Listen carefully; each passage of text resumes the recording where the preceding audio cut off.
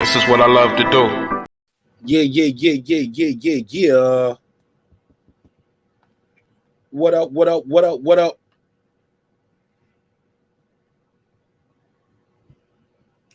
up, though? What's popping, man? What's happening? What's going on, man? You're back in the lab with your favorite neighbor, your man Marq Nash. He is I am he. Another great episode of Breaking Beats. How y'all feel, man? Turn that beat up a little bit. Okay, beat up coming through. All right, let me fix that. Man, what's good with y'all, man? How y'all feel? Y'all ready to have a good show? Yeah, we're going to have a damn good show. We're going to have a damn good one, man. It's going to be an interesting episode, man. We got a lot to unpack. I'm probably going to change that survey. I want to put a different survey up. I definitely want to put a different survey up because the question I want to know is what y'all think that shove was all about. Y'all think it was about selling pay-per-views?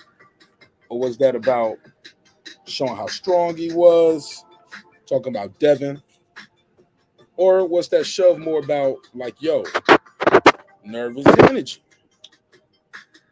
Could we just be making, could this be much to do about nothing? We'll talk about it.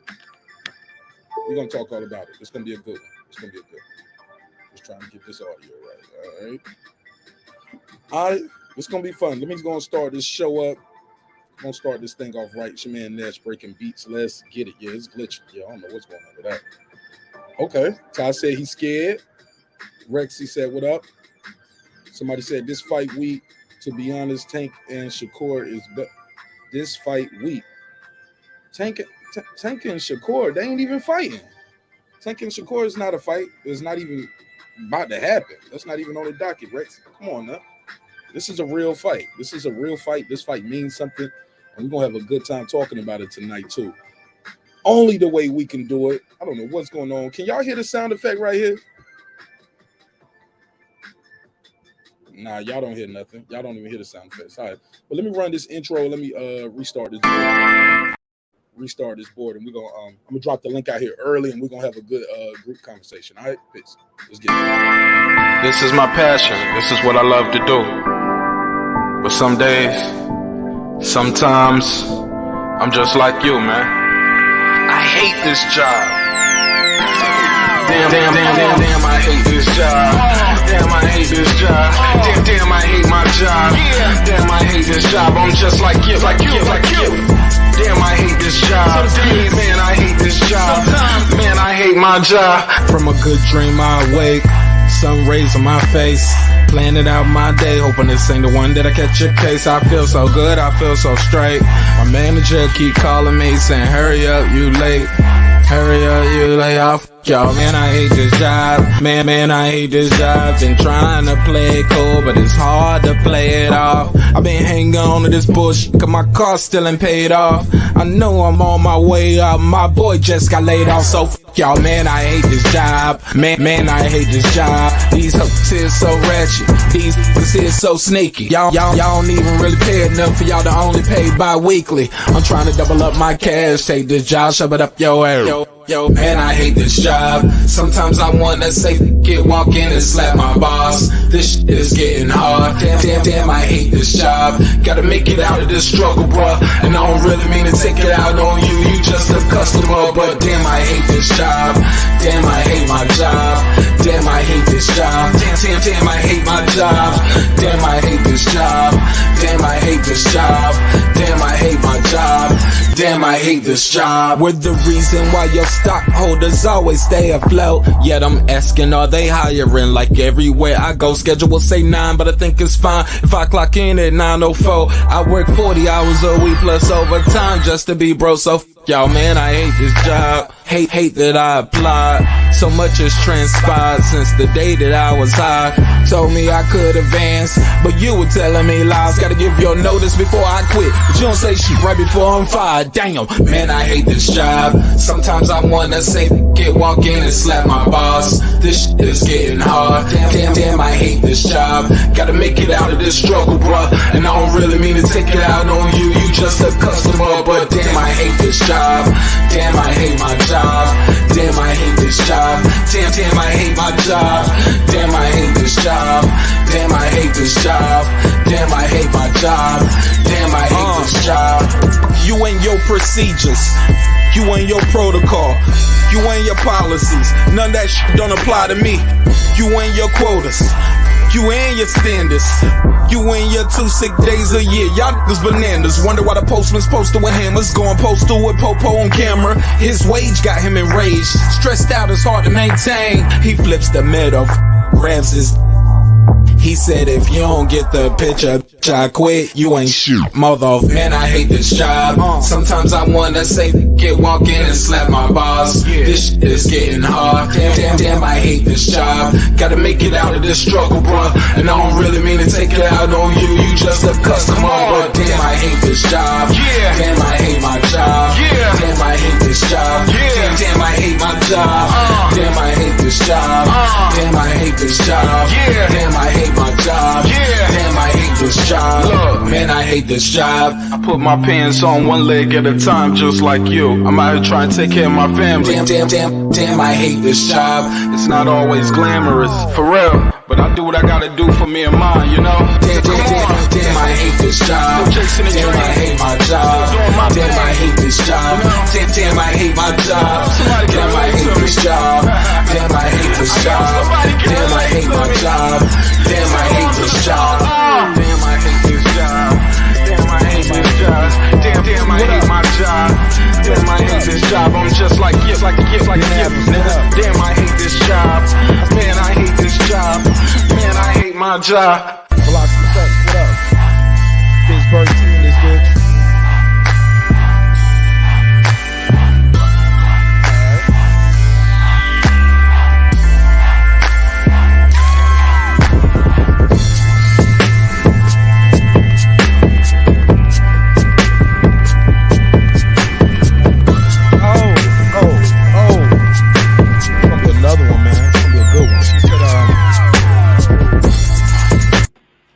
The views and opinions expressed in this program are those of the speakers, commentators, experts, and or the hosts.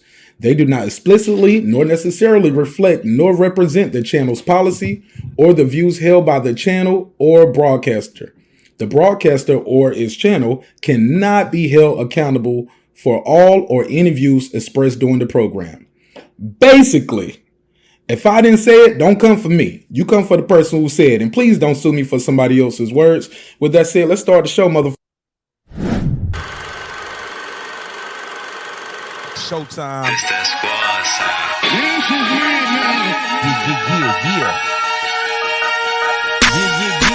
Yeah. Queen versus Loma's going down this weekend in a major way, baby. Let's go. Yeah.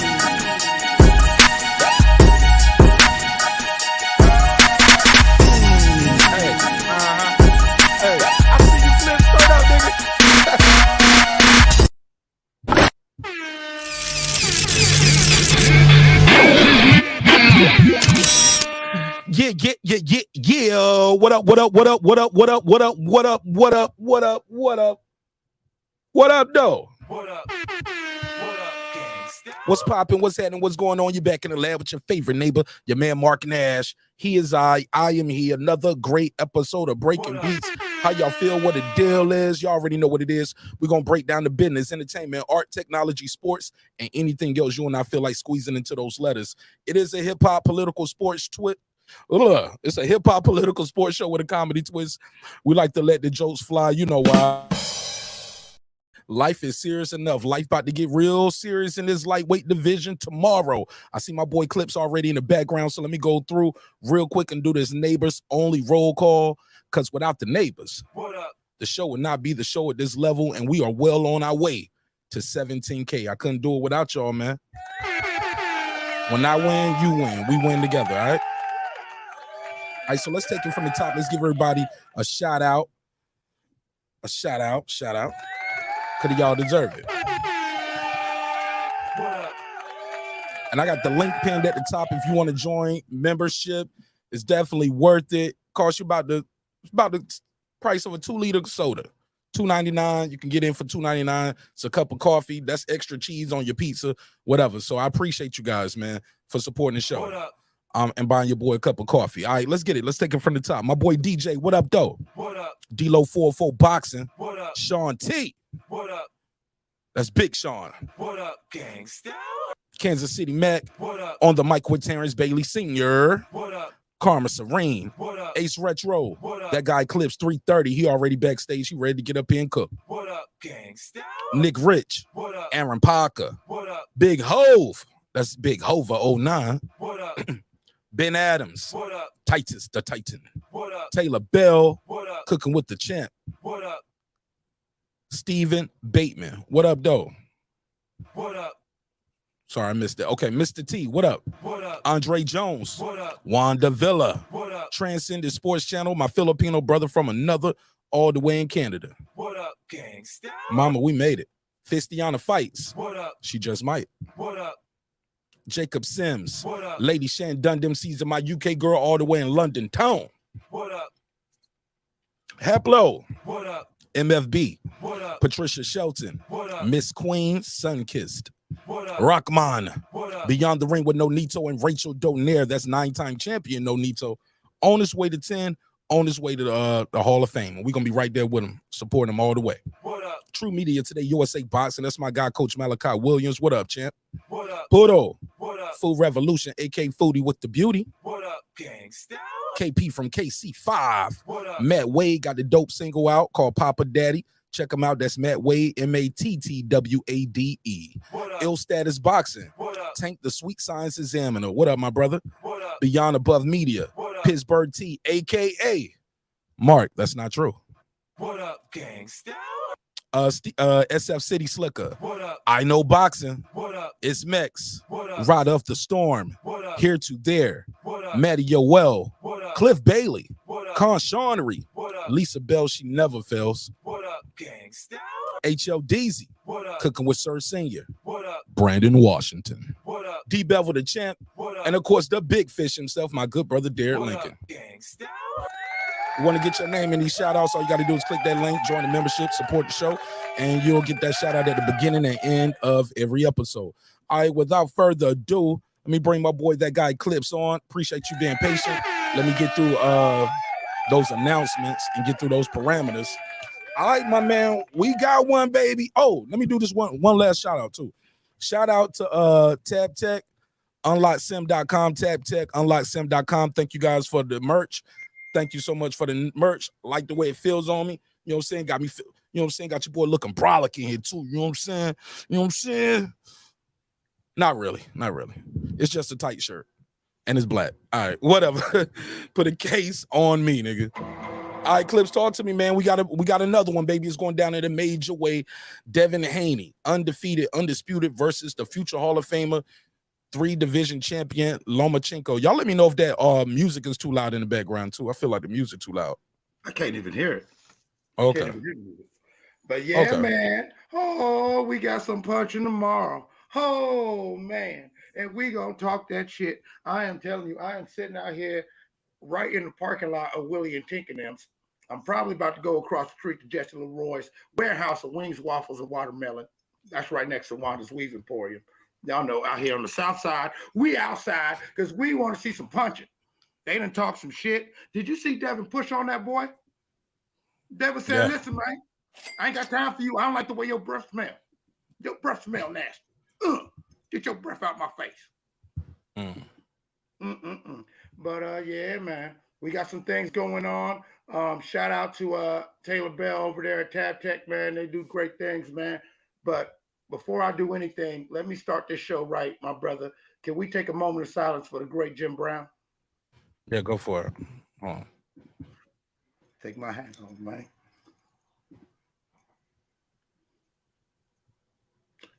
Ashe. All right. Absolutely. You know what I'm saying? As he goes on to the ancestors, let's remember that example. This man was the cream of the crop, the best of the best, could nobody mess with him and what he did. And at the height of it, he wanted to do something and they said, nah, you can't do that movie. We don't want to see no black man kissing on no white lady. We don't want to see no black man being no action hero. He didn't even give a damn about making the movie. But when they told him that, he put down that football. He did that movie. He made sweet love to that white lady. All right, let's get back on track. Let's get back on track, man. What you think of this fight, man? Man, I think Dev got that energy. I don't think that was nervous energy. I think Dev. I do hope. I think Devin's ready, but I hope he's not too ready and tries to come in there a little too hot, because I feel like he ain't nervous. I think he's ready to go right now. What you you say he ready to go right now? Nah, he got some more rehydration to do now. He definitely got some more rehydration to do. But physically, yeah, I'm talking about. Go ahead, I'll let you finish. I mean mentally, mentally, I was watching that press conference and it's like, yeah, and it wasn't even the push. I'm looking at him like he's like, nigga, I swing on this motherfucker right now. Like, shit, we can do this. All right, man. He was so fast when he did it, man. I was trying to get them screenshots. They was all a blur. He had that boy launching, man. He was about to catapult that man across the screen. Oh my goodness. Okay, look like I gotta. Let me go and grab this first one. Yeah. Let me grab this first one. Hold on one second. Damn. Yeah, while you getting that together, little man, like hang up and call. Hold up. Hang up and call right back, bro. Let me open this up. My bad. Say that again, bro. Oh no, I was just trying to engage the neighbors while you was working that out. I was like, and I think that shove was also a demonstration of I'm stronger than you, little boy. Okay. Like how you shoulder. Yeah, sometimes you shoulder a motherfucker, or a motherfucker try to shoulder you and you don't budge. That was just something like, yeah, I'm just pushing you, but look. Imagine okay. what I punch. Somebody said they don't hear the music in the background. I told you I didn't hear it. Okay. I'll try to fix that real quick. Let me try to get this call back up. Call back. Let me see. Go into these audio settings. Oh, I see what's going on. Probably need to be right. That's weird. All right. Y'all still don't hear the music in the background. Okay. I'll find an alternative.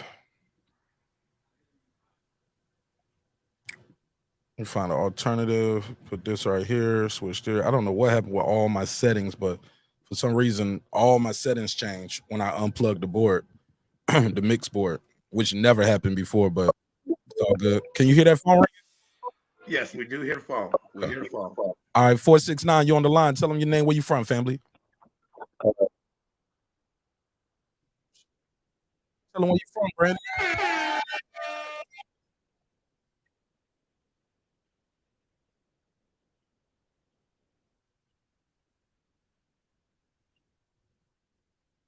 They need to run to him before they lose, don't they?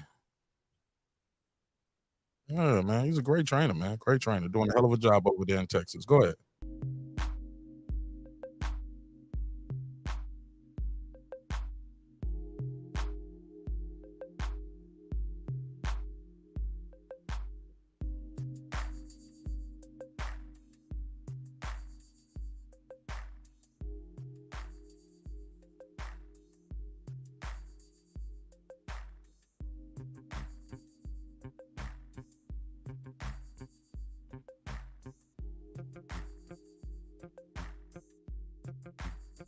No, he said no power. He said, I got him. He said, I got him. No, he said, I got him. He said, I got him. No, he has no power. I'm going to play the audio. I got the clip. He said, I got him. He might be with the push. I remember when Wilder pushed Fury. Fury didn't really go nowhere. Then Fury pushed Wilder, and Wilder went really far back. You might lose the edge that you might have had on the guy. Somebody said y'all can hear him. They can't. Somebody said can't hear the caller. We don't hear him, bro. We hear you. That's weird. Okay, let me. Well, hang up and call right back. Let me plug the board into the. You right. Well, he ain't even right here no more. He stepped away from the stepped away.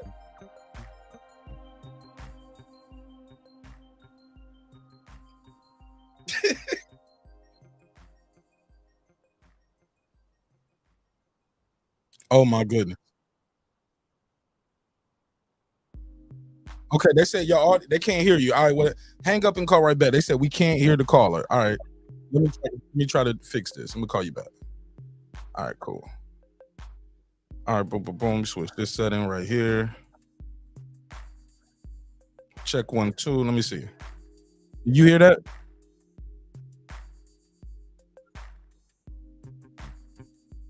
Did you hear that? Clips, could you hear that? I hear the music. I don't hear. No, you didn't hear that testing your speakers on StreamYard? All I hear is music. Okay, nobody hears that. All right, go ahead. Somebody said hit the link, man. All right, go ahead. Let me try to fix this audio. I'm gonna call you. You cooked up. I'll be right back. All right, Pat. Well, I don't really. I know with the Devin fight, I think Vasily's still Vasily. He's very calm. Of course, he's a wily veteran. He knows what he's doing, and I'm not surprised to see him more reserved and more relaxed during it. And I think Devin, I don't want to say it was nervous energy. I don't see Devin as a dude who would like shrink in a moment like this. This is something that he's been preparing for his whole life. And so I do feel like this is something that he feels overly, he feels like, yeah, it's time. This is my moment. Like I said, I felt like during the press conference, he felt like we could fight right now. We could fight right now. And the only thing that I worry about the energy, as much as I like seeing it, I worry that it doesn't lead to him trying to overexert himself early, maybe trying to shock the world and just go in there and beat his ass and stop him. Like we've never seen nobody just go out there and just put Loma down and put him to sleep, and everybody's betting that Haney will win by points. Win on the card. All right, 1 second. Let me see something. I heard that. All right, Brandon, say something. All right, y'all let me know in the chat if y'all can hear Brandon. Go ahead, Brandon. You said you got Haney winning, right?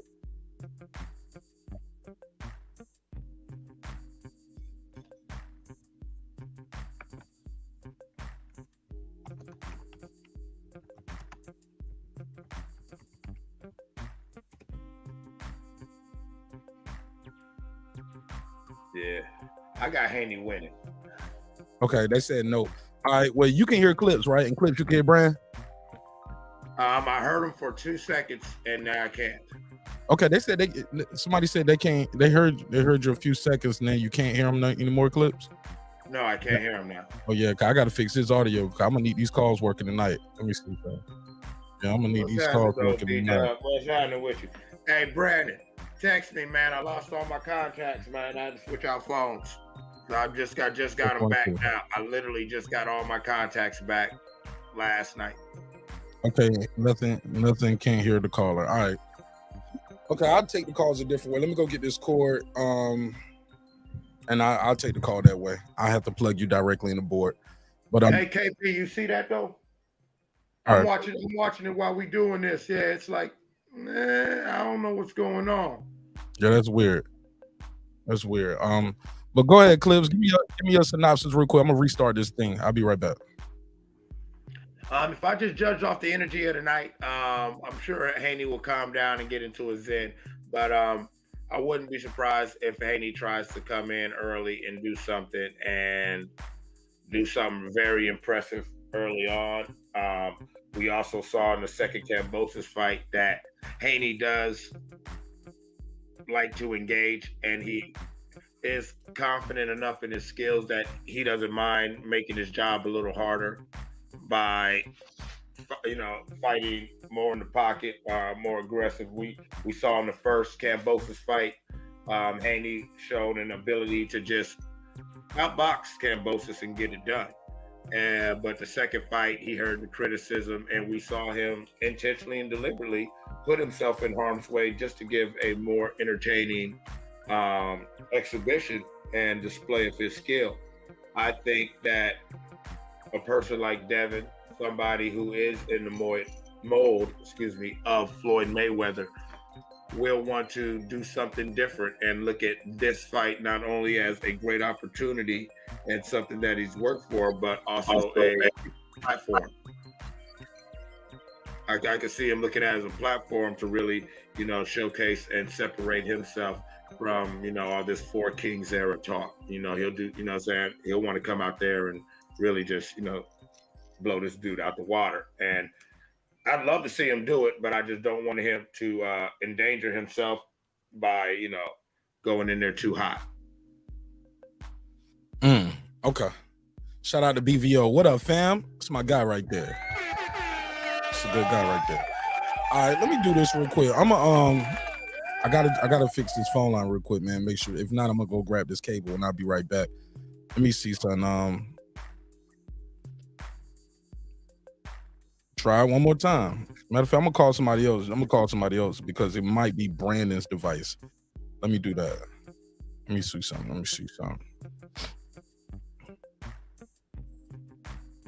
Who I'm gonna call? Matter of fact, I'll call the homie Boston Scholar real quick. See if this pick up. The phone ringing. Can y'all hear the phone ringing? We do not hear the phone ringing. Y'all don't hear the phone ringing? No. Okay, cool. I'm gonna go back to BVO. Go ahead, talk to me. What's going on, man? What your boys talking about? It's popping, man. What you think of that weigh-in, man? Who gonna win this fight? What you think of that weigh-in? And also, hey, Jerry, I see Jerry trying to call, but Jerry, I got to go grab the cable. Was trying to get y'all to play straight through the device, but for some reason that's not working. So I got a backup plan for the backup plan. We're going to be all right. That push with Devin Haney, was it nervous energy? Was he just trying to sell the fight? Was he trying to show Vasyl Lomachenko, hey, I'm the bigger, stronger man? Is he just trying to sell pay-per-views, or are we making much to do about nothing? What say you? I would say, man, it's a little bit of much to do about nothing, and Devin Haney just he looked like he was scared to death when he seen Loma, because Loma looked super cool. I almost wanted to change my pick when I seen how cool Loma was looking in there, but it was a good look for Devin Haney. I think he heard the fans, because a lot of people rooting against him, so I think he heard the fans. He wanted everybody to know he's serious, because I've never even heard him cuss like that before. He looked pretty upset. What you think about that? I thought that's what I said. I think that we saw in the Kambosos fight that he showed a willingness to stray away from a masterful game plan of just stick and move, to be like, nah, man, I ain't scared of nobody. I ain't no runner off. I'll beat this dude ass. Blah, blah, blah, blah. And so I think him hearing the talk building up to this fight, like I said earlier, I felt like Devin mentally, maybe not physically, but mentally, he was ready to fight tonight. What do you think, BBL? We seen that, but you remember how emotional David Benavidez was versus Caleb Plant, and Caleb Plant beat him to death for 6 rounds and just gassed out.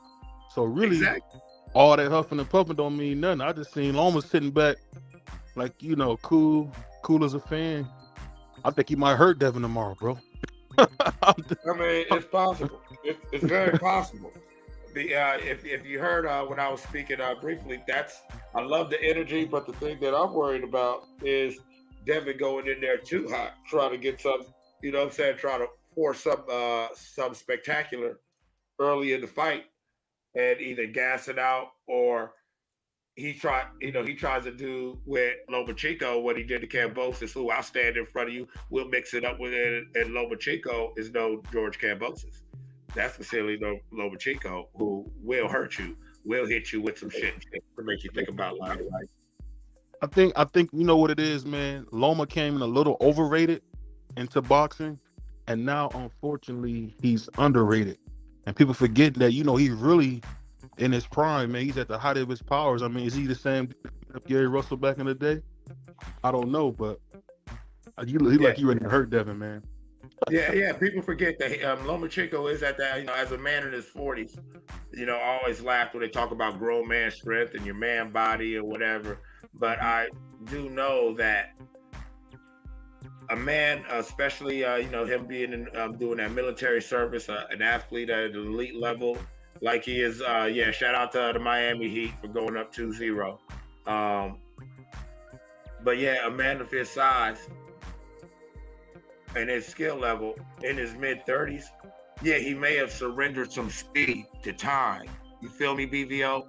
But he now has his grown man strength, and he has the experience to where I know how to throw this punch at that angle where no, it's not as fast as it used to be, but it's coming crisper. There's a better torque on it, a better angle. I got a few extra pounds that when I sit down on it and I punch from the hip, I'm driving through my punches. I'm not young no more where I'm just trying to hit you first. No, I'm trying to hit you right. Yeah. That's a good point. But you know the funny thing about Devin Haney, I kind of dissected his resume, man. He's fought a lot of cans, bro. He done beat a lot of cab drivers, Uber drivers, and Amazon workers. He playing GTA out here. We hear that, Mark. We hear that. I think you got it. All right. Let me get this right. Let's get this right. Sorry, y'all. That's why I was late trying to troubleshoot, and it still wasn't right. Brandon Washington, what up, fam? What up, Mark? What's popping with you? Talk to me. Just sitting there kicking back, enjoying the show. All right, give me your prediction on the fight and everything that happened now. Now that everybody can hear you, y'all can hear him now, right? Chat, y'all let me know if y'all can hear him. In perfect. He's perfect. All right, cool. Cool. I got Devin Haney. He looked excellent at the weigh-in. It looked like he cut weight the right way. He looked ripped. You know what I mean? He looked like a fighter supposed to look. Lomachenko, cool as the other side of the pillow, like he been there before. But I think it's gonna be like the Rigondeaux fight, reverse. I think Devin Haney is gonna be Lomachenko, and Lomachenko is gonna be Rigondeaux. He's gonna be dominated. So I don't see nothing but domination, me personally. Outside of that, I'm excited, man. Great event. I'm glad he pushed him. Get some recognition, get some buzz around this fight. It's the oldest trick in the book. So let's do it. Promote this shit. Let's go. Because Top Rank promoting sucks. So all of y'all who talk about how Top Rank is the greatest company, man, this shit sucks. This should be bigger promotion than this. I mean, I don't even see the international buzz about this, but whatever. Okay, cool. That's tough, man, because Devin Haney's a ball. As far as that push go, Brandon, did you think that push was nervous energy, him trying to sell the fight? Is he trying to show he the stronger man? Which one? All of the above? What? I believe it was a combination of all of it. I think he wanted to send a message to him. I think he was nervous, and that's all right. I mean, who ain't nervous going into a big fight, especially your headline in your first pay-per-view in your adopted hometown? Like, come on, bro. Like, let's not act like he shouldn't be nervous. But I tell you this. Yes, sir. I don't think he's afraid. That's what I don't believe. I don't believe Devin Haney is going to go through them ropes and be afraid of what Lomachenko is going to do to him. And all of that nervous energy, soon as I heard Tim Bradley say it, soon as he get in that ring with him and start landing, he's going to realize that he belongs. And once that boy get comfortable, it's a wrap. I just believe he's going to get into his rhythm. He was groomed and trained by the best, and we're going to see it come out tomorrow night. All of this training, it's going to come out. So I'm excited. But what you got to say, Clips? I mean, glitter mouth. I mean, glow in the dark mouth. I mean, silver mouth. You gonna stop all this, right? And I'm not. Listen, brother. I'm gonna lift you up. I ain't gonna drag you down in this. Even though we both know that's where you belong, you dirty motherfucker. Hey, no, for real. Text me, man. I low now, Clips.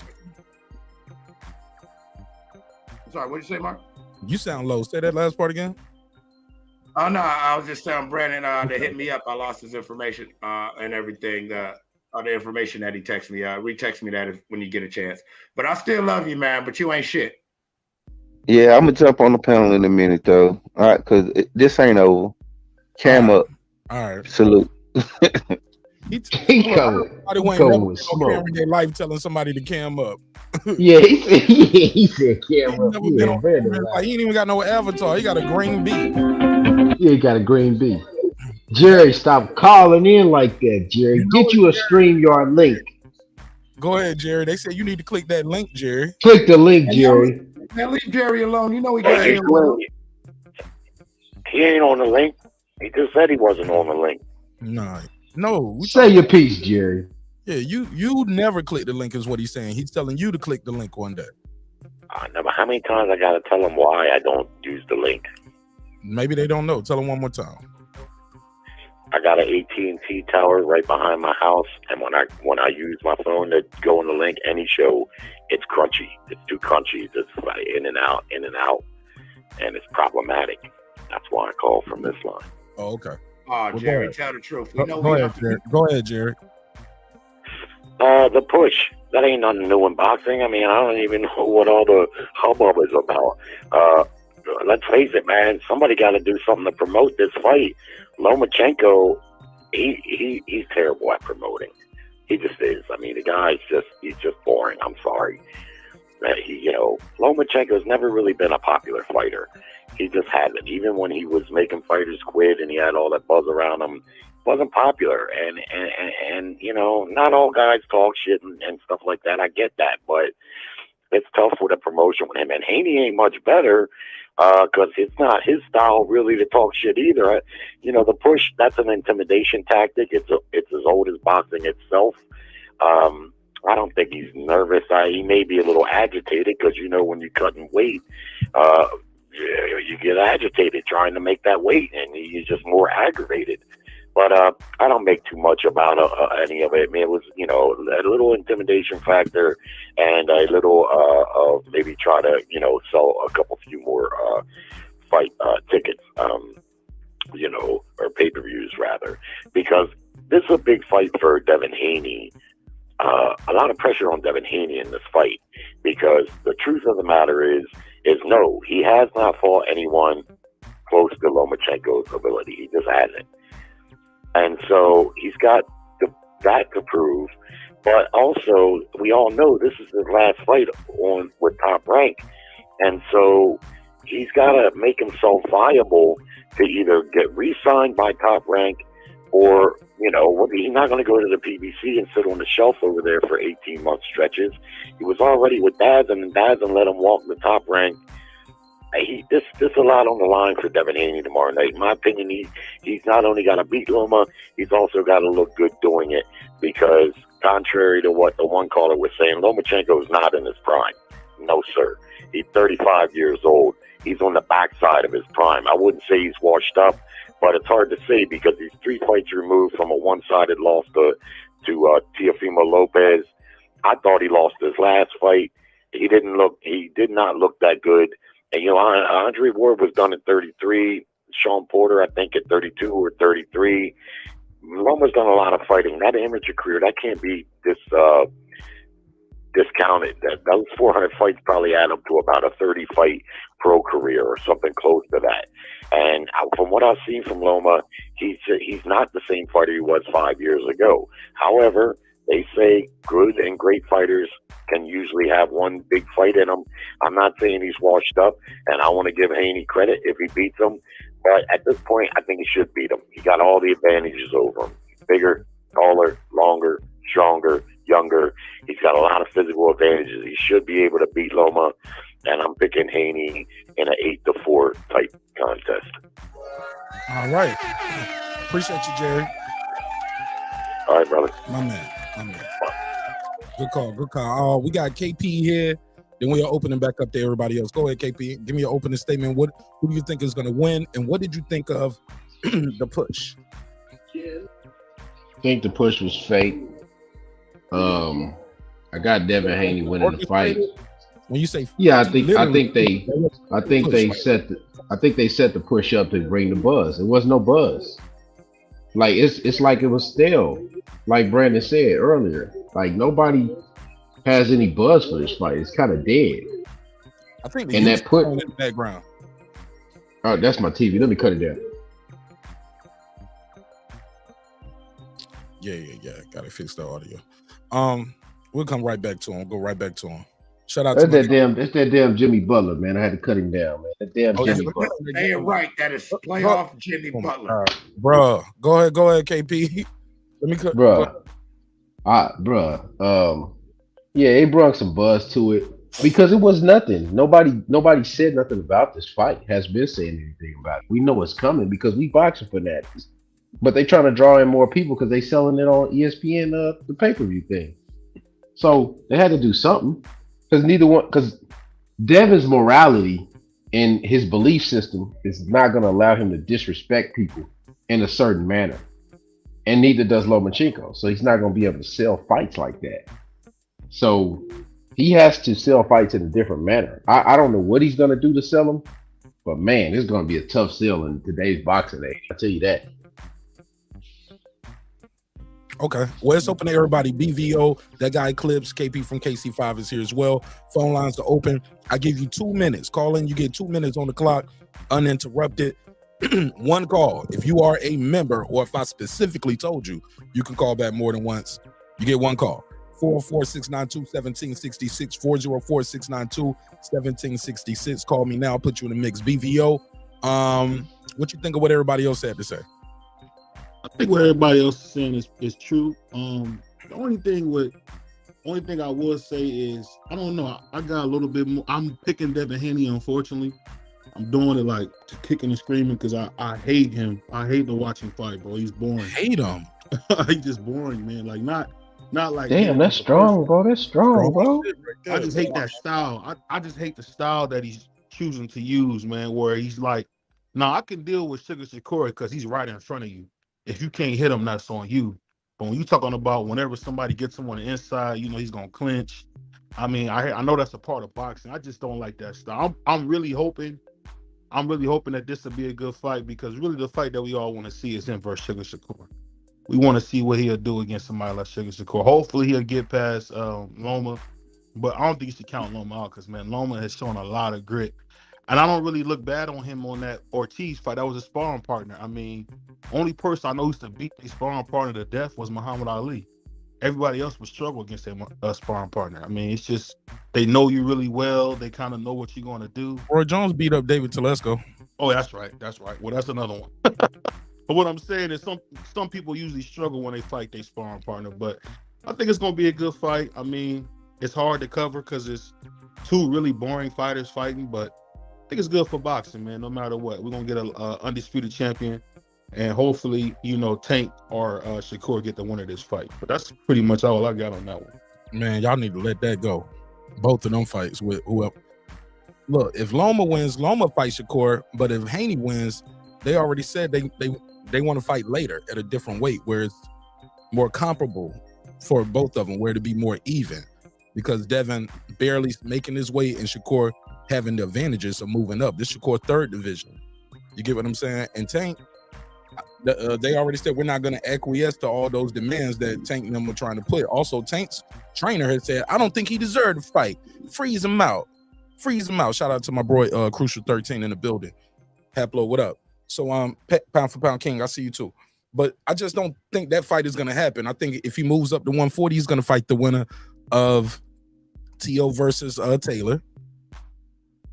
And even then, that's an iffy thing because if Taylor wins, I don't think Taylor is going to fight Haney. If T.O. wins, I think we're more likely to see that. But that's my take, but I'll pass it around to everybody else. Go ahead. But see, the thing when you say that, you make it seem as if if Devin didn't already ducked T.O. before. He doesn't want that fight.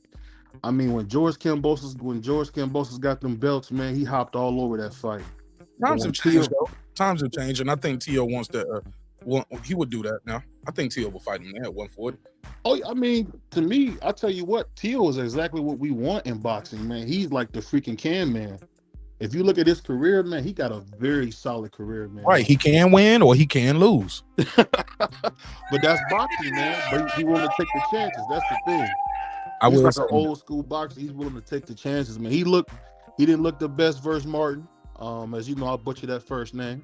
But at the end of the day, man, the dude is taking the tough fights, man. I just want to see how Devin looks in the ring, because I think he's gonna blow up to about 147, maybe 150. And we're gonna see what happens when they get in the ring, man. If Loma punishes him, I will be shocked. I really would be. All right, go ahead, KP. Clips in the building. Go ahead, man. Let's get the chop in his favor.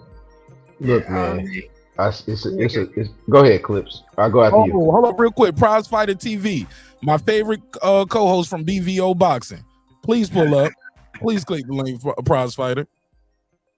I was hoping you was gonna click the link first. BVO don't pull it up. I'm fucking with BVO. Me and BVO had it out on his show the other day, man. But he's a good sport. He'll allow me to come up there. He'll allow me to appear up there. Put a case on me. Whoa, pause. Yeah, I heard that. He'll allow me to appear. Making guest appearances, bro. Did you get with your agent before you made them guest appearances, bro? I'm the old dirty bastard of this YouTube boxing. Ain't nobody father my style. I got my own thing going over here. Ain't in nobody crew. Ain't in nobody clique. You ain't got no YouTube manager, cuz? I'm in the neighborhood, the breaking beats. I'm in that clique. You don't got no YouTube manager taking 20%? Let me see. Never heard of it. Never heard of it. Never heard of it. Yo, as far as this fight though, as I look at it, I'm trying to see what the plan is for Devin. Even though I got him picked, I think it's a 7-5 fight either way. I think if Devin cannot throw that lead right hand, he can't win the fight. Because that jab is not going to be there against the southpaw. It's not going to happen like that. It never heard of it. Okay. I think you never heard. KP. You know what? Now I'm gonna go ahead and I'm gonna throw my rusty 2 cents in your collection plate. I'm just telling you to think about it, Clips. Just think about the southpaw and conventional matchup. When you look at that fight, you see something similar to what Floyd had with Zab. Right. And I also see Lomachenko with Lomachenko's style. He's going to have to pursue Devin and when I've seen how Lomachenko digs in, Lomachenko is an experienced enough southpaw and a gritty enough southpaw to he might win that battle of the lead foot, making that much harder. And another thing with Lomachenko, he doesn't fight going backwards primarily. He goes forward. Devin, we know that right. Devin, and Devin likes to back up. Devin likes to back up. So that's the veteran. He's gonna stay in front of him and he's gonna win that lead foot battle by coming forward. That's what I'm seeing. So it's gonna be very close rounds to judge. It's gonna be hard to judge. It's gonna be a hard fight to judge, man. And it may be quote unquote boring to fight fans at a time when you're watching it. Yeah, it's going to be a real cerebral. I see a very cerebral. If Devin's calm and fights his fight and does what Devin does, we're looking for a very cerebral first 3 to 4 rounds. Now, if Devin comes in hot, trying to prove a point, we're going to see some shit, and we're going to see some shit early. Yeah, because Go ahead. Because Clips, I'm looking at it like, where does the jab land? You understand what I'm saying? Because he can't jab him to the body because he's so much smaller than him. He's gonna have to jab him to the head. So that takes away the body jab. So more likely than not, if he's throwing it to his head, what is Lomachenko doing? Catching it, going under it, going around it. What is he doing? I don't think Lomachenko is gonna stand there and just take the jab. He's not gonna do that. Because if he takes the jab, the right hand comes right behind it. Yeah, and I think with Lomachenko's pedigree, experience alone, this ain't even like this anybody, like, hell, I sparred, I sparred and did a little thing for just a brief moment in my life, and I understand that. And so I know someone like Lomachenko would understand that on so many levels, his game plan has got to be based on stay inside of Devin. Even with the myth about Devin being a runner and what people like to say about him. So naturally, we're going to look at somebody who's going to want to stay on the inside. And if Devin does what Devin normally likes to do, to circle out, to reposition and adjust, Lomachenko is going to take that 1.5 step forward for every time Devin backs in circles. And when he takes that 1.5 step forward, just on body position alone, his lead foot should be on the inside of Devin's. Yeah. I see a very sign. I don't agree. Yeah, I agree, and I don't see a dominating performance coming from either guy. I just don't see that. I don't see it. No, man, it's gonna be a good fight. It's gonna be a close fight as well. But look, let's never forget. I heard somebody say, shout out to the homie in the chat. My boy Crucial, he said, Linares buckled them good. If Loma can position himself and land combos, Haney in trouble. I get where you coming from. Shout out to my boy Crucial 13. Got a dope channel too. Y'all go subscribe to him. Does a lot of different content, and it's not boxing. You know what I'm saying? So like hip hop, like little conspiracy theories, little shit like that. Yeah, man. Go check him out and tell him Martin Nash sent you, man. You know what I'm saying? We're expanding the neighborhood, but I need y'all to let them know where y'all came from when I send y'all over there, though. My boy Crucial 13, you made a good point, but here's the flip side of that coin. Linares buckled him good. Yes, Linares actually dropped Loma though. Linares didn't drop Haney. Let's never forget that. That did happen. He dropped him straight right too. Loma was doing all that bouncing. He had just missed big with like a right hand, left hook, right hand, and reset. Tried to walk in on Linares again, straight right hand, boom, put him down. Now caught him clean too. Caught him flush. And he dropped him. Caught him doing that leap in. Now, granted, Loma still won that fight, though. Make some noise to Lomachenko. He still won that fight. All I was just trying to say, that pendulum swings both ways. Linares didn't drop Haney. Caught him with a good shot, didn't drop him.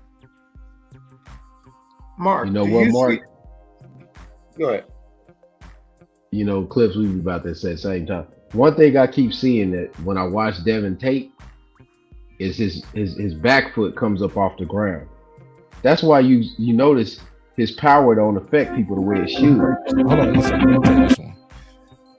916, you in the mix. Tell them your name, where you from, family. G Funky Boxing, Sacramento, California. Sacktown. What up, fam? How you doing, Mark? I'm blessed, man. Go ahead, G Funk. 2 minutes on the clock, uninterrupted. Nobody ain't gonna say shit. Tell them everything you got to say. What's gonna happen? Also, what did you think of the push? Was it nervous energy? Was he just trying to sell pay-per-views? Was he, as he said, I'm showing my strength, that this guy is not stronger than me? What did you make of it? Well, as far as the push goes, I mean, I think Devin lost his cool. It looked like. I hope he can keep it together, man, because, you know, to fight Lomachenko, man, you're going to have to be cool, calm, and collected. If he fights emotional, I think it's going to be a problem. So I'm hoping that he's calmed down after that and goes into the fight level-headed, because he's going to need to be, like I said, nice and straight going into the fight tomorrow night, because it's going to be a good one, man. Interesting matchup. Open stance, southpaw versus orthodox. I heard you guys talking about lead foot positioning and things like that. It's very important in these kind of matchups. The key with beating Loma, man, I think Lopez really set the blueprint, man. You got to control him. You got to control his lead hand. You could push him back. Loma's not a back foot fighter, man. He likes to come forward and apply pressure, throw his fast combinations, get on that lead weak side and get angles. So Devin's going to have to really show his strength, man, and push him back, let something powerful on him early. And again, like with Loma, he's all about rhythm, man. He works off of his right hand, likes to double, triple up the jab and get to the outside, get on the shoulder. So, you know, Devin's going to have to pivot with him, man, when he gets to that shoulder. Obviously, we see he's got the physical skills to do it. Last time he was in with the southpaw was a little bit tricky with Jojo Diaz. So hopefully they clean some things up, man. But I'm anticipating a really, really close fight tomorrow night. So what's your prediction, bro? 25 seconds. Go ahead. Well, I was going to go do my prediction tonight, but my sciatic nerves acted up, so I'm laying down. But tomorrow morning, man, live on my channel, I'll be. Oh, so you're not going to tell nobody what you think? We got to wait till the day of the fight to get your prediction? Bro, get off the phone, bro. This is a prediction show, man. They can still watch your prediction video and get your full breakdown. Just Martin Nash don't get no exclusive from out, Oh, go ahead. Martin Nash, I ain't good enough for the exclusive over here. All right. Cool enough. You know I love you, Mark. No, you don't. No, you don't. Man, I was listening. That's what I'm saying. And the crazy thing is we do that at a small level right here. You know what I'm saying? There's 16,000 subscribers. When I see guys who got like 40 and 100,000, they'll be like, yeah, I do the interview with you and I tell you what I think over here, and I still have my own show and I do it over there. But It is what it is, man. God bless you, my brother. Thanks for calling in. Hey, thanks for taking the call, brother. Appreciate it. I wouldn't have it no other way. God bless. My man called a prediction episode and said I ain't gonna get no prediction. And look, and last time he was on, he told us he was gonna do his prediction on Friday. And all right, we gotta get his shit the day of. Okay. This is one of them fights that got people kind of scared, bro. Funky Amazon Prime with the damn I'm gonna do my shit same day. Same day. All right. This fight got people kind of scared, bro. 513, you on the MIC. What's your name? Where you from, family? What up, though? This is Lefty. All right. Lefty, what up, dog? How you feel, my guy? Why you ain't click the What link, up, Lefty? right? Lefty, click the link, man, so I can just open up the panel. Man, I'm in the middle of cooking. I got one phone in my hand. I'm listening to you on the Bluetooth. God bless. I'm in the middle of cooking. My man said, I want my 2 minutes like everybody else. Go ahead. What did you think of the push? What'd you think of the push? What did you think of the and who do you think gonna win the fight? Just trying to sell the fight. That's it. Wasn't nothing, just trying to sell the fight. You got to remember, Devin Haney is a co-promoter on the fight, so he's gonna do everything he can to sell it. You know. I agree. I think that's all it was, bro. Yeah. But go ahead. Yeah, that's all. Yeah, ain't no big deal, you know. And they got everybody talking about it, so it obviously worked. But yeah, my prediction is Lomachenko, man. Possibly by stoppage. I'm leaning very close to stoppage. I bet the Devin Haney to be knocked down at least once at the plus 600. Put a little taste on that because he will hit the canvas at least once in this fight. And I don't think this fight is going to be as close as a lot of people see it. I see a stoppage late, to be honest with you. If not, I see Loma just running away with it. The reason I see a stoppage late is because Devin, he's going to have to take 10 in order to win this fight. This is really a race to 7. And I don't think Devin Haney has 7 strong, clear rounds. Loma knows how to steal rounds. He knows how to set the pace for the round. And Devin is, Loma has fought 1,000,001 Devin Haney. Devin Haney has never fought a Lomachenko. So I don't understand what people saying this fight so close. I'm looking at Devin's style, and it's not the style that gives Lomachenko trouble. We've seen the style that gives Lomachenko trouble, and it's not Devin Haney's style. So that's right up Devin Haney's alley. I mean, that's right up Lomachenko's alley. That's slower pace, that pot shotting. You have to get on top of Lomachenko's ass if you want to disrupt him. So, you know, that's my prediction. Loma, possible KO, but definitely Loma to win. Hell of a call. All right, man. Plug your channel before I let you go. You say what? Plug your channel. Oh yeah, Chicken Talk on YouTube and Lazy Lefty on Twitter. Lazy Lefty OG on Twitter. My brother, thanks for calling in, big dog. Hey, matter of fact, we did a betting prediction show with Marq Trade today. Dude that runs MarqRec.com. Yes, sir. We did a betting prediction show. Y'all check it out. Yeah, I was listening to it earlier. I didn't know that's who that was, but I did hear your prediction show earlier. He picked Haney though, didn't he? Oh. Yeah, he picked Haney. Yeah, I do remember. I picked Loma. Yeah, but now before I let you go, you do have a Tank Davis bias though, correct? No, you told me that before. You already told me that. No, I don't have no Tank Davis. I like Tank Davis. You told me I that. also told y'all, you remember I told y'all I like Ryan Garcia too, right? Nah, you ain't tell me that though. I don't remember that. I would rather Devin Haney's going to be a free agent. End quote. You do. I would rather Devin Haney win because he's going to be a free agent after this fight. He makes the case like more likely, but he's not going to beat Lomachenko. He doesn't have the tools to beat Lomachenko. It takes a very special type of fighter, a dynamic fighter to beat Lomachenko. That pity pat. You think T.O. is before I let you go? You think T.O. is a better fighter than Devin Haney? Yeah. At 135, yes, T.O. was. He lost his belts at 135 to the guy Devin Haney beat twice. And he got dropped by that guy. Lomachenko? No, T.O. got dropped. No, not Lomachenko. T.O. got dropped by Cambosas, and he beat him clearly. Had him busted up and bloody. We all know Hold up. Had him busted up. No, that was him, bro. That was the fighter. Busted up and bloody. Got dropped in the first round. This other guy, Devin Haney, beat him twice easy. Same guy. Tio was having a lot of problems. Number one, his main issue was he fired his trainer and had his drunk daddy in his corner. Okay. Oh my God. Shots fired. All right, let me get Man, preach on that. people waiting. Man, I appreciate you. You're more than welcome. Hey, look, after you finish cooking, man. It's the truth. Anybody who's at the fight will tell you that his daddy was all in the crowd doing the fight. His daddy at the crowd, messing with the crowd doing the fight. Yep. Okay. Yeah. So the worst version of Tio, Kambosos squeaked by the worst version of you ever see Tio. Yeah. Who's Kambosos? Even know. All right. Well, Tio still couldn't beat him. He still couldn't beat him, though. There was a lot going on. Yeah, but you can't say he nobody, and he dropped him and beat him too. Nah, Marq the dog ate his homework.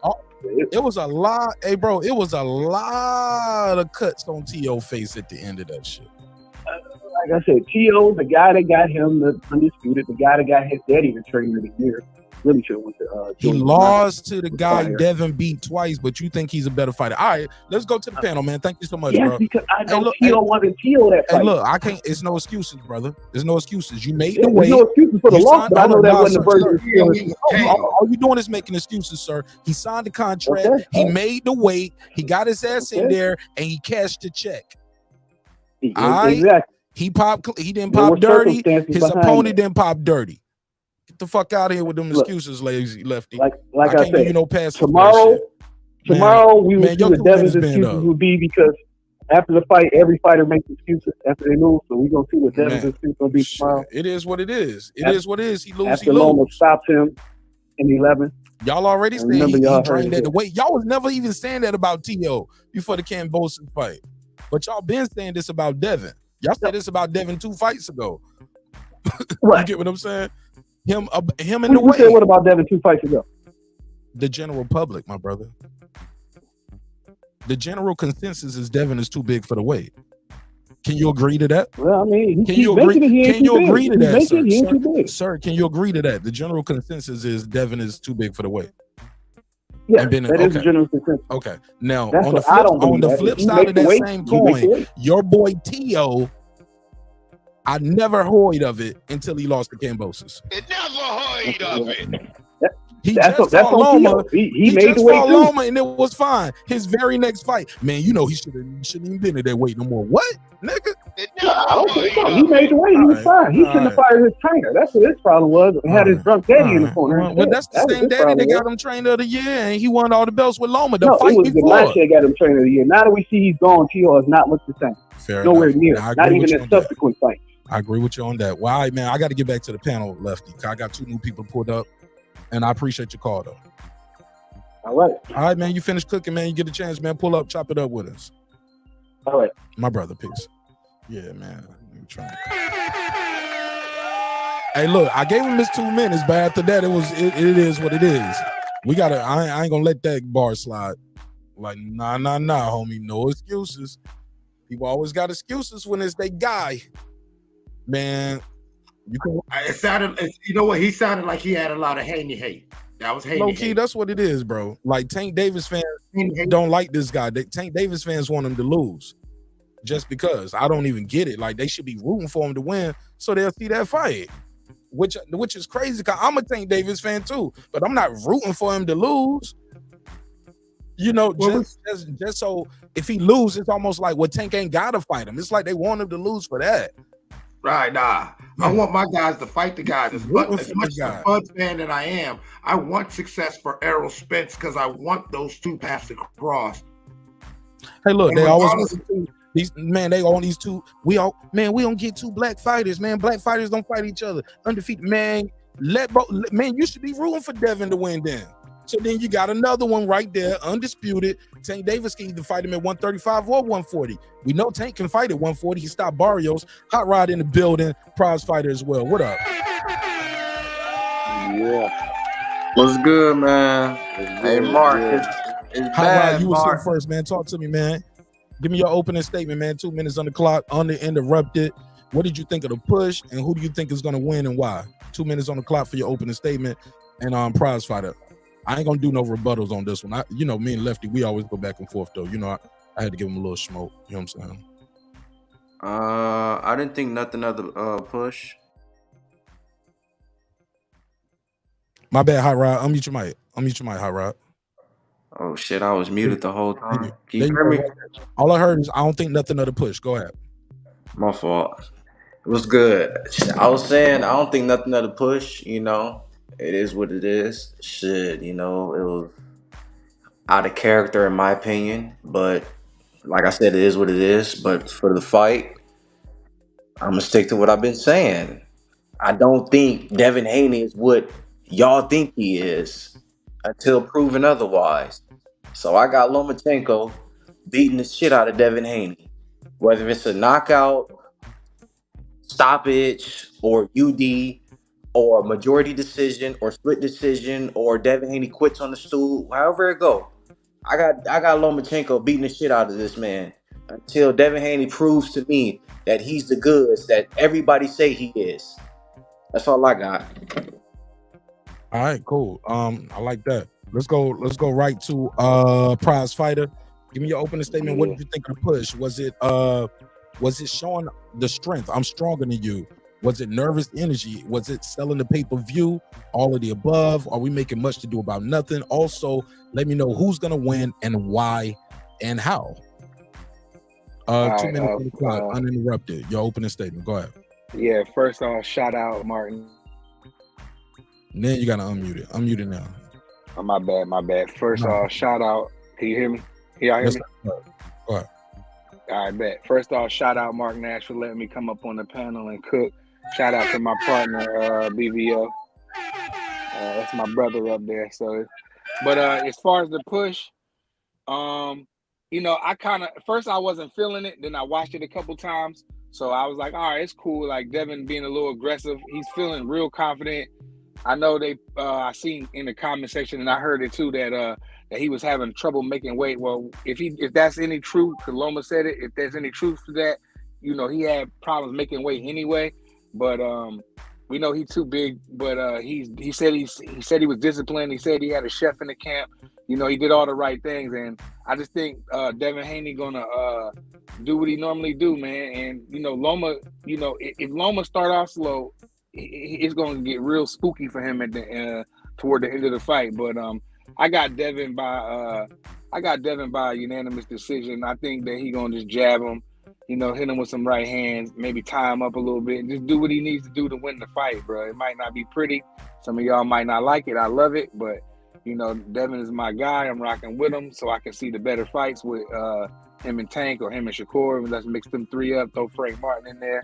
But I like Devin with the jab. I like Devin controlling Lomachenko, keeping him at the end of the jab. And I just think Devin just right now is better than he was 4 years ago. And the last man was cooking. You know, I had to disagree with a lot of that stuff, but that's his opinion. He's entitled to it. But I'm rocking with Dev, flat out.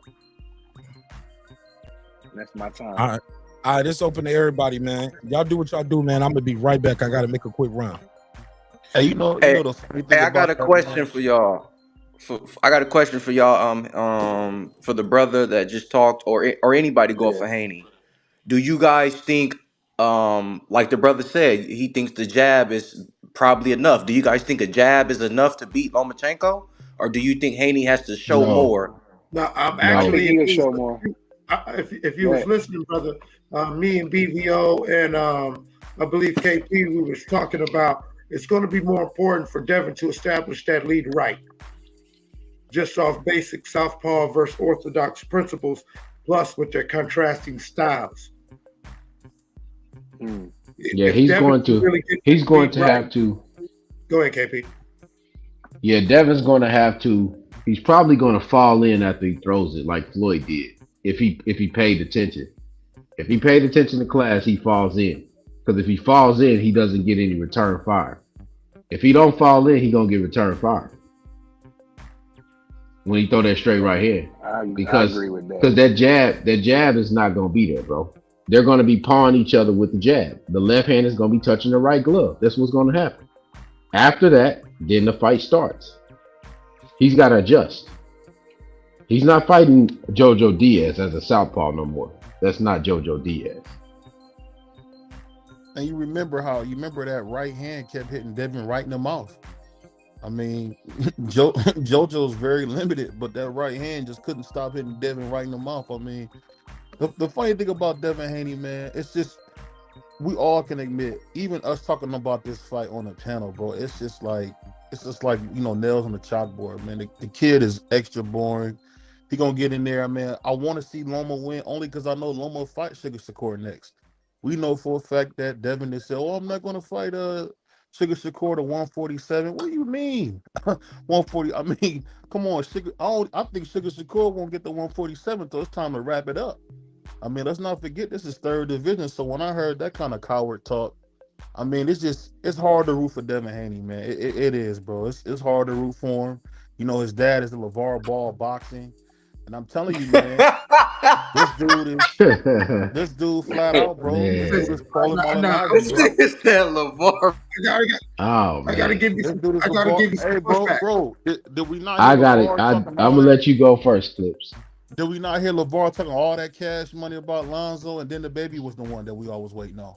So at the end of the day, bro, when it comes to Devin Haney, and this ain't no hate, bro. I've been watching Devin Haney a long time. It's not no hate. He's been only you know, anytime you're critical of anybody, they want to say you hating on them. So I'm just giving you a critical I'm not saying because you're hateful. I'm just saying that your reasons for calling this fight have so little to do with the actual fighters and the dynamics of the fighters. You gotta think of it. There really is no dynamics. It's two ring technicians getting into the ring.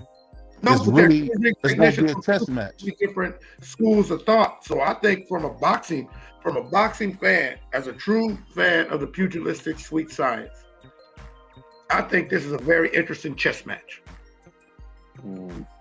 I agree with that. That's fair because they're both, you just said it, they're ring technicians. So I could give a goddamn if I don't like this motherfucker, or you know what I'm saying, I think he a pussy punk bitch or whatever. Yeah, I didn't say none of that. I didn't say none of that. But see, I'm gonna give you an idea. I'm gonna give you an idea what kind of fighting style. I like people like Salvador Sanchez, Oscar De La Hoya, Floyd at 135. I like to come forward, get you out of their style. But I can appreciate a peer boxer. But the thing is, they both are peer boxers, but they're not peer boxer punchers. So really, I just think Devin is going to be a little bit too long, a little bit too big for him. I think that's just what it's going to come down to, because really, Loma has always struggled with the size. Remember when he fought Tio? They said, "Why weren't you throwing back?" Because I didn't see myself not getting hit on the counter. So we know for a fact that's one thing that Loma worries about, is getting countered. But it's gonna be a decent fight, man. You know, worst come to worst, it's gonna be two pillow fight. It's gonna be a gorilla fight, pillow fight, man. Look. See, that's what I'm saying, man. Listen, brother, my brother, you got the beloved great Muhammad Ali in your avatar in his NOI jersey, NOI uniform. So I ain't gonna give you no hate, but I'm gonna say you got to get that hate out your heart. You notice you couldn't even give him. No, you couldn't even give that man no flowers without first throwing fertilizer. You said no. I'm gonna tell you this. I'm gonna tell you shit on the way out the door. That's what I'm gonna tell you. If you want me to say some nice stuff about Devin, I'll say this: Devin is the youngest undisputed champion, first lineal champion at lightweight since Pernell Whitaker. He's done a lot, but he's got this weight class since he was 16, bro. I mean, he is. You ain't gotta like him. You just gotta acknowledge. Wait. We can't penalize a guy for making 135 since he was 16. Bernard Hopkins fought at 160 for damn near his whole life, bro. You hear that? Bernard Hopkins. Hold on. Bernard Hopkins waited until Trinidad and De La Hoya made it to him, bro. Are you? You know what I'm saying? So like, are you comparing B? No. Come on, bro. God, no, you understand. You understand what I'm saying. So don't take it there. No, you understand what I'm saying. I get what you're saying, but this is Devin is Paulie Malignaggi, bro. No, you cannot know, bro. No, Paulie Malignaggi didn't help. He was never undisputed, bro. His jaw got broke by Miguel Cotto. I'm not gonna let you do that. I'm not gonna let you do that. Nope, I'm not waiting. I'm not gonna let you do that. Nope. Nope, hold on. I just started talking. You've been talking. I just started talking. You've been. Hold on. Hold on. Okay. Hold on. Slow down, G. Now tell me who he beat to become the champion, please. It don't matter who he beat, man. We not. Oh, we not gonna play okay. that. So you just go no. So you threw the two division. You threw it out there, bro. I'm just trying to answer you. I'm just trying to reply to what you threw out there. You said I'm he's a just two telling you division what I'm champion. saying is he's not a bad fighter. I just don't think he's as good. AB, a 4 division champion. I can't even tell you who he beat for all those titles. I couldn't either. And I You like see, so it doesn't. So it really doesn't matter. What matters is etched in stone is what you do in that ring against the best guys, quote unquote, that we think they can beat you. That's what really matters. All this other fluff don't matter. If he beats this guy, look, this is what we said before you came up, bro. Oh, go ahead. I said it's a 7-5 fight either way. If Devin Haney beats Lomachenko, that's his best win. No doubt. Absolutely. I'm gonna say this to you. If Devin Haney beats Lomachenko, it's better than any win Tank got. That's a fact. Now, so what? So listen. Santa Cruz. I mean, so bro, what I'm saying is this: like, it's not gonna be easy for Devin Haney to beat that guy tomorrow. But I see 7-5. That's what I see because they both technicians. It's gonna be a hard to watch fight. Nobody's gonna knock nobody out. It's not happening. 126. A guy that's probably his best is at 126. The other guy's best is probably at 135 right now. We don't know what Devin's going to look like at 140. He may be better at 140. We don't know. But all I'm saying is that that's technically, we hoping that. Technically, this is going to be a fight that fight fans love, but not the media, not the community, not the overall boxing world. You know what I'm saying? This is not about to be Terrence Crawford, Sean Porter. This is not about to be Sean Porter, Earl Spence. It's not going to be none of them fights. It's not going to be that. You know what? Hold on.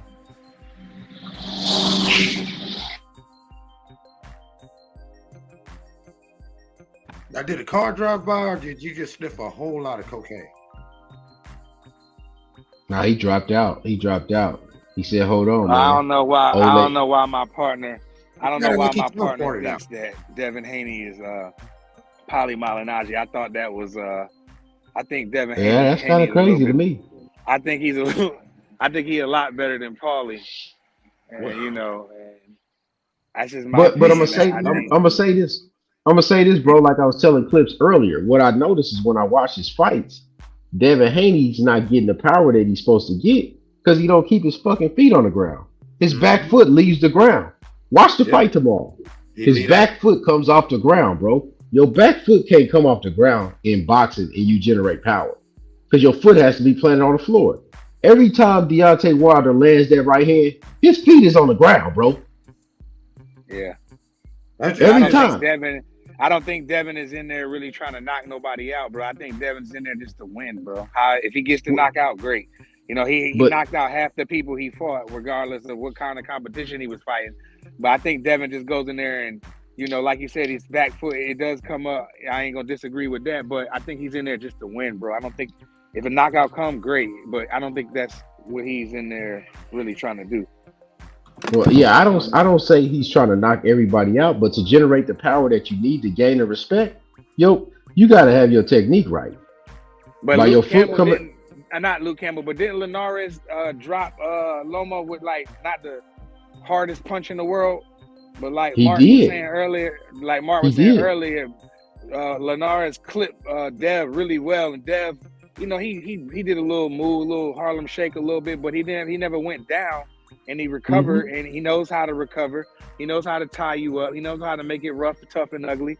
And I just don't think Lomachenko is physically going to be able to deal with Devin Haney in the later part of the fight. That's what I see. I think it'll be a chess match. Like you say, I agree with you. It'll definitely be a nice chess match. And I love chess matches. And even though I don't know how to play a lick of chess, but I love chess matches.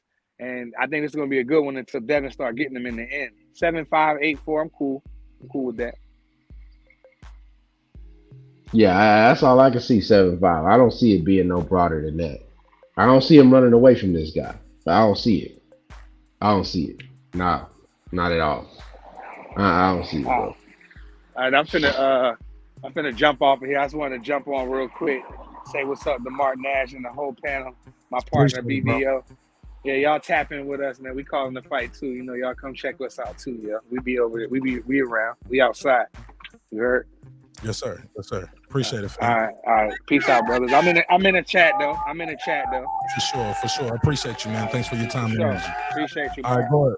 Yes, sir. Go ahead. All Positive Network just pulled up. What's up, fam? What's going on, man? How you doing, man? What up, though?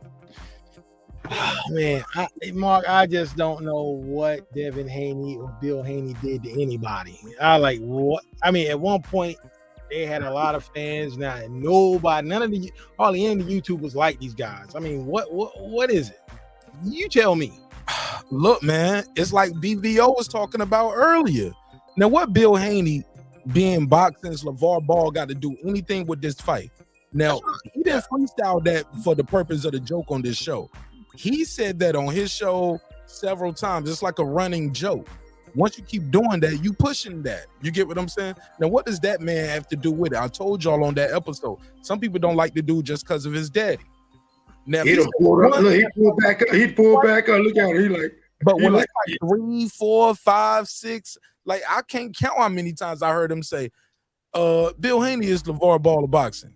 Which is Marq Nash. Like it's an insult. But keep in mind, LeVar Ball got all 3 of them boys to the NBA last time. That's what I was about to say, Marq Nash. And tell me, wait, Marq Nash. And just like you just said that fact, Marq Nash, I ain't never heard nobody say Archie Manning, man, he's an Archie Manning of football. Archie Manning got 2 sons in the league, and nobody can stand Eli Manning. Nobody likes you.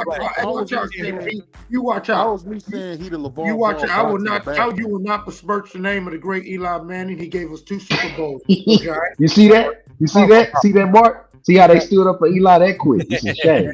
Hey, you leave Eli alone. That's my Manning. Go ahead, BVO. Go ahead. No, what I'm saying is when I say LeVar Ball, that's just to be funny because everybody know LeVar Ball. I mean, Bill Haney told Roy Jones he would fight him. So I mean, he clearly is a cartoon too. I mean, I'm just having. What does that have to do with his son fighting Loma? But listen, what I'm saying is this: fighting Loma, sir. When you had Sugar Shakur on the phone, we all seen the phone call with Sugar Shakur, Bill. I thought his name was Shakur the Shark Stevenson. Where we get this sugar from? When did that come from? He's selling it. He keeps saying it. He's selling it. Like, you pushing that one? That's what he gonna be, Sugar Shakur? That's what I've always heard it as. I mean, I haven't heard anything different. He got sharks all over his shit. He the shark. Yeah, last I heard he was shark. He got shark chain, shark tattoos. I just heard Sugar saying Mosley said Sugar Shakur, so I thought it was Sugar Shakur. My bad. How long you been watching the guy? I've been watching it for quite a bit. I've been hearing a lot of people trying to put the Sugar name on him. I mean, I heard it. I never heard of it, bro. Small hats. Never heard of it. Yeah, it's my first time hearing it too. I've been watching him since he cried at the Olympics. Hey, VVO pulled up today like, I'm gonna hit you with some new shit. Yeah. No. More ball of boxing. Those your 2 right there. Those are new narratives. All right. No, if anything, it's a great name. It's a great name for him because he's a really good boxer. He's a terrific boxer, man. He really is. What I'm saying when it comes to Devin, man, I know a lot of people say he get a lot of hate. I don't think he get a lot of hate. I think they do a lot of this projecting, and nothing ever comes from it. I mean, you say this, you're gonna do that. You say you're gonna do that. You say you on, man. We know for a fact he's never gonna fight Tank. We know for a fact he really don't want to fight. He don't want to fight Sugar Shakur. So I mean, this is all talk, man. A lot of stuff with Devin. Devin is just like the person that does a lot of talking and does nothing when he's done. I mean, I'm hoping that he can win this fight. It'd be great for boxing because at the end of the day, I never heard of a guy really defending that undisputed title more than once at the smaller weights like this. So that'd be amazing in itself. So I mean, don't get it wrong. Just because I don't like his style, don't mean I don't want him to win. He just they do a lot of talking, man, and not enough fighting to me. It's just that simple, bro. Like, his greatest gift is being able to make that 135, bro. I think once you get to 140, we're gonna really see what Devin has. I can't wait. I really can't wait for 140. Yeah, because I think he's gonna get some more strength as he gets bigger. Because he's a welterweight shrinking down, so I think he's gonna have more power as he gets bigger. But we're gonna see. And Mark, a term that I really hate though. I hate that term, weight bully. I don't like that term because if a guy walks around at 300 pounds, as long as he makes, and if he makes 135, then he makes 135. I don't have a problem with it. You know, so I just don't like that term weight bully. If you make the weight, you make the weight. Why don't you like that term weight bully, man? It makes sense for a If lot you of make fighters. the weight, you make the weight. But you know for a fact they blowing up the day of the fight. Yeah, but No, the thing is, no. but peep this though. And I like Shakur Stevenson too. I like Your Shakur. opponent blows up the day of the fight. I like Shakur Stevenson, but Devin Haney's never missed weight. Shakur's missed weight. Hold on. That's all positive. You got him. That's a But let me say discipline, this. discipline issue. Nobody, Hold wait, on. nobody ever says weight bully when Deontay Wilder gets in the ring with 300-pound ass heavyweights. Nobody says that shit. Nobody. 2 points. You talking about a heavyweight? No. It's a man versus a man. It's a man versus a man, brother. You move that goalpost. You keep it right there, BVO.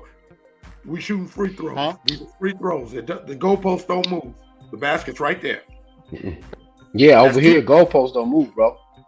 Hey, the goalposts they gotta move. But what I'm saying is, when these guys are naturally bigger, when they get in the ring, man, there's a reason why they have a rehydration clause for some fighters, because guys be getting big on them, man. We all remember when Canelo got in the ring with Floyd, man. He looked huge, bro. And he got his ass towed up. He did, but he got beat huge, the fuck bro. down. Got beat down, got beat up, got beat sides. Man, he got beat. Floyd gave him a master. Floyd beat his ass so well that Canelo didn't get his ass whooped for another damn near 15 years because he learned his lesson so well. That might have been the night they canceled the Mexican pizza. Shit. God damn it, I'll tell you. Hey, whoever said that, you a goofball.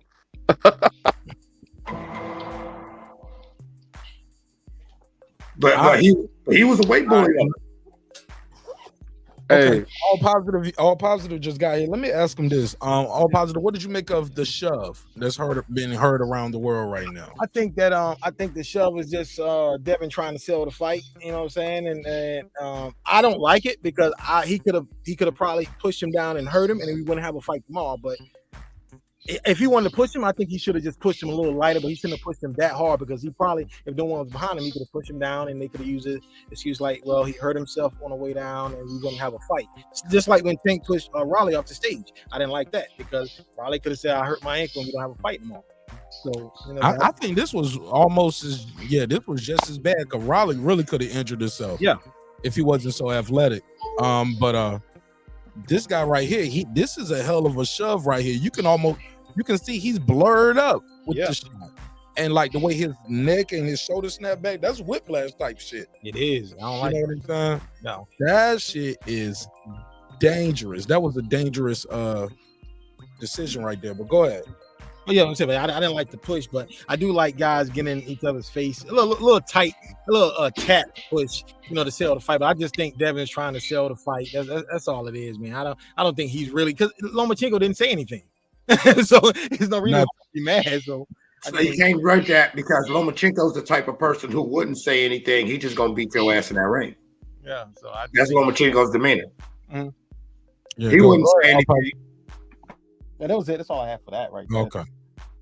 Okay. And who you got winning? Because you started off with, man, why people don't like the Haneys? I like Lomachenko. I theory on that too. I like Lomachenko and I like Haney, but the thing is, in the history of boxing, have you ever known now, most guys when they get in higher weights, like you can be 35 in welterweight, you can be 35 in junior middleweight and all that stuff. But have you ever heard of a 35-year-old lightweight being successful against another undisputed champion that was 12 years younger than him? I'm not saying it's never happened. I've never heard of it. I mean, he's old. He's 35, and I'm trying to give Lomachenko fans. I'm throwing them an olive branch with like, yo, I'm giving you the old excuse. I'm telling you, he's old. So, and it's like, no, he's gonna win. He's gonna knock out Haney. So when he loses, I don't want to hear the excuse that he's old because I try to give you that excuse. Yeah, it's open to everybody. I just want to make sure all positive got his opening statement off. Go ahead. No excuses. So if Haney lose, what you gonna say then? So what you gonna say? He wagering? What you gonna say then? I'm gonna say Lomachenko beat him. I'm just gonna give him his props. I'm not gonna make excuses.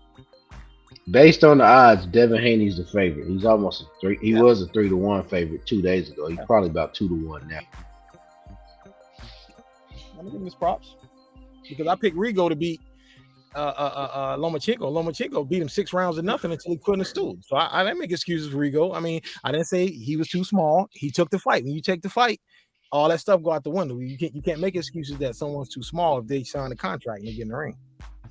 God damn it, let's go all positive. Say that again. Can't make excuses. Somebody's too small once you sign a contract. You sign that all that shit, nigga. Oh, how much you weigh, all that. That's part of negotiations. Once ink is on paper, niggas is in training camp, and especially once you have actually ascended them 3 steps and crossed over them ropes. I don't want to hear that. I don't care if you stubbed your toe on the way up them steps. Better get in there and fight. Yeah, you in there now. You in the shit now. You in there, bro. Okay, so let me ask y'all a question. For y'all some OGs, and now we talking. So, would y'all would have called Ryan Garcia a duck if he would have said no? If he really divulged that he had a broken or cracked rib, maybe days, possibly a week before the fight, people would have bitched and moaned, but true fans would have been like, nah, that's too big of an opportunity for you to go in there not ready. Because as you see, if you want to go by the Ryan Garcia, it was my rib narrative. Yeah, all Tank had to do was tickle that bitch once, and you was like, nah. So you probably shouldn't have been in there. Come on, man. OG. I'm talking about the weight clause. I'm talking about the rehydration clause. Which y'all know boxing, so I want y'all to educate me. Would y'all would have called Ryan a duck if he would have said no, with all them stipulations in the contract? I wouldn't have called him a duck. A businessman. I feel Devin. You see what Devin has already said. I want to stay with that question. Let's stick with that question. What's your answer? My answer is no. He wouldn't have been a duck. That's a bad deal. That's Clips. No. Who else said no? Anybody say yes? No. I say no. All right. The problem is that's not the narrative that would be out there because they would look even after he fought the fight, people were still calling him while the fight was building up. Lying Ryan. I was like, y'all can't call him Lying Ryan. The fight is happening. He's gonna make the fight. He's gonna do the fight. Nah, that's Lying Ryan. He gonna pull out the fight even after the fight. Like he don't even get credit for taking the fight. Go ahead. The boxing scientist is in the building. What up, fam? Hey, what up? Let's talk. What's popping? Talk to me. Yeah, so I wasn't gonna talk about the Ryan thing, but I guess since you ain't gotta talk about it. We can move forward, bro. All right, well, just real quick, if he wouldn't have took it, they definitely would have blamed him for ducking. So that's why he had to take it regardless of the conditions. But anyways, the shove. Let's move on to the shove with Devin Haney. It looks to me like there's a couple of factors. Devin Haney is definitely, number one, trying to sell the fight because he feels the pressure to compete with Tank's numbers. Number two is showing some fear there. He's showing some fear, man. He's projecting his fear onto Loma, and Loma knows it. Loma, that's why he said, I got him, you know? And this is way out of character for Devin Haney. He's typically a nice, respectful young man. And Loma has not done anything to provoke him like that. At least not nothing that warrants a shove like that. And so that to me shows fear.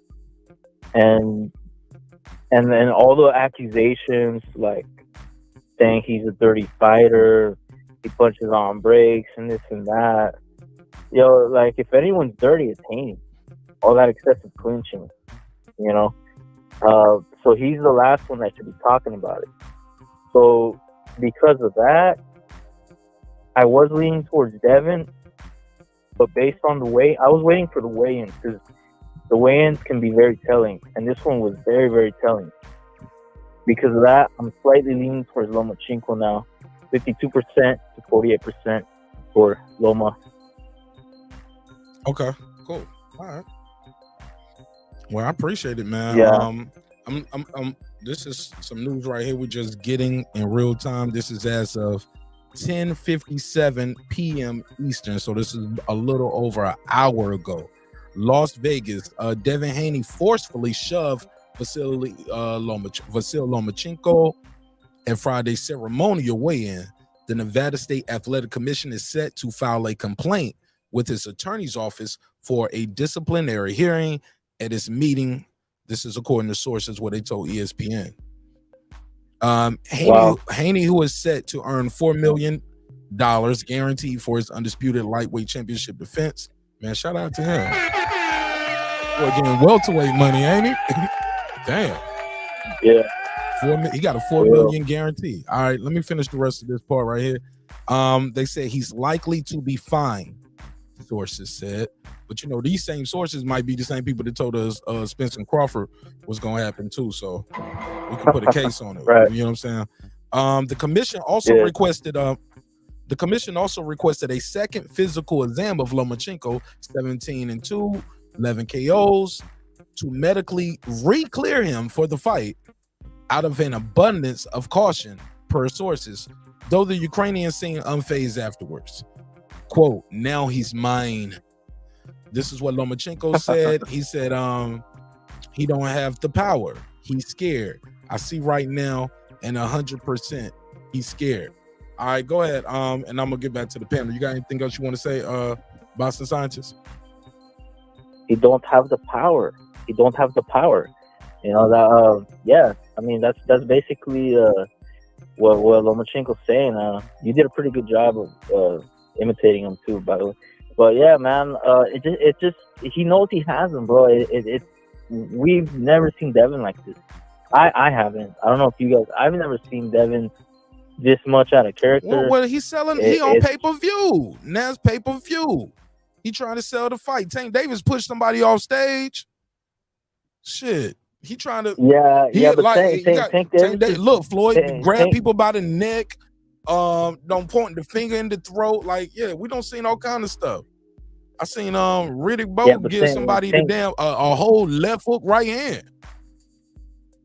Right. But Larry Donald. The difference is Tank Davis is consistently an asshole to all his opponents, bro. It's a new Devin day. Haney's not. Devin Haney never been on pay-per-view and had to sell a fight like this before. But I appreciate your call, man. Let's get back to this panel. All right. Shout out to the Boston Scientists. All right, let's get back to it. What you guys make of this recent development? Shout out to my sister Food Revolution in the chat for bringing us that information as well. About an hour ago, according to this article, the commission is set to fine him. They're going to do a second physical exam of Lomachenko to medically re-clear him out of an abundance of caution. Anybody want to respond to that first? I think they're doing that because of what you were talking about, the neck, the whiplash, and the force of it. They're making sure, you know what I'm saying, that he's good. Of course, Vasily's good. We would hope. Or, you know, and from what I know of Vasyly, he's going to at least say he's good. And is probably strengthening his resolve to go in the ring and upset the young man. But my thing reading this is this really speaks to something you've touched on several times. What I like to say is how our culture loves the scumbag. Was Tank fined for pushing Rolly? I hope so. I think so. And you know, like somebody, like, you know, like some of these other people who do these things, like his excuse, where they're consistently assholes and they consistently get away with it. Fair enough. Go ahead. Anybody else want to give me their take? What y'all think of that article? The commission is, should Devin Haney be fined? KP, talk to me. Should he be fined? That's America for you, man. I mean, at the end of the day, we all like bad guys, man. Speak up. He shouldn't be fined, bro. They need this to sell the fight. It's stale, bro. Said at the beginning, bro. They don't have nothing around this fight. They needed that just to get eyeballs. That news report needs to come out tonight about them checking it. They need all that. They need all the juice they can get. All right, go ahead. Hot Rod, BVO, y'all talk to me. All positive is here as well. Should he be fined? What do y'all think of the commission fining, potentially fining him, and also Lomachenko having to get medically cleared? I'm not mad at them if they fine him, because somebody got to pay for Lomachenko to get medically cleared, and that's also a disadvantage to Loma if he has to go through that process. Like, he's not rehydrating and just resting and just chilling. You know what I'm saying? Relaxing. He got to go to the doctor, or hopefully the doctor can come to him. But even then, you got to go through some shit. You got to do that instead of just relax. I get what you're saying, but that's why I miss having same. I'm just being fair to Lomachenko too. Like, that's not fair. I get what you're saying, but man, that's why we need to have same day weigh-ins in boxing, because at the end of the day, man, now you got to get him re-cleared. That's inconvenient for him. It's just all one big rigging way to just get some money from out the fighter, man. They gonna find him. It would be worse. Say one more time. If it happened the same day, it would have been worse. He definitely can't rehydrate the whole day. He got to go back to the doctors. At least it happened after they had already rehydrated half the day, you know? I get what you're saying. I mean, I really think that it's not a big deal, man. He pushed him. It's not a big deal. I mean, it ain't as bad as when Tank pushed Rolly off the stage. That, to me, that was dangerous. I don't know why Tank didn't get fined. They ain't do nothing to Tank for that. So it's the same old thing, man. It's cool. If you like the guy, they're not gonna do nothing. If they don't like the guy, all of a sudden now Devin's gonna get fined because because people don't like him. Yeah, but that push Tank did was unprovoked. Yeah, they that was already turned. They was just posing for the cameras at that point. He just pushed him unprovoked. And could have got him hurt, man. And laughed about it too. He was like, "Yeah, I saw he was close to the edge." I was like, "Yeah, just, you know." Hey, but we also heard your boy Tank cussing B-Hop out for trying to make sure he didn't fall off the stage. So, right, same shit. Yeah, all right. Go ahead. It's open though. It's open. Got Hot Rod in here. All positive. KP as well. Yeah, I think he should be. I don't have a problem with him being fined, because he got to set a precedent going forward. Like, people shouldn't do this, because remember when and I like Crawford too. I'm not picking on Crawford. Remember Crawford threw the punch at Benavidez and barely missed. Benavidez did push him first though. Yeah, he did push him. Yeah. Both of them should have been fined. Both of them for doing this and that. But yeah, like I said, we don't need this at the weigh-ins, because something like this can happen. I mean, what was an MMA fight? I don't know the actual guy, but remember one guy got pushed and they got whiplash and couldn't fight. You posted it. I think it was you posted that a while back. But we might have showed it on a live. Yeah, and I think it's a slippery slope, and I think it is something that does need to be leveled out, and needs to be figured out real soon, because we're at a point where, how do you get to selling, say, a chippy fight, say bad blood, and all those things that we like about combat sports? But when you do these media events, like, it is bad for the business for somebody to get knocked the fuck out or hurt in any other way.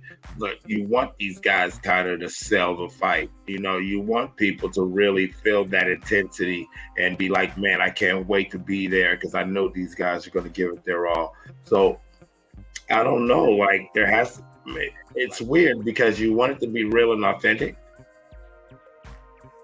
but without any true rules or safeguards, it's not, you're going to have shit like this. Right. Go ahead, KP.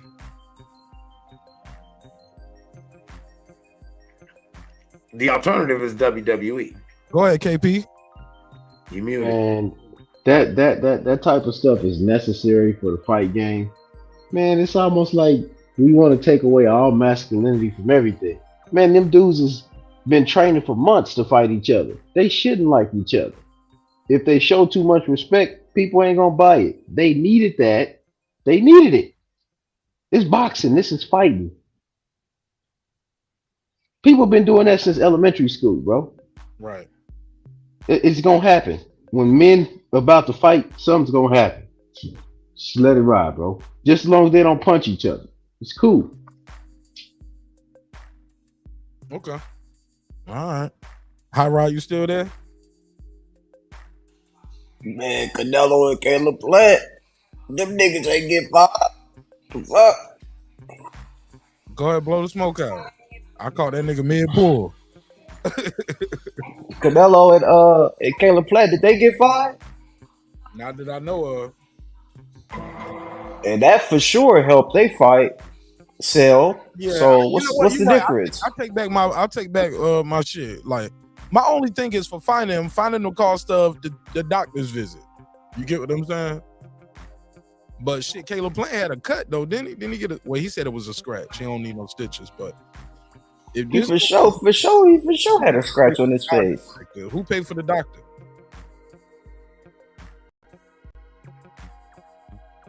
That I don't know who paid for the doctor, but I'm just looking like treat everybody fairly. If y'all didn't find these niggas, why y'all finding this man?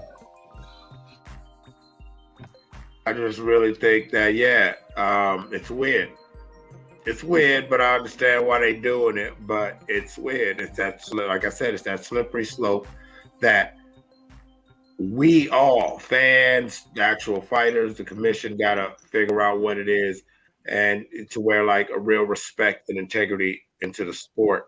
Because if we all come to some agreement, there's backdoor agreements like, hey, we don't do this, we don't do that, then we start becoming WWE. No, you like KP said, no, it's it's part of man shit, and not just man shit, even with female fighters. I don't like this bitch. I don't like this motherfucker. Y'all need to tune in on goddamn Wednesday. I'm knocking this hoe out. That's what makes somebody say, you know what, shit, I'm off work. You know what, I'm gonna tune in. I'm gonna buy that pay-per-view. So this is one of them necessary evils that they're finding him, I think, is a collective outrage plus an overreaction.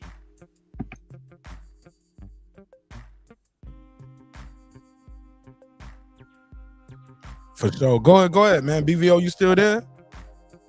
All positive, KP. Got the quietest panel ever tonight. Yeah. I felt like I was Nah, I'm here. I'm just going on mute when everybody speaks, so you don't hear that. And I respect it and I appreciate that. Go ahead. You got the floor. But man, we've seen this over and over, fight after fight. Didn't Fury and Wilder push each other? I mean, this happens all the time, man. We can't regulate that out of the sport of boxing.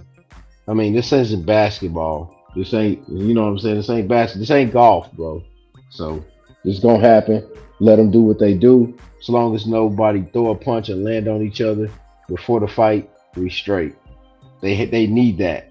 Just imagine, bro, you training for 2 months, bro. And most of these fighters, if they training like old school, y'all know they ain't knocking nothing down for 2 months, bro. Just imagine 2 months not knocking nothing down. Nah, bro. Yeah, somebody getting their head took off. Okay. Go ahead, BVO. Hey, I'm telling you, man, I can't wait to see the fight, man, because no matter what, whoever wins, man, it's gonna be good for boxing. Get this important fight out the way. I really want to see what Loma does next, because Loma seemed like, but I really ain't got nothing on this Devin fight. What's next for the winner? What's next for the winner or the loser? Like if Haney wins, where does he go? If Loma wins, where do he go? Shout out to my guy KQKC, and also shout out to Juan Devilla. He said they shoved in the promo stages, not on the eve of. Okay, that's a good one. That's a good point. Let me give him the drop. Let me give him the drop. I'll give you the $2. You give him the $2. All right, pay him the $2. Oh, pay the $2. Shout out to Juan Devilla. All right.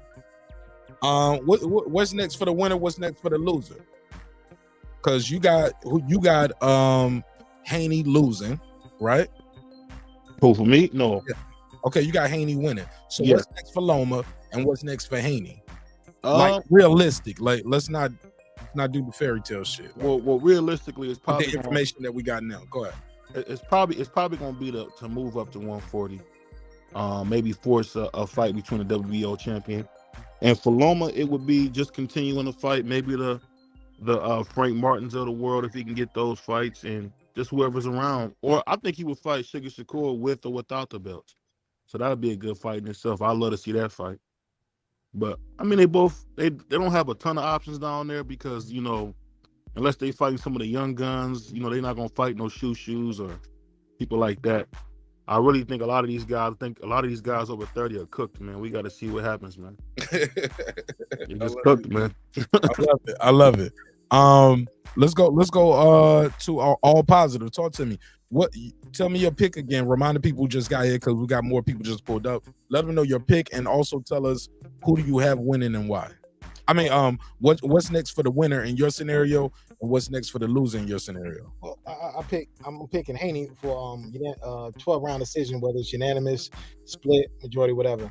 But just like I said, and I said this last year. I've been saying this since last year. I said when Haney fights Lomachenko, he's gonna beat Lomachenko, and whatever's left of him, Bob Arum's gonna feed that to Shakur to get his name back up and try to prop him up. So if I think Haney's probably gonna move up, and then the title's gonna be vacant, and then Lomachenko and Shakur is gonna fight for a vacant title. And then after Loma loses that, just like the poster just said before me, he's gonna fight the Frank Martins of the world and Keyshawn Davis, because Keyshawn Davis is signed to Top Rank. So after Shakur finished with him, they're gonna probably pass him around like a. They're not gonna fight, bro. So what? They're not gonna fight. Why not? Why not? I'm just telling you, that's not what's about to happen. That's not the trajectory. Oh, you don't think he's gonna feed him to Shakur? No, hell no. He invested too much into him right now. Oh, but like I said, but he's at the end of the road, though, man. I mean, I don't see too much. I don't think he has that much left to prove or that much left. He's already talking about he ain't even ready for the title shot right now. He said like 2 or 3 more fights. That's what, a year or 2 in boxing. Oh, Shakur said that? No, Keyshawn. Oh, Keyshawn. Okay. Okay. Well, he ain't even looking for no title shot right now. All right. Well. All right, but fair enough though. And what's next for the loser? Oh, no, I'm saying I think Shakur is probably gonna fight Lomachenko, and then Haney will probably move up to 140 after this fight. So, because he's not gonna fight Tank, and probably won't fight Shakur. So that's what that is. All right, go ahead, Clips. What's next for the winner and loser in your scenario? It's very interesting. If Devin wins convincingly, well, I mean, either way, I see Devin going up.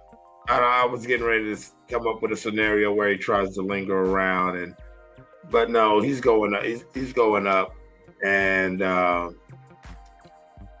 Lomachenko, he's where he's at. If Lomachenko wins, I still don't see him with any long-term plans other than giving an opportunity to any of the other champions or the upcomers in that. Well, no, any of the prospects and contenders in that way. He will fight them.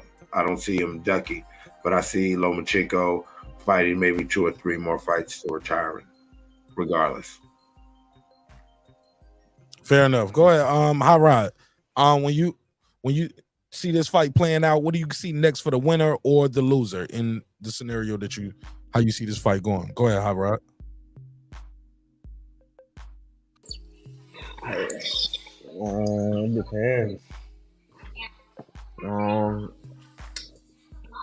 I see Loma winning, but if Loma loses, I think he retires.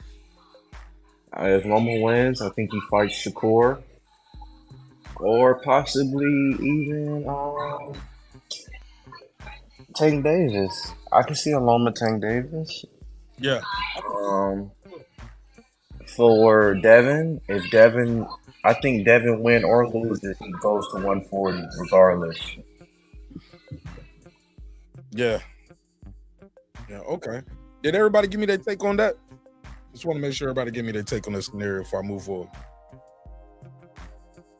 I feel like I missed somebody. All right, what y'all think? I did. Go ahead, KP. I think Devin goes to 40. I think Top Rank sacrifices White Jesus to the black man. Damn. They gonna give him black man after black man. That's a damn shame. Yeah, he's done. Hold up. Say that again. You said you got Loma winning. No, I didn't say that. No. Okay, who you got? Say it again. Remember, I said Devin. I said Devin Haney by unanimous decision. I said it's a close fight, 7-5 either way, but I think Devin gonna win. Devin going to 140. They gonna feed him to Shakur to build Shakur up at 35. Hold up, they gonna feed who? They gonna feed Lomachenko. The belts is gonna be vacated. Devin going to 40. Loma could go back to 130 though. Damn, I ain't going back down. Ain't nothing down there. What's down there, Mark? Dominance, more paydays, wins. Shit, man, almost 40. Get a chance to get undisputed there. Hey, he's a hero in this country. He gonna go back home after these ass whoopings and be a hero. Hey, that is a good question. Is there a rematch policy? What? Not that I know of. You said if he lose the fight, he gonna go to his country, or win his fight, go to his country. What'd you say? He gonna lose the fight. He gonna lose this fight to Devin Haney tomorrow. Then Shakur gonna get in there and tear his ass a new asshole, even worse. And he going back home.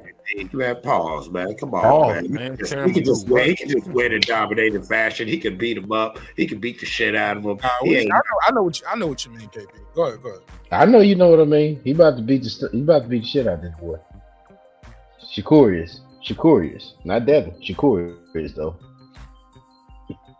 Okay. Where you getting that from? Because he beat Yoshi from Mario? I mean, no. Shakur is. I think Shakur's a better fighter than. I think Shakur's a better fighter than all of them at 35. That's what I think. We ain't even gonna get into that. Just keep on going.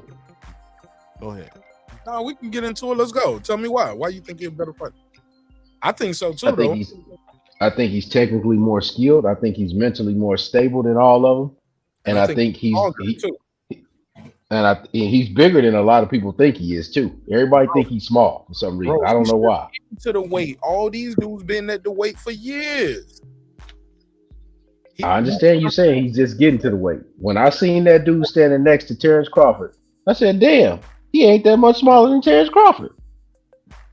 Terrence Crawford ain't the biggest man either, bro. He's not big, but he fights at 147 and he walks around at 170 pounds. I've seen the man live in person, brother. I walked right past the guy. Well, I mean, you talking to, I'm a little different. I'm 6'5", so he looks small to me, but I'm just saying. Yeah, you're a damn offensive lineman, brother. Hey, well, touche. we normal size human beings over here, brother. You played in college football and all that old shit. Hey, man. Come on, bro. We the little guys, man. The guy 5'9", 135. He can still see his abs. Them the little guys, man. You know what I'm saying? We got something in common with the little guys, man. Man, go ahead, bro. Hey, you got it, big dog. You got it. I'm just messing with you, man. Hey, my man said they little guys. You 6'5", bro. You are abnormal. You abnormal, bro. 6'5" ain't normal, bro. Yeah. Right. All right, let me take this. What's your name? Who is this? Tanish Powell? Tanish, how you say your name, fam? TP. Unmute your mic, TP. TP going once. Going twice. All right. Let's get back to it. No TP for the bug hole. Nah, let's not do that. The people knew, man. Let's not make people feel uncomfortable. You know what I'm saying? Oh yeah, no. I just playing with the TP. Nah, don't do that, man. Don't do that, man. It's all good. They be scared. They be like, hey, you know what? I'm not coming back. Let's get back to it, man. So what y'all think this shit gonna sell pay-per-view wise? Any estimates? Low. Give me some. Let's get some numbers like 150. Oh, that's high. That's kind of high. It's gonna break 100. 100 to 200. They might be 75. They might be 75,000. Who said 75-80. How about 75-80? Okay, that's Clips. Who said 75 the first time? Oh, that's me. All right, that's BVO. Okay. All positive. KP, High Rod, where y'all at with it? I said about 150. Yeah, about 120. 120 maybe, if they lucky. Damn, 120. You said 120 if they lucky. Man, so Mark, think about it. They came a couple weeks after Tank Davis, Ron Garcia, and they just came after Canelo's fight. They ain't looking good, bro. It's cheaper than both of those, though, right? It's cheaper, but let me ask you this, Mark. It should be If Mark, you was in music. If you was dropping an album, hold up, but it's a better card. Yes, Mark, you gotta buy it. You gotta buy it to find out it's better, Mark. No. I know the look, but all of these people up here supposed to be hardcore boxing fans. Man, It ain't that many of us left, Mark. You got a rematch. You got two title fights. You got a title fight up here before the pay-per-view. The Maloney brother ain't even on the regular pay-per-view card. He on the card y'all gonna be able to see on YouTube. So you got the Maloney brother from the twins from Australia. His brother. Okay, you don't know you don't follow that. Don't nobody know him. Okay, don't nobody. Box. I know about Maloney. Hardcores know him. Oh yeah, we know him, but that's about it. I mean, I know a bar and grill called Maloney's. You know, the Irish bar and grill. That's about it. My nigga. Wow. Valdez, bar and grill. You know Oscar Valdez. He doing this rematch up here. That's a good one. Like this is just a good card. Nakatani is on this card. What's left of him? Right. Wow. Mark, all I'm saying is that if somebody come out with the Jordans about a month ago, you don't come out with the Penny Hardaways 2 weeks later and then expect to sell that much, bro. I'm saying, bro. This is like coming out with the Grand Hills. Remember them Grand Hill Feelers? Yeah, the Felines. Why though? It's a better, like you can't win for losing with boxing fans. You literally got a better card up here with names that you know, compelling matchups, championship fights. They don't want to support this, but they complain about Ryan costs too much. They complain about Canelo card being weak. That's like you Mark, can't. That ain't what I'm saying. This is what I'm saying, Mark. Let me explain it to you. You're part of the problem. I'm just trying to explain it to you this way. Saying, bro, if boxing doesn't have a structure where they feed you consecutively a certain thing in a row that makes the structure work, it's like they do a free for all every month. Like every month, it's a weekend going out of business sale. That's what it feel like. So like most people just feel like, hey, I'm gonna buy this going out of business sale this week. Not like somebody just unboxing, bro. That is not. Yeah, no, are you saying that? So are you saying you're content with $100, $1 million point plus buys for Tank versus Ryan? The card was trash. Ryan's intro was trash. He got dropped, got stopped. He quit. Whatever you want to say, that's the big shit. Canelo fights John Ryder. Oh man, I don't want to see that shit, man. But John Ryder, I don't stand a chance. This fight can go either way. This is undefeated, undisputed versus a Hall of Famer, and it's a good card. Mark, man, not my fault, bro. Because y'all are insane, man. Nobody cares about this fight, bro. I mean, it's a snooze fest. No, I'm not saying that. I didn't say that, Mark. That's what the casual fan. See, that's the thing, man. We got to remember the casual fan. We hardcores, Mark. You think everybody else is hardcore? They don't give a damn about this fight, Mark. We do. Was Mark. It's only us, bro. It's only us, bro. We the only ones gonna stop life tomorrow and watch the fight. Not bringing off the hook. Hey, the panel is not packed. People do not want to talk about it, I guess. Hey, we all we got, Mark. We gotta stick together, man. Stop trying to CMB, man. CMB. We all we got, man. This fight matters, man. This fight is so important, man. This fight. Yeah, we gotta get all fights matter. All fights matter. Hey, you know you gotta be careful of Mark, man. He might stab you in the hand, man. Talking about what happened? I was there, don't stab nobody. New Jack City. New Jack City. Oh yeah, man. That's like that. Go ahead, Haplo. Haplo just got it. Let him get his bars off real quick, y'all. Go ahead. I'm just joining in. I care about this fight. I think a lot of hardcore fans care about this fight, and that's all that really matters. Is do you prefer when there's casuals involved, so you can hear all their dumb shit? It makes it more fun. It makes it more fun. Hell yeah. Sometimes, and I don't mind it, man. Sometimes it's educational. I mean, there's enough dumbasses among the hardcores for me. Yeah, somebody said trying to attract more fans, but the panel making boxing sound awful. Thank you, Juan. Yeah, like we have some really good fights tomorrow. I had a hard time picking. Hold on. Let me give him the drop. I got 5 on it. Shout out to Juan, man. Thank you, Juan. Hey, but that's not the only fight. The big fight tomorrow. It's really and during the day. Katie Taylor and Chantel Cameron's a big fight too. Come on, That's a big one. There's a lot of tough fights to pick tomorrow, in my opinion. I hope Cameron stop Taylor though. That would be nice.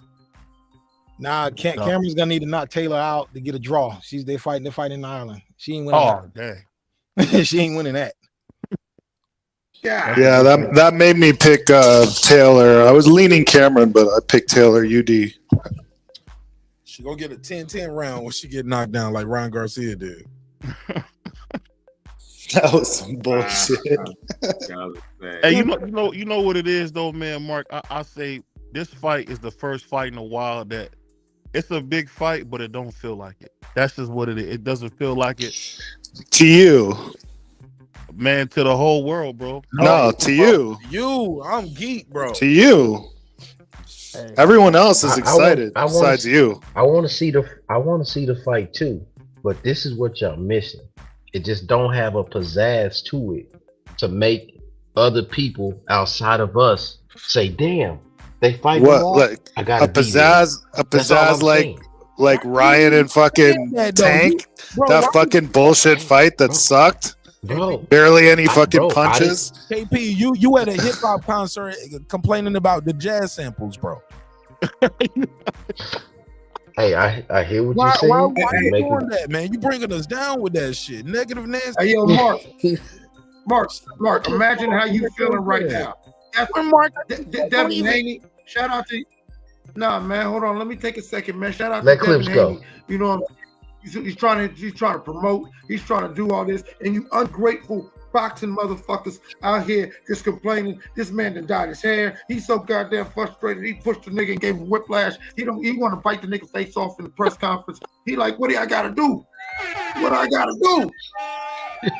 That boy said he dyed his hair. He did dye his hair. He like one of them dudes from what's that movie? Radio Man. What is that? The movie with Robert Townsend. Remember them dudes at the blind? That nigga. Meteor Man. He the Golden Lord. Oh man, you took us back, bro. You took us back. The Golden Lord. Yeah, remember that? So Haplo, let me ask Haplo because I didn't get his take on it. Haplo, what did you make of the shove? Was it showing strength? Like, hey, I'm bigger than stronger than you? Was it nervous energy? Is it just to sell more pay-per-views? What is your take? Sell more pay-per-views. I ain't mad at it either. I heard though, I didn't hear this directly, but I heard from another person on YouTube that Lomachenko was saying that it took Haney 3 tries to make weight, and that's what 2 or 3 tries. Yeah, but I didn't hear that directly from the source. So I heard Loma say it directly. Somebody was following. It's like, Loma, so how did it go? And he was like, good. So you and Haney both make weight? Yeah, it took him 2 or 3 times. But then I heard from somebody else who was actually boots on the ground. They said Haney was like 135.1 and he stripped all the way down, like, you know what I'm saying, took everything off.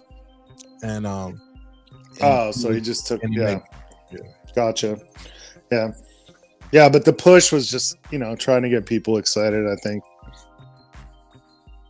Okay. Who you got winning and why? I got Haney split decision. Not that I don't think Loma can win. He can win. Neither one of them has had a knockout in a while, so I figure it'll go the distance.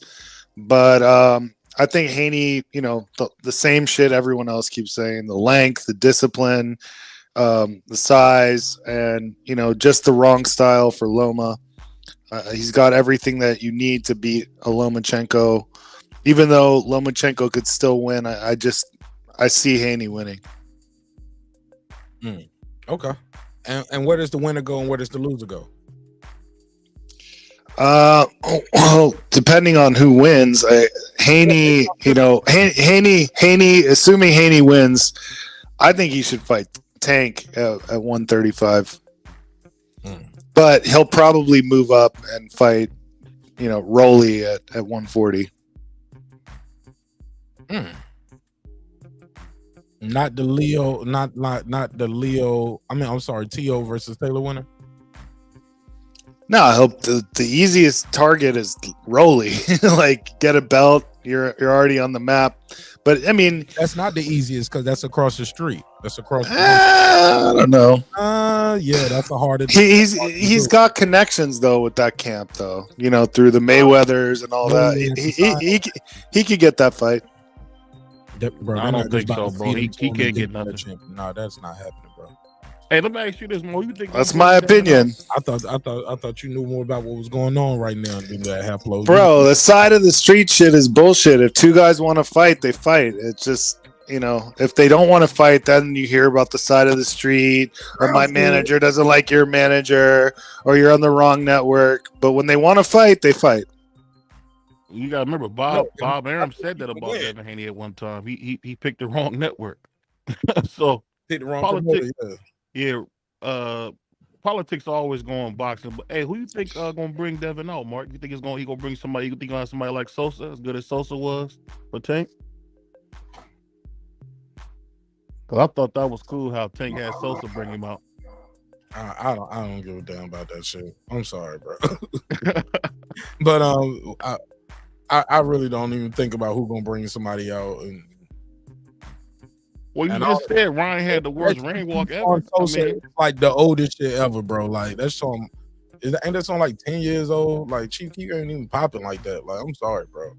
That nigga ain't not like he came out with a nigga. Like that nigga didn't come out with Nas or Hov or some shit. Like shut it down. Like make everybody be like. Hey, you gotta remember, hey Mark, we know we a little older, but he brought out the baby though. He brought out Lil Baby before. I think he brought out the baby before. Somebody brought out the baby. You know what I'm saying too. So I'm just saying that those niggas popping. Chief Keef, man, like he in the freezer a little bit. He in the ice box. That boy said Sosa in the ice box, huh? He in the freezer, bro. Give me the last hit record. I mean, the last time I heard him was that song Kobe. There you go. Heard him on that Kobe with Lil Uzi. Pre-COVID. Right, check off no Chief Keef right now. He brought Dirk out before, didn't he? I don't know, man. He always brings somebody out, but Chief Keef was actually a step backwards to me. Compared to only time I remember Dirk being bought was when AB bought Dirk out. Okay. Yeah. I'm just saying, like, anybody bringing Chief Keef out in 2023, I'm looking at you like, got a case on that shit. Like, yeah, nobody available. Nobody available, Chief Keef, nigga. Never heard of it. I'm straight. Why is it so quiet? He should let AB drunk ass come out there and rap on the way down there. Fuck it. that boy Marq can let AB come out there. Speaking of drunks, man. What you think about? Yeah, speaking of drunks, about Jamal Charlo saying he's gonna fight Boo Boo next? Go straight into that Boo Boo fight. Oh shit! I think he'll do it. Shit, he need to fight somebody. And I think he'll do it, and he want to challenge himself. Based off that pivot interview I saw with him and his brother. Yeah, based off. I Am Athlete. It was an I Am Athlete interview with him. Yeah, he looked cooked in there. He looked like he was cooked. Yeah, based off what I saw, he wants to. He's gonna challenge himself. I can see him doing that. He gotta do something, bro. He ain't fought since Trump was president. That's a fact, though. Yeah, it sounds bad when you say it, but that is the truth. That's a fact. Damn. Hey, dude, that was funny, bro. Hey, but the cool thing about it is we're gonna get to see the undisputed championship be on the line, man. You know what the cool thing about Devin here? At least he's a fighting champion. You know, he's not like, Terrence and Errol who fought one time in the last 3 years. He actually get in the ring. So I'm loving that. Active, super active. You ain't lying. Hey, look, and wanted to fight before. I think they was trying to set Devin up for that okie doke. They was like, oh, he's a Muslim Ramadan, because he was like, why we can't do it now? Why we got to take so long? Why we waiting so long? Yeah, Loma should have did it during Ramadan, man. So he'd No, be. they scheduled this shit so his training would happen during Ramadan. They thought he Yeah, was gonna where he would just be weak. yeah, Yeah. but really he just like, look, I'm gonna go give some food to the homeless, man. I'm about to eat this steak though. All praise to Allah, and I'm gonna still beat you. They was like, oh, he's breaking his religion. Nobody's not saying anything. Nah, man. Yeah. Hey, You know, remember when? He wanted to fight the dude in March. Yeah, he did. He did. yeah. He did. Yep. What he I said. know what they was trying to do. They was trying to stall him out for the Ramadan thing. But I do remember J-Rock beating Jared Hurd, upsetting him and he was training during Ramadan. I was like, dang, I thought it was just fascinating that a dude was training during Ramadan and he beat Hurd. That was crazy. Do we know all that he did though? 'Cause I don't remember no camera crews following him. Yeah, You know? yeah, no cameras following, but I'm you assuming already he know. wasn't eating. But they said he was eating- they like said he was- like they that. said he was eating Their Popeye's scripture chicken allows salad. them. Their scripture allows them like to, to do other things. I know they would have to make the day up if they ate. They would have to make the day up. What you have to do if you break fast is you have to do acts of zakat or charity. That's why Dad was like, I'm gonna give away some food, I'm gonna whatever, I literally just said that. Yeah, he just said that. But it's all good. Hey, Chicken Talk in the building too. He said they didn't want to schedule him between Tank 2 fights, Hector and Ryan. Okay. Somebody, is it Ramadan now? No. He said it's finished. Yeah, it's done. But the training was during the process though. But I go ahead. Somebody said he's young though. Facts. Jerry said casuals make for big fights. Right. The casuals don't care about this fight. 50 to 100,000. That's what he think it's gonna do. No, he said 50 to 200,000. That's still, bro. If they do 200,000, that's good. That's a win. That's a win if they Yeah, get that's a win if they get to 200. Yeah. Hell yeah. Hey, if they still over 10,000, man, it's really a win for real. I mean, both of these dudes never been on pay-per-view. They really both kind of ballroom fighters, man. So That's deep. That's deep when you think of that. They're not pay-per-view. Nobody is a pay-per-view star right here. They're trying to build them up. yeah, No, they not. Devin came in with all his grills on and his chains on, and his, like you said, his hair dyed like the Lords. So I mean, they really got to match Devin with pressure fighters. yeah. But hey, since we're talking about pay-per-view, truthfully, what's the last fight we saw that really should have been, that would literally be a pay-per-view 20 years ago? That's because a lot of fights been on pay-per-view lately, but what fight have we seen recently that would be on pay-per-view? Because a lot of these pay-per-view fights would be a boxing after dark special at best 25 years ago. I don't know if it was That's a a good pay-per-view, but the question. last great fight I seen was Brian Castano versus Jamel Charlo 2. That was a good fight, but that would be that an was a HBO great special. fight. Yeah, that would have been HBO. Yeah, that would have been HBO. Yeah. But that was a great fight. That That was was the a last great great fight. Yeah, that was a good fight. I know they're getting a lot of heat for this promotion, man, too, but I'm gonna let you know, man. I think the way they did the build up, because this week right here, they've been dumping a lot of content. It's like the Brian Custer interview, the Pivot interview, the ESPN First Take stuff. Like it's just been all kind of stuff. It's like they, instead of spacing it out, it's like they just trying to flood it all the week of. Did y'all notice that versus the Tank and Ryan stuff? It was spaced out. Also, they did have 2 press conferences. But no, Bob right hasn't here, done but you get what I'm saying? This fight right here. Yeah, and these guys right here, it's like they just trying to flood it with all the interviews the week of. But I think they should have spaced this out. That's my opinion as somebody who's just been watching the flood of it. It's like by the time you finish watching this one, another one is out. Maybe that is the plan. But I think that's just my opinion. I think some of those interviews could have been coming out earlier.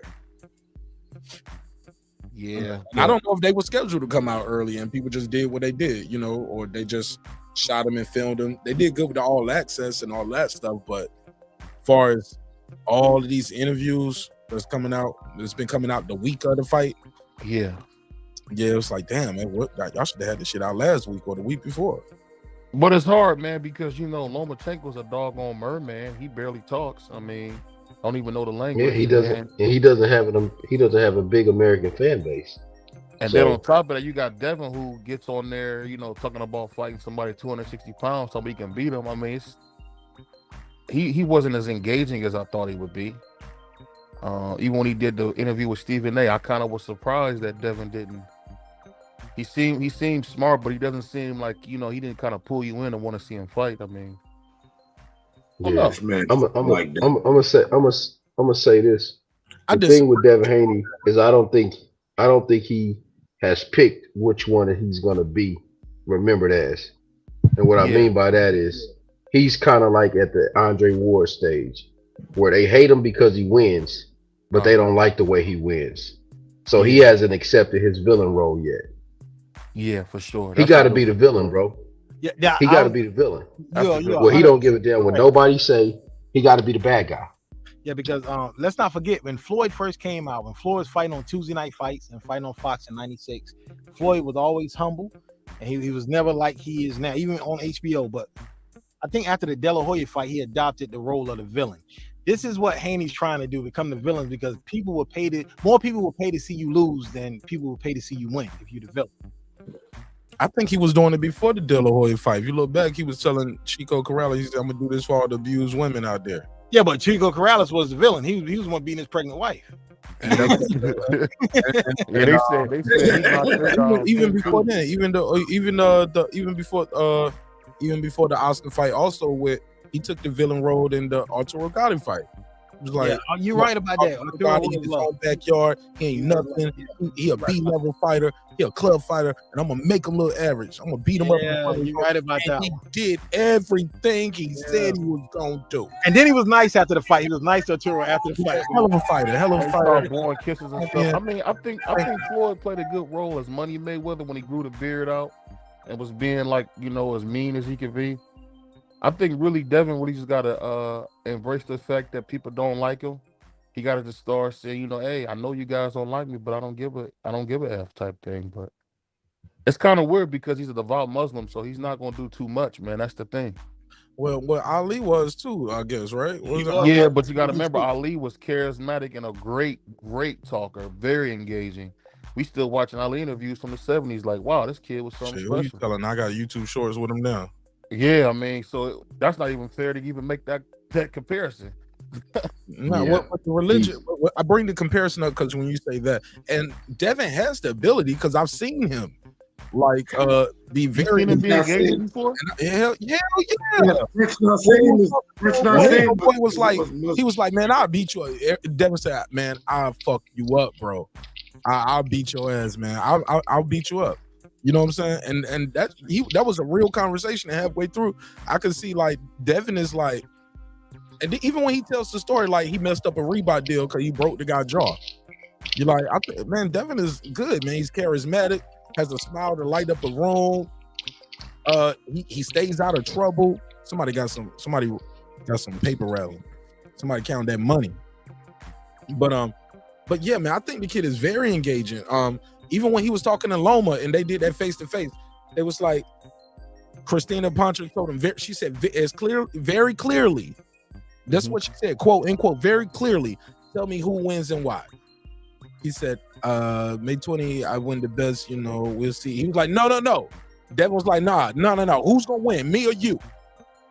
Who going to win, me or you? Like, I ain't going to let you off the hook with that win the best or the best, we'll see. Like, nah. And then he was like, who gonna win, me or you? Crickets. He was like, all right, well, look, May 20, I'm gonna win because I'm the all-around better fighter. That's what's gonna happen. Confidence. Yeah, I thought that was very engaging. I'm sorry, BVO. I disagree with that narrative. I think he's actually more exciting outside the ring with some of the stuff he be saying. Like, even when he ran down on Tio, he was like, oh, yeah, you beat who? I beat you. I beat you up. He was like, man, you was running. You couldn't touch me. I was swimming without getting wet. Oh, yeah, that shit was beautiful. And that's when I saw it in T.O. eyes. I was like, oh, yeah, he got you, bro. I believe we need more of that. Just seeing y'all body language beside each other. I was like, yeah, he got you. Yeah, shoulders dropped and he just curled his lips. Like, yeah. But you know what? That's a good point. That's a good point. Like, Bill, we said we wasn't gonna talk about that no more. I was like, exactly. He said they were kids, Bill. We said we weren't gonna talk about that no more. Ay caramba. Hey, that boy That boy Tio's dad, man, he got to stay off that bottle, man. He like a newborn. He always got that bottle in his mouth, man. I don't Man, know I'm gonna what's leave up that with dude that kid. father alone, man. 'Cause I got nothing but respect for the man, but I'm gonna leave his father alone, man. Knock that bum out. Knock that. His father ain't the only one that drinks. My dad drunk at one time, and I'm sure many other fighters. Dad might have had a drink, might have had a sniff problem, might have had that ooey. You know what I'm saying? And was still in there. Even the fighters, some of them was on that ooey and go out there and whoop ass. You know what I'm saying? Hey, Oscar used to get a little bump and go to work. Allegedly. Oscar used to also dress. I ain't gonna go there. Hey, man, people love to get on Y'all Oscar trying to ruin about all my that, man. political connects, man. I ain't gonna never get no deal with y'all niggas on the panel. But go ahead, hurry up. That boy said, Get the jokes. Boy Oscar was lipstick and lace, man. That's rough.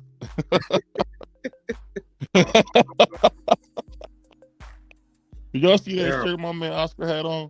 That see-through. I tried to unsee it. I don't know why it's still on your mind. You still think we trying to move on. We trying to move on, bro. Hey, I just thought it was funny, on, bro. man. Oscar did have that Prince blouse on. Go ahead, man. That dude had on a doggone kimono at the doggone press look, conference. Oscar, when he went in that ring, he did his job. That motherfucker did his job and he fought everybody, man. So he fought everybody. Can't take All that. that matters to me. Hey, I gotta give him credit, man. His paper And he beat Canelo Whitaker to death. And look, and half man. You say he beat Canelo Whitaker to death? What'd you just say? I'm joking, bro. It was a close fight. I'm joking, man. I'm having some y'all fun, this man. new BVO be saying like, Man, you almost caused some internet beef, no, boy. bro. Look, He's about to cause some internet beef. I figured, no. I figured him out. That's what he do. He says he's a shock jock, yo. He gonna say, oh, he's a shock jock. He's like an antithesis type person. He's a contrarian type. He on that Howard Stern, huh? Yeah, man. Yeah. That Charlamagne God shit. I'm gonna say some crazy shit to get a rise out of it. Chaotic. Hey, Chaotic. come on, man. Yeah, Oscar, chaotic. Oscar whooped on He the Canelo, chaotic bro. truth for the boxing community, yo. Man, I still PVO, want man, you Canelo. gotta change your avatar, man. You can't be having Muhammad Ali saying crazy shit. That's the troll right there. How was that a troll? My bad. I like Muhammad. That's my probably the second greatest fighter of all time. Right Next after to Jake Paul. Tyson Fury. He's number one. No, he right after. Hey, to me, my top three is Sugar Ray Robinson, Muhammad Ali, and Willie Pep. Those are my top three of all time. Three That's niggas cool. you ain't never seen in life. But I watched a lot of tape on them. Man, they best tape. That best shit. You ain't even got tape of it. Hey, I seen about 4 or 5 Sugar Ray Robinson fights, bro. That dude was something The special, best bro. shit you seen in Sugar Ray Robinson ain't even on tape. Like that shit is on the radio call. Robinson goes into the left. He goes into the right. Mark, stop, bro. Maybe You know, somebody recorded it on photograph. That nigga heard somebody say that shit 20 years ago. He was like, "Yeah, that's what I'm gonna pick." Mark. You know, we came up in the era of VHS, so them little kids gonna be like, "Daddy, what the hell is this?" You still got a VHS tape somewhere in the house. I have hundreds of them, of all the hundreds of VHS tapes, a collection of stuff I was recording from the 80s and 90s. They don't even make VCRs. BBO is not our age. BBO is a young dude. Oh, yo, that used to be the shit though. And I you grew up remember with an old father, VHS though, man, tapes so- that would have like 2 or 3 shows. I grew up with an old father, man. Or maybe like Showtime After Dark, you know what I'm saying, or a boxing match or something Boxing like that. After Dark. Because you know what? Because my dad used to record that show called The Worldwide of Sports. Y'all ever heard of that? The Worldwide of Sports. Every remember single that Saturday. HBO. That was on HBO. Like I used to watch that with my dad with Howard Cosell on there, and he would Yeah, I go used to watch those. Yeah.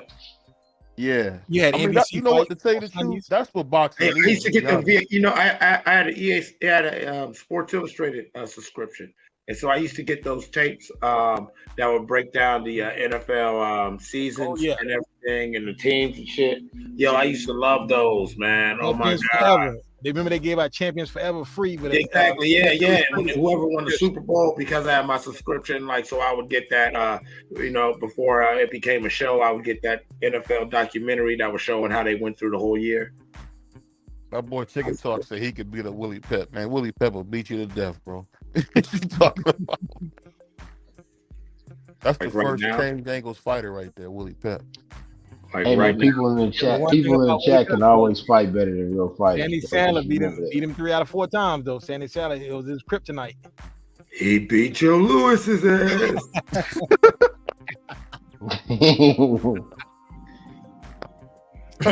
Rocky Marciano. Yes, they won. Hey yo, but check this out though, man. You know, it's when you bring up that Coming to America. Do you know that was only like the stuff they was talking about was only 30 years prior to them at that time?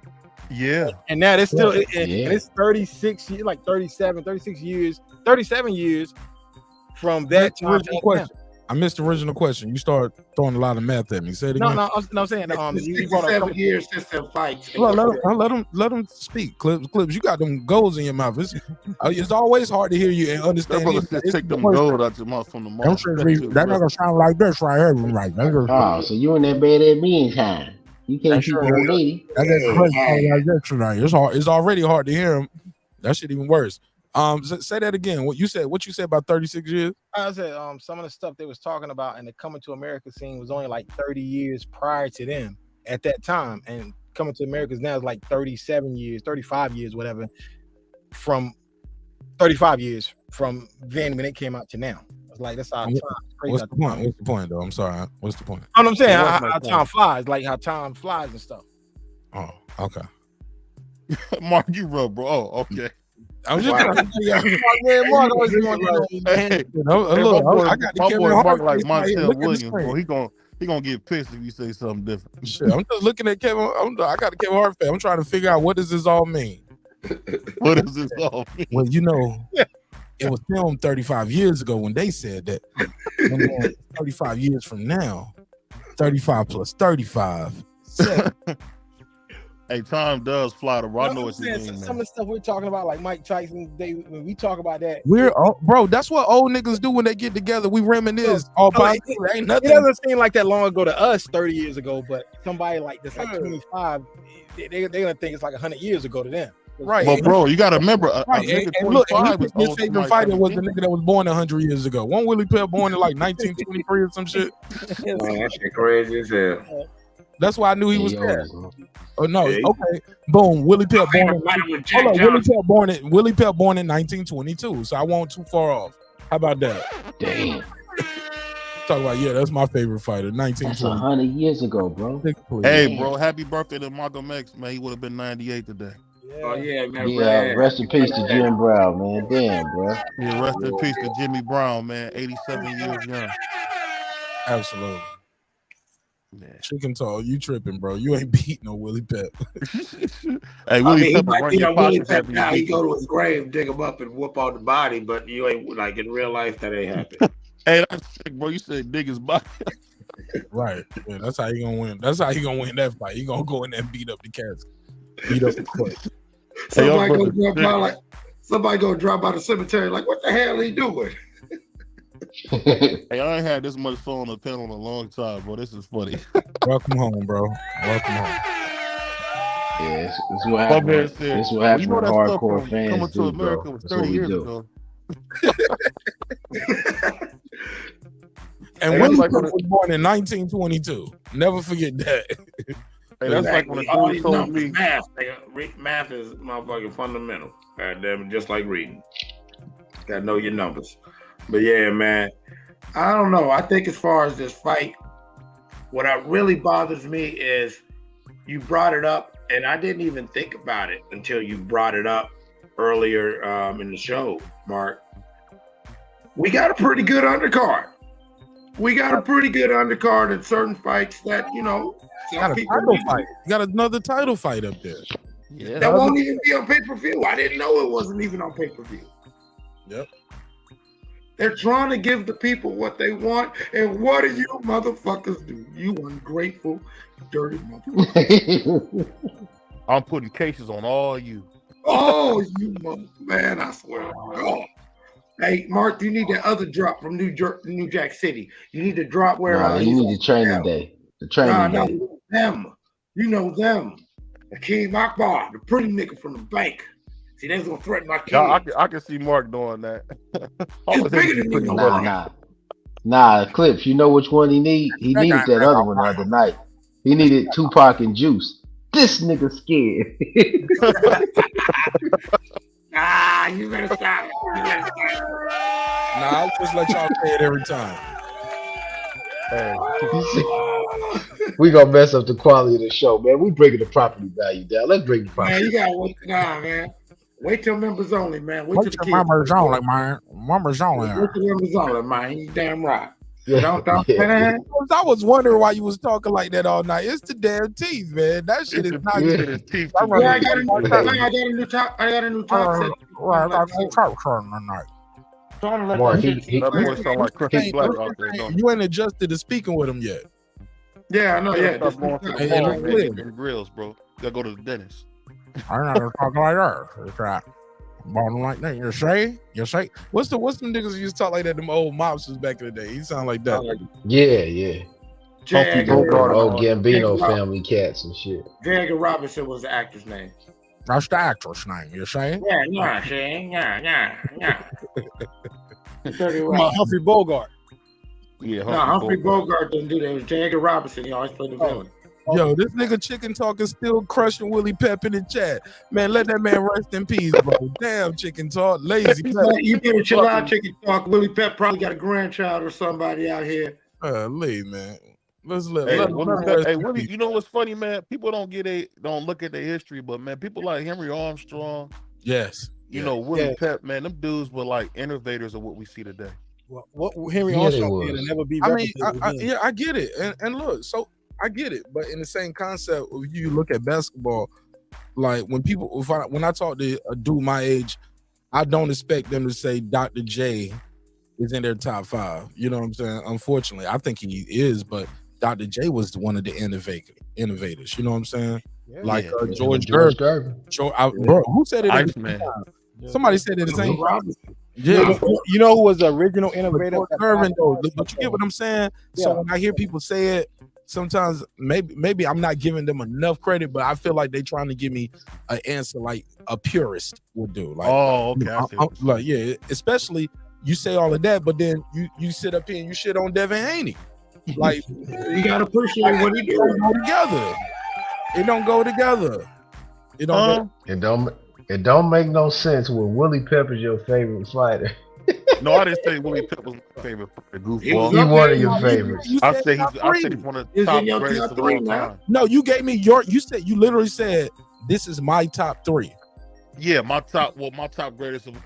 Yeah, so he's exactly right. So he's not a goofball.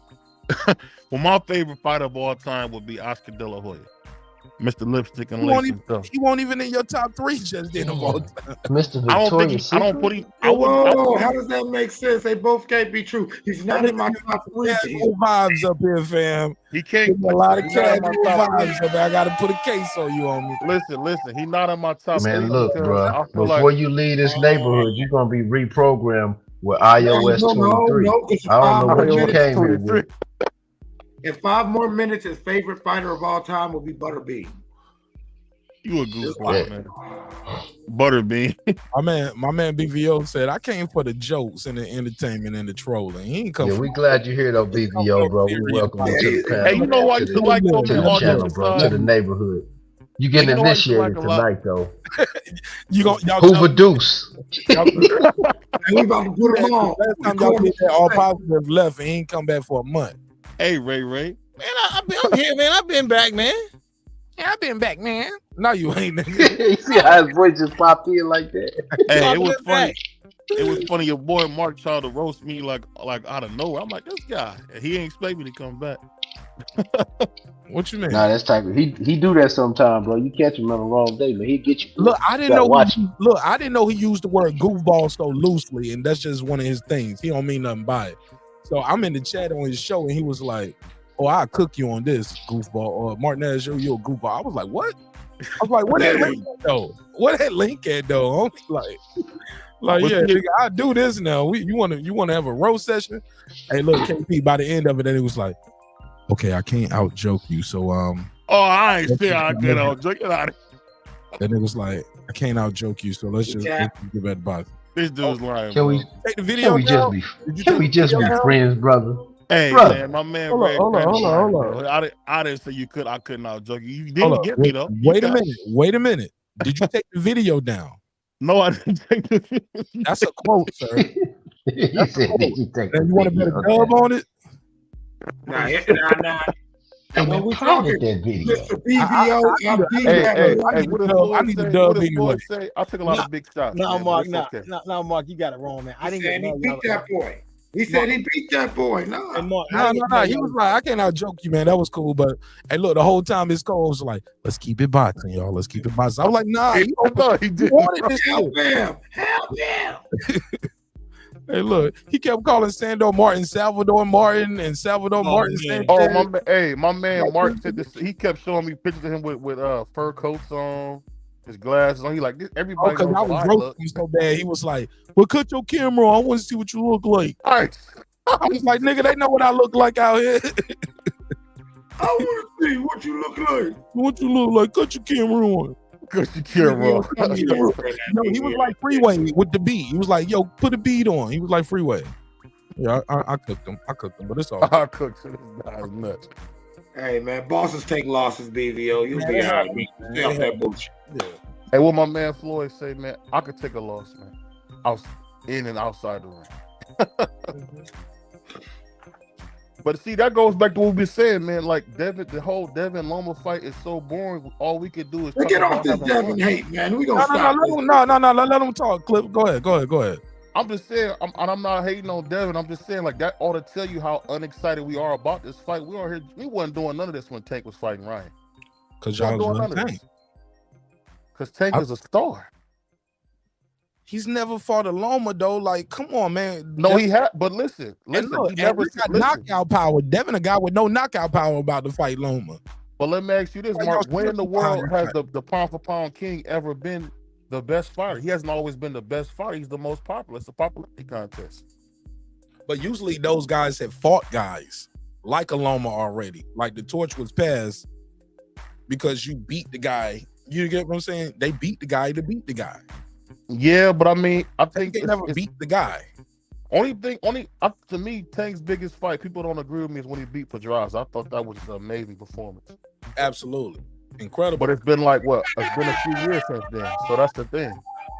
And the thing back, he said he wasn't even ready. He said they threw him in that fight. Remember that? Yeah. You talking about Tank? Yeah. Yeah, but the thing is, people talked about Tank's performance for Pedraza, but Loma beat a worse version of Pedraza than Tank did. And they gave him credit for it. Oh, that's a fact. I forgot about that. Man, you pulled that out your hat, brother. You must be a magician. Shots fired. Shots fired! Shots fired! But I'm just saying that just kind of proves to you how uneventful this fight is going to be. We can barely stay on subject with it, man, because Devin just boring. God, bro, you just the worst. You just want to bring him down. Now I'm done. Good, get him clips. Get him. Man, he got the whole knife, bro. He got the whole knife for the fight. BVO, Y'all was talking about me, man. BVO, I need you to come into my office. Yeah, we're gonna go over the neighborhood policies, and you obviously need to go and pee in this cup. And hopefully, yeah, because if you keep on, bro, you're on neighborhood watch right now, and you're gonna turn us into Zimmerman. I'm trying to tell you. Oh yeah, it's real. It goes down in the neighborhood. This is neighborhood watch, bro. Hey, y'all. This is neighborhood watch. We keep that job week on us over here in this neighborhood, brother. Man, we got neighbors who scared to come outside because they've been capping so much that. Hey, man, we supposed to be brothers, ain't we? Come on, man. We brothers too. Man. I'm gonna tell you to keep your cap. I already ordered you a double burger with cheese. You know what? I think people are. You trying to kick knowledge? Hold on. People really know. I think a lot of people. I think on both sides of the fence on this fight, people don't know what's gonna happen.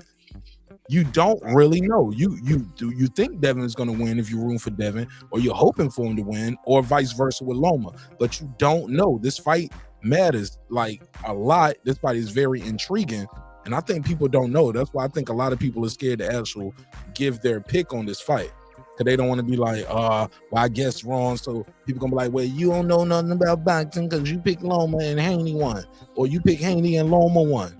And I'm like, fam, shit, we don't know until they get in there. That's why they got to get in there in the fight. And I think, like I said, that's why this fight matters, man, so much. And it's going to shape the landscape of the division. So I'm super excited about this fight. I cannot wait. And I think a lot of people are scared to voice their opinion. Phone lines are open, though. 446921766. Will you be brave enough and put your pick on record? Because a lot of people are scared to put their pick on record. Who's your pick, Mark? I got Haney. Okay. I got Haney by decision. I know I've been saying he gonna beat him easy. He gonna beat him easy. Okay, look. Put a case on me. Slow down. Put a case on me. Okay, slow down. That was pre-fight hype. I've been hyping the fight up for some months now. All right, pre-fight hype. This ain't gonna be no easy fight, bro. He's gonna have to bring the tools out the toolbox. He's gonna have to be special. Tonight, what is his tools, though? Tomorrow night, I'm sorry, let me say this last part. Tomorrow night is the night, like I said on several occasions, but I'm gonna repeat my mantra. Either Lomachenko is gonna be everything we know he is, a future Hall of Famer, 3-division champion. This guy is great. And Devin Haney just lucked up and beat a guy and got undisputed who lucked up and beat another guy. You got Kambosos got lucky, and you got lucky with Kambosos. But you can't beat this guy, a real champion, a real fighter, guy with power, guy with movement, head move, all different angles. You can't beat this guy. We gonna see. Or on the flip side of that coin, that guy Devin Haney is gonna step up to the plate, and he's gonna do more than jab. He's gonna do more than grab. He's gonna have to step to this guy. He's gonna have to push this guy back at times. He's gonna have to fight smart. He's gonna have to show us a lot of tools in the toolbox, if not every tool in the toolbox.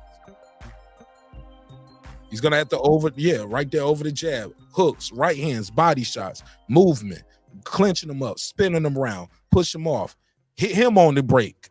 You get what I'm saying? Oh yeah, hit him on the break. You fight a little dirty in this fight. Yeah, he gonna have to pull out all the toolbox, all the tools in the toolbox to beat this guy. But my biggest fear is no matter what happens tomorrow, these gentlemen aren't going to get credit for this outstanding fight that they put on, sacrificing their life for this entertainment and a check too. They are going to get paid. So, but let's not act like this fight isn't special, man. And it's not going to decide what happens next at 135 or 140, or if Loma chooses to go back down to 130. This is going to shape the landscape of these divisions right here that are 5 pounds apart. So my biggest fear is Loma losing and people say he was old and Haney was too big. Loma winning and Haney wasn't good. He just got exposed. No, man, this is what you get when the best fight the best. Nobody said that about Hagler and Hearns. Bro, this is one of the biggest fights ever, bro. This shit didn't even go a full 3 rounds. And they call that shit the best, the best 7 minutes in boxing or some shit like that? Best 8 minutes in boxing? Yeah. The best fighting the best. Somebody, yo, man, I got you tonight. That's it. And that's all she wrote. Over, early. Bye-bye. But and that made them legends. We got to stop this shit, man, because that's what make guys not fight each other. It's that Floyd Mayweather effect.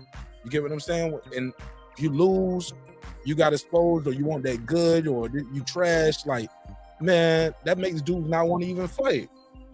They feel like they got to be perfect, and ain't nobody perfect. You know what I'm saying? But sorry for the rant. Go ahead. I had to get that off a little bit, man. Sometimes I might have to do my rant, but this fight is important, man. $59.99. Support this event. Top Rank, ESPN, and look, another thing that's going on. People don't want to support the fight because it's Bob Arum, the white man. Oh my God! I'm not speculating. Sure. I have the information. I'm not speculating. Yeah, cause I be listening, man. I see what they say on the channels. It's almost like you gotta go. You can't support these fights because you want to support Al Heyman, the black man. That's okay too. Devin's black. He's a fighter. Support him. Shakur's over there. Big Baby's over there. Like it's black fighters on Top Rank too. So just the narrative will I was like, nah, I'm riding with the black man. I'm riding with Al Heyman, PBC Showtime. Like, okay. But you can't support this fight. All right. There's black people over there. I don't support AJ. He's not black. He's European. Oh my God. You can't win for losing with these dudes. And a lot of times it's a lot of goofy shit. The shit ain't got nothing to do with boxing, nothing to do with skills. And when you really press them to the issues, 9 times out of 10, most of these dudes are only activists when they click that link or talk in the comments where they broke ass. Hating on people out there wasting life for entertainment. They hating on these fighters. Like I told y'all, some people don't like Devin because of his father. BVO proved me right. He up here calling the man LeVar Ball of boxing. Like that's a bad thing. Man, that's a great thing. LeVar Ball got 3 kids in the league making millions. Need more of that in our community. More of it.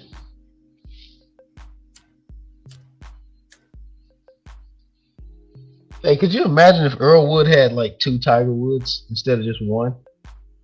Right, bro. Blows my mind, man. It's terrible. Shout out to my guy, Coach Ed Morris. Or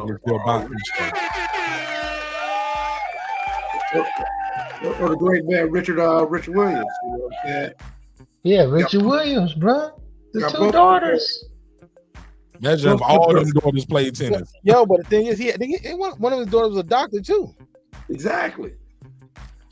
Yeah, but the most credit is going to go to the ones that's known the most, you know. So No, I think America. But the point is, like, what if all of them played tennis? Like, that's not a bad thing, though. That's all I'm saying. And my boy BVO Boxing brings that up like it's a bad thing. You get what I'm saying? And to keep it a buck, none of the LeVar Ball brothers are champions. Devin is undisputed. And this ain't no team sport. This one man going in there and having to do this shit for 12 rounds.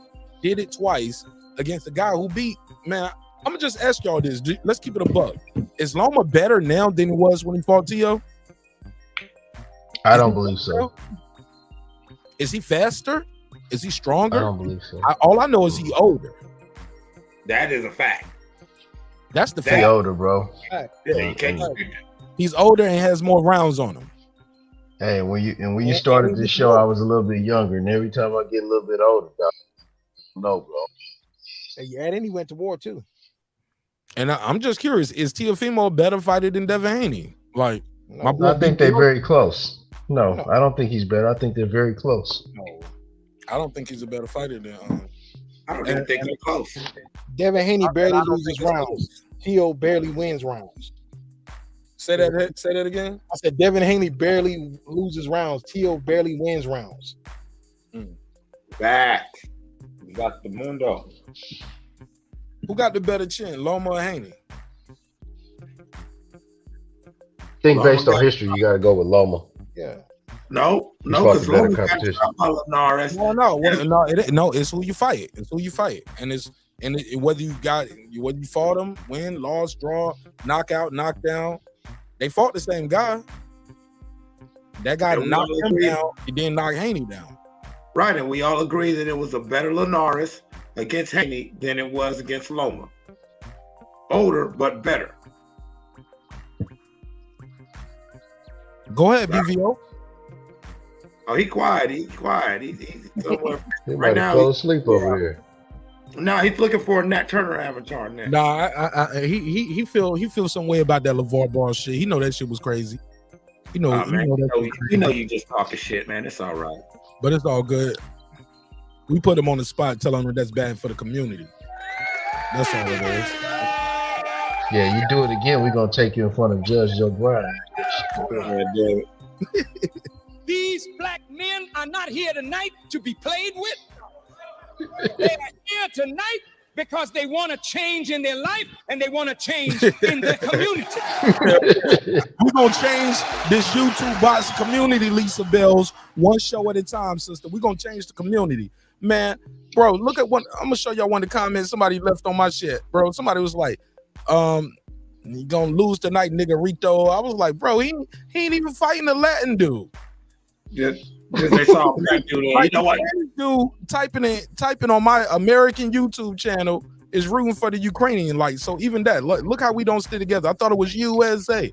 Y'all rooting for the Ukrainian. Hey, Mark, I saw that during the when the last Olympics that happened. Because I was on a forum and they were all these guys were cheering against the black fighters. I'm like, aren't these black fighters from the USA? They did it to Serena when she was playing the Russian girl down in Florida, I think. Yep. Booed her in America, in Florida. Sharapova, that's what it was. That don't make no sense to me. You know, we even saw that in the first Deontay Wilder and Tyson Fury fight. Like a lot of people, Now, granted, now Tyson, Clips. I'm sorry, man. Clips. That shit is terrible. I'm sorry, man. Man, you got enough for the fit in, man. Let's get the rest of the show out with some clean audio. Right, we're talking what to say. You did your best. You did your best. But look, I just want to say this, Clips. I think Wilder did lose some people though when he started with the excuses. Yeah. The water, the glove, the other controversy up from that fight drowned out that first initial conversation of the American fighter being booed and most of the crowd being pro the foreign fighter. That was the initial conversation. Like, okay, it was a draw, blah, blah, blah. But then as the excuses came, people were like, you want to talk about the excuses and the hype for the rematch built up. Because that was around the time I really started fucking with Scott. You gonna show that put? Yeah, that was kind of quick.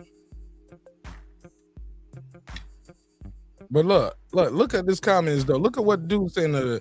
Somebody was like, somebody said Devin be juicing. They was like, what? Here we go. Let me see. If zooming in. They said that was a road rage moment.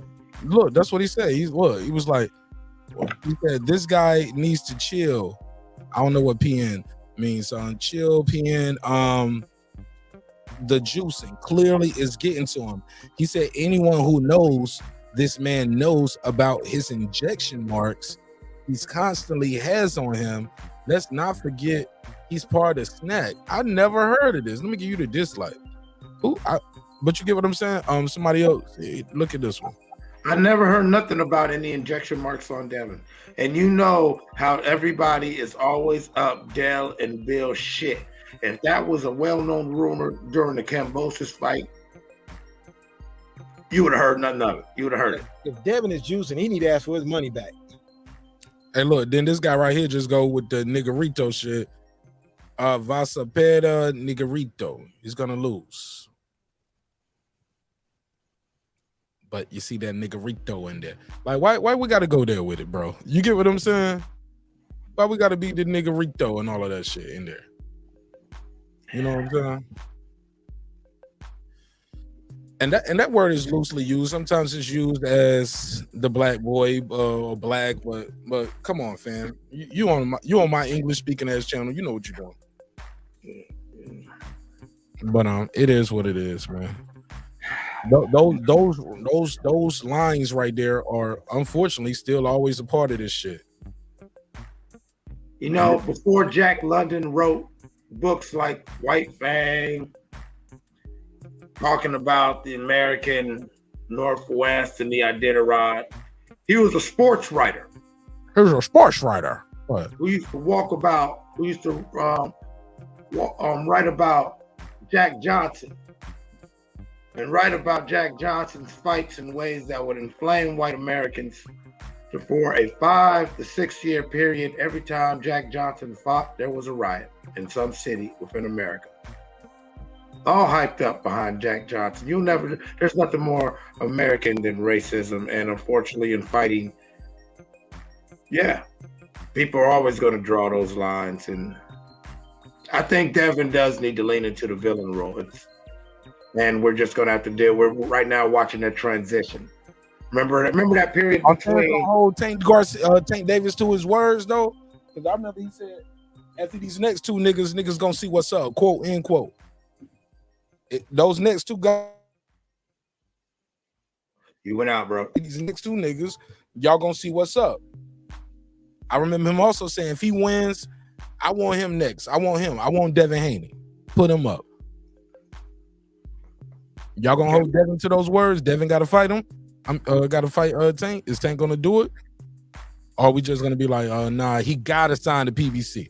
Because we know he don't. I've seen that narrative being pushed. If he doesn't sign with PBC after this fight, he's ducking Tank Davis.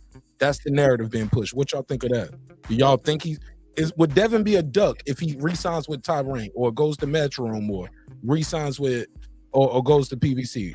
Because if you go to PBC, is he ducking Shakur? Is he ducking Lopez? Is he ducking Taylor? Because people gonna say all the fights are there. Taylor, Lopez, Shakur, like you ducking all of them. If you go to PBC, who you gonna fight other than Tank Davis? And they ain't gonna give you no one off, right? He's not that big of a star. He ain't Canelo. Nah, because if he goes over there, we're gonna want to see that Tank fight immediately. We're not gonna want a one off. Right. Would you be satisfied with a Devin one off? No, the one off would be like the one off that they're not gonna give him. Like I said, is gonna be Tank Davis. They're not gonna just give him a one off. He's not Canelo.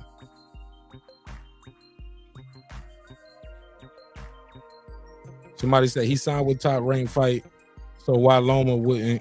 Hold on. Chicken Talk, what'd you say? He signed with Top Rank to fight Loma. So no, he signed with Top Rank to fight for the undisputed, bro. He signed with it was a 3-fight deal. This is the third fight. What are you talking about? It wasn't for Loma, it was to fight Kambosos 2 times. Yeah. And even they said, look, we didn't even have to fight Loma. This was a voluntary. We could have dropped the belt, or we could have fought somebody else at 135. We didn't have to fight Loma. So he didn't sign just for this one fight. It was a 3-fight deal, and it was 2 fight. Call in, hey, call back in, Lefty, so I ain't just going back and forth with the chat. No, it's Kambosos 2 times in Loma, but they didn't have, like he said though, we didn't have to fight Loma. He just had 3 fights. It's voluntary. You beat him twice. Yeah, he could have fought an easy opponent. He could have dropped the belts and just said, "Fuck it, I can't make 135. You can't make me fight this weight if I can't physically make it." Could have just said, "Fuck it, I can't make 135, and I'm dropping all the belts." He got his narrative. But the contract is the contract. He's honoring the contract. But yeah, but he didn't sign to fight Loma. He signed to fight Kambosos, and it was 2 fights with Kambosos, and he won them. All praise to Allah, he won the fights. Never heard of it. I know y'all mad. I know some of y'all are mad. I don't get it, man. Like I said though, I think if you like Tank Davis, you should be rooting for Haney to win. You should be rooting for that to win, so you can see your fighter fight the guy right here, who for undisputed for all the belts. Because it's clear they weren't trying to because if it was like that, they could have fought Loma a long time ago. If they really was trying to make the Tank Davis and Loma fight, could have been fought him. So I don't think we're gonna get the Tank Davis and Loma. I don't think we're gonna get Tank Davis versus Haney. I think we have more of a chance of getting Tank Davis versus Haney and I don't think we have a chance of getting Haney versus Shakur at 135. I just don't see that happening. Now you might get Loma versus Shakur at 134 if he wins. Pittsburgh T, what's up? Welcome home. You been listening to the show? You know what we on? Yeah, I've been listening to y'all, man. Salute to everybody on the panel. Salute to everybody in the chat. Man, I'm excited for this fight, man. I think too we got to book this. We got to bookmark this fight and leading up to this fight for all the YouTube community. And some of these dudes, they being exposed for the contradictions because some of these same dudes will yell people down and call them casuals, but then they saying that this fight won't sell because of popularity. And when casual people bring up who's the best off of popularity, they yell them down, say they don't know nothing about boxing. Right, but the whole reason why they're not even supporting and pushing this fight and telling their audience and their subscribers support this fight. This is why you support this fight. Yep. They're not hyping it up because they're gonna steal it too. Nope. And the other problem is that these Negroes is acting like bitter bitches and they mad because Bill Haney ain't going on their shit no more. Facts. Yo, Pittsburgh, you want to shout at somebody? I'm just saying. I said that on G5. Shout out to my boy G5 Jeff TV. G5 Jeff out there in Philly, man. Got a good channel, man. Do a lot of interviews, man. Man, got a good channel. Like when I see his views and his subscribe count, I'll be like, damn, man, y'all don't even know what y'all missing over here. And it's a good show. It ain't like no drama over there. You know what I'm saying? And people don't even know, man. Got a good channel. But I told him, I pulled up on his panel. Shout out to G5 Jeff TV again. I told him, I was like, some people just don't like the fact that they don't like his daddy. And they don't like they don't. Now the people he ain't coming on no more. Hold up. No. I'm talking about the people who already didn't like him. Oh, okay. Already didn't like him. But then the people who, all these people all of a sudden turned on him, they seem like they turned on him because they feel entitled. Like, we've been supporting you. We've been helping you out. You've been coming on our channel before. Well, pause. You've been attending our channel before. You've been, appearing on our channel before. And now your son got this biggest fight ever, and you ain't pulling up. You ain't supporting us. Like, we can't get no Devin interview. They get, and that's when it turns to bitter bitch syndrome, like you said. But it's like the athlete, though. You. Exactly. Like the athlete, the hometown athlete that return home after he get the NFL or the NBA contract. He not moving the same. You can't be over to the house no more. That dude is a corporate entity. Everything he do and say will be held against him. So he can't have you flipping out your phone whenever you feel like it's saying dumb shit and putting him in the background. So vice versa with the YouTube community. Everything he say, he can't be on it. Can't do it. And these dudes don't understand that, but I just say, like, we got to book this because all those dudes who run around saying that, oh, you a casual, you don't know nothing about boxing, you can't say nothing. But when they talk about Haney, they talking about how much he's selling. So hold up, anybody can figure out how much somebody's selling. That don't make you no boxing aficionado. I think we need to get rid of all this whole casual crap anyways, because you can watch any other sport whenever you feel like it, and people don't argue you down because you ain't over there doing X's and O's. You just participating like they participate. You're a fan. That's it. All that other stuff is unnecessary because ain't none of us in the ring. So it's all foolishness. Fuck it. Let me turn up a little bit on these niggas, man, because you don't got me hot with that one. Paul. You know another thing that I hate about this shit too? All the people saying, now granted, I ain't got all the answers, but I know a little bit about marketing and promotion, as y'all can see. You know what pisses me off when I hear these niggas like, they ain't marketing and promoting Devin right. They ain't marketing and promoting Loma right. The double standards. Y'all didn't say this about Loma. Y'all ain't saying Loma boring. Loma's not selling the fight. Loma ain't no knockout artist. Y'all didn't say this about Manny Pacquiao. He's boring. He ain't selling the fight. Another thing y'all goofy niggas be doing, they should have promoted this way. They should have promoted that way. Bro, you don't even promote your own YouTube channel worth shit. Put a case on it. You got all the answers about what they should be doing with marketing and promotion. How you market your channel? You never heard of it. They ain't doing this. They ain't doing this. They ain't doing. What the fuck do you do with your company of one individual? How good do you do for yourself? Because Top Rank is doing better than that. Okay. PVC's doing better than that. Showtime's doing better than that. Eddie Hearn doing better than that. Golden Boy doing better than that. You got a company of one channel, one person, one fighter. You the one fighter. How do you promote yourself before you get on these airwaves and start saying, well, they should be promoting Devin this way, and they should be promoting Loma this way, and they should be moving like this, and they should be doing this, and this is what they should be doing. Man, it sound good. Sound good. What are you doing for you? Why should they take your advice? You obviously don't have the answers, nigga. You ain't doing nothing. You never heard of Put a case on that. And one other thing too, I want to say too, to Mark, to add on. One last thing I want to say to add on to that. Let me just add this one caveat. Maybe the people who've been in business the longest reigning boxing promotion in the world know their business better than a nigga like you who just talk about their business on YouTube. You never heard of it. Go ahead. The other thing I was going to say is that whole Cambosa and Haney fight, that should be marked too, because both of those guys honored their word. They said they was going to fight. They ain't take no other fight. After the fight was over, Haney did the rematch. He went back to Australia again for a second time and remade that fight. Kambosos need to be honored for taking the fight and not running off and doing some other shit trying to get another fight in between. He didn't do that. And when Haney won, he didn't even. You're gonna hear people say, "Oh, he couldn't get another fight. That's why he took the fight." Man, it's always choices. Both of those dudes are honorable people, and we don't have any honor amongst anything right about now. So, and then that's the other part of that we don't even acknowledge that part. It's just a bunch of goofy stuff going on where people they like the catty like drama, like women like movement. They don't like man shit no more. I rest there.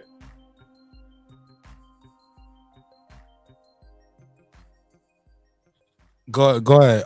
Clips. All Positive Network is here. Phone lines are open 404-692-1766, 404-692-1766. You call in, voice your opinion. You do not have to agree, as you can hear that people on the show all night. Some room for Haney, some room for Loma. It's all love. Go ahead. Get your bars off. But no, I just really do think that people are never satisfied, and I think we're going to have a great exhibition of the sport tomorrow, and I'm looking forward to it. And I can't wait. I'm almost looking forward to the litany of excuses and deflection hate that you're going to hear after we have a very entertaining night tomorrow.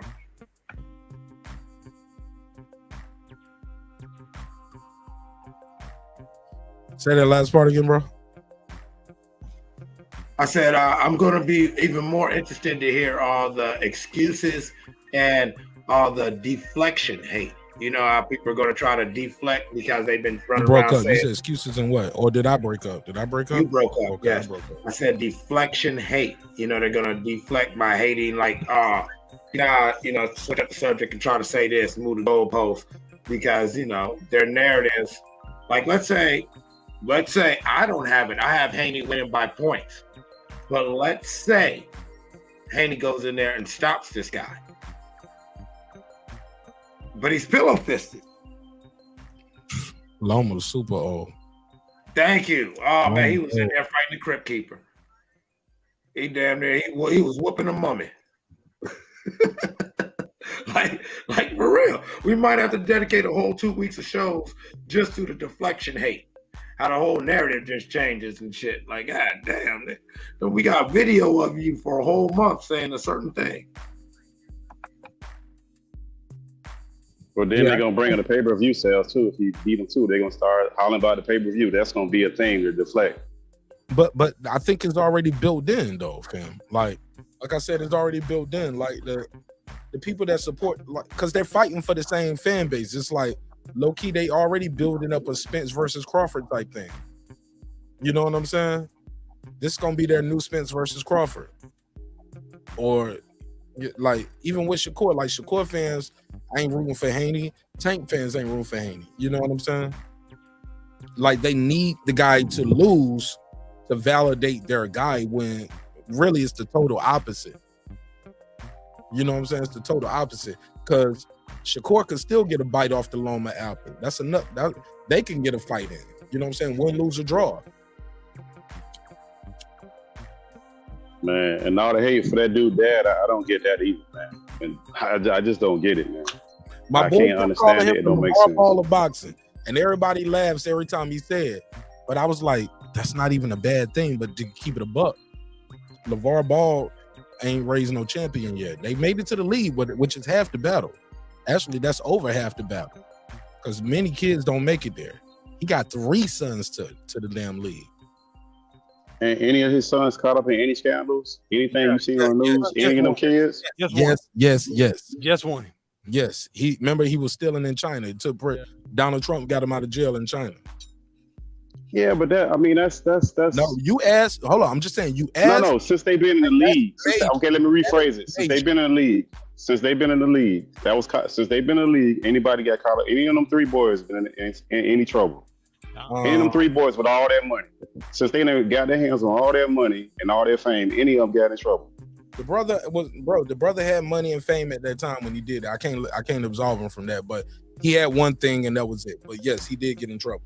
one child, one time, and it was so big that the fucking president had to help him out. So that's not nothing that we can't just blow past that, Pittsburgh T. The president. But that wasn't. I know he did, but that wasn't. He wasn't in the pros, was it? I know, but that was college, wasn't it? It was pro or nothing. It was college. We knew who he was. No. We knew who he was then. He was already famous, and he was already getting money, and he's stealing. No, he wasn't. He was in college, bro. Bro, they was already selling them B3 shoes, man. Man, he wasn't. He was in college. Bro, he should not be stealing from a store in China. Like, get the fuck out of here. You right. Well, no, you right on that, but they ain't got no fame or no money, is what I'm saying.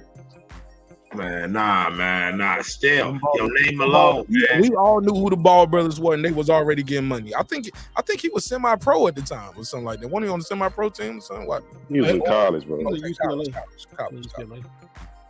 But still, but LeVar got money though. He didn't need to steal. I think he's just doing it just to show That's out. all I'm saying, bro. Yeah, he didn't need to steal that on that one. I still don't know what LeVar does for a living, but I know he got a little dough. That nigga hustling. That nigga managed them kids. He been running the basketball factory over there. Shit, they weren't all in the NBA. He knew what was coming. He was building it up. Hey, man. Hey, listen, man. If he was from another racial demographic, they'd have called it Planned Parenthood. Now you go just criticize him for, you know what I'm saying, making sure that his boys were on a certain path. And the thing is, I never understood the LeVar Ball criticism either. I never understood. I mean, he most people, they talk about black absent fathers, and here's a guy bigging up his kids every chance he get on TV. What's the problem with that? I just never understood the problem with LeVar Ball bragging on his sons, even though they weren't as good as he was saying, but he's bigging them up. All right, let's put it like this.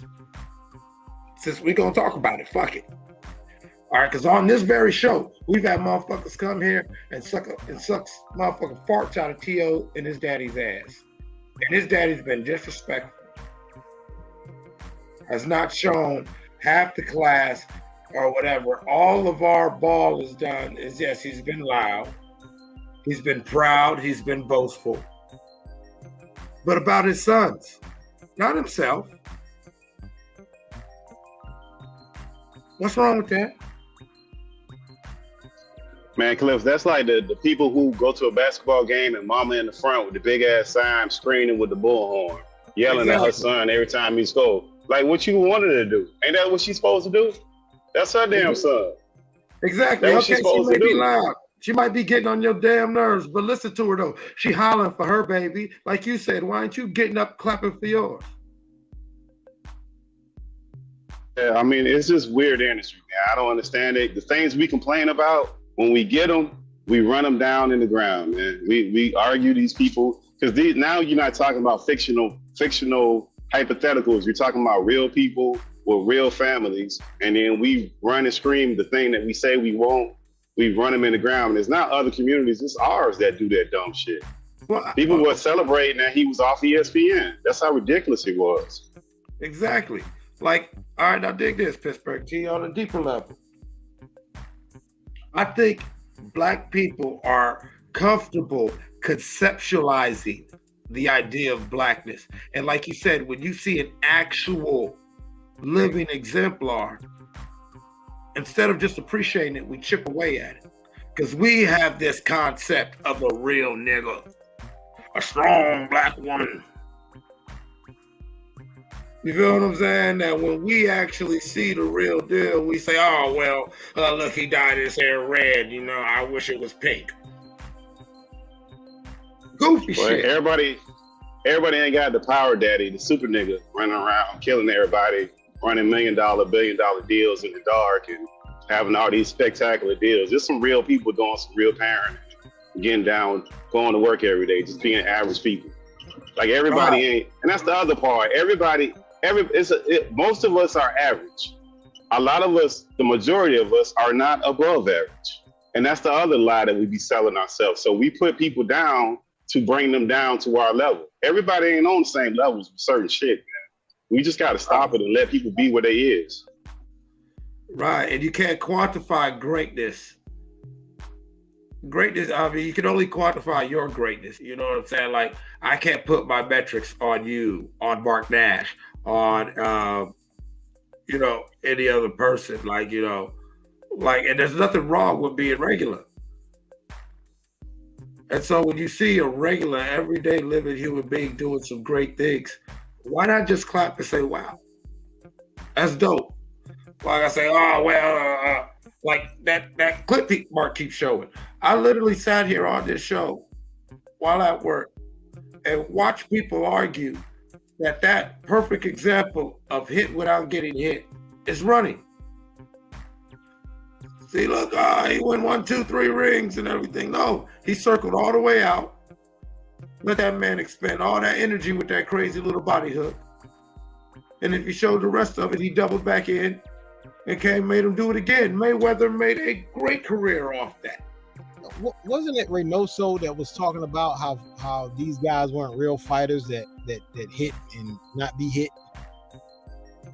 I hear that goofy rhetoric all the time. I mean, do you gotta get your face beat in to be considered great? Get out of here, man. Or even like fake masculinity and fake aggression. I never understood. But ain't that the whole point? Like we can get in the room and just stand toe to toe and just hit each other till we fall out. If that's what's considered boxing. Like there's no skill in that. Right. You know what I'm saying? There's skill in hitting without getting hit. Actually engaging another grown man in physical combat for 12 rounds and walking out maybe just tired.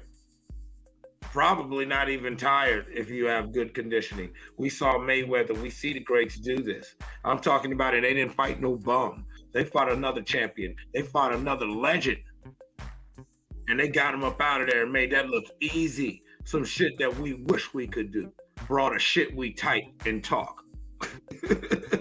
But these motherfuckers type that shit in all caps and bold fucking font. You know what I'm saying? Like they really mean it.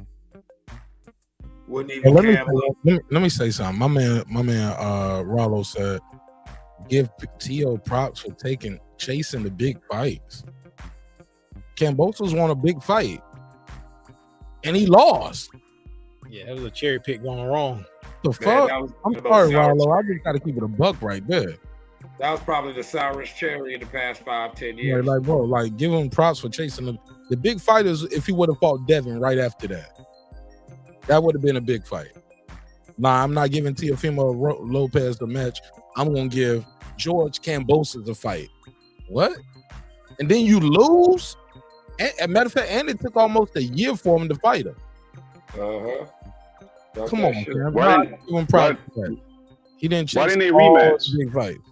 Because T.O. was bitter. He was like, he said, well, Loma, they didn't have a rematch clause for me, so I'm not gonna give him a rematch because they didn't think I was gonna win. He talks about how when he walked into the fighting meeting afterwards and how he was doing the exit interviews of the fight, how everybody looked like somebody had died. They was all disappointed. I was like, nigga, it was COVID. It was COVID time too, bro. It was the emptiest. It's not, bro. It's not the same. Bob Arum won't even shaved around that time. Remember, Bob Arum had a little scruffy beard, looked like he was a hostage or some shit. You know what I'm saying? So, but he held that shit. He held that shit, and he held resentment in his heart for his promotional company, and then wondered why his promotional company. And then actually, I think he even restructured his deal during that time. Sure did. He restructured his deal and supposed to have pay-per-view at it, but he lost. Like he did all of this renegotiation. Like your company had to go to purse bid for your fight, and they lost the purse bid. Then you go to Triller, some shit that people had never heard of. They never heard of it. They won it. That shit get pushed back. COVID. I think T.O. got COVID. Then it got pushed back again because of Mayweather's fight. And they was like, yo, instead of doing it this day, let's do it this day. Kambosos was like, nah. Then it goes back to purse. Actually, don't go back to purse bid. The second highest bid, which was Eddie Hearn, they got the fight. Then you go in there and lose. And after you lose, you blame the judges, you blame the ref, You blame Eddie Hearn. You blame Kambosos. Like, yeah, man, he was just trying to do it. You blame the weight. You say there was a hole in your throat. Like, it was all kind of shit. He blamed the rain. Never heard of it. Yeah, that's He blamed Marq Nash. Nah. He ain't blame I me. got called 3 motherfuckers. Nah, I'm just giving it a buck though, fam. And I remember he had called Wilder a bitch after Wilder lost to Tyson Fury and was like, "Oh, he making all those excuses." And yeah, he had like a bitch. And then to this day, he still have yet to say congratulations to George Kambosos. Mark, can I? When I listen to you break down the timeline, I noticed the quality. I noticed the resentful nature about T.O. And out of his own mouth, he admits that during that period of the renegotiation and all like that, he had crazy shit going on in his personal life. I could see in the head of mentally, especially somebody. You chopping up, Clip. Clips, you chopping up. All right, hold on. Yeah, and another point is like, look, like there's no place where you contracted or working for somebody where you just gonna go in there and tell them how you feel and think you gonna show up to work tomorrow. Like that whole meeting that he did, where he did keep all the black fire foolishness, where he was like bragging and boasting, like I told him how I feel. Yeah, go try that tomorrow. See how that work out for anybody who contracted or got a job. I think it's just an entitlement with the 20-year-olds that they have, like this new generation of just the entitlement. I see it all the time. We all see it. People just think that the world was just waiting on them to show up. It's just that entitlement crap.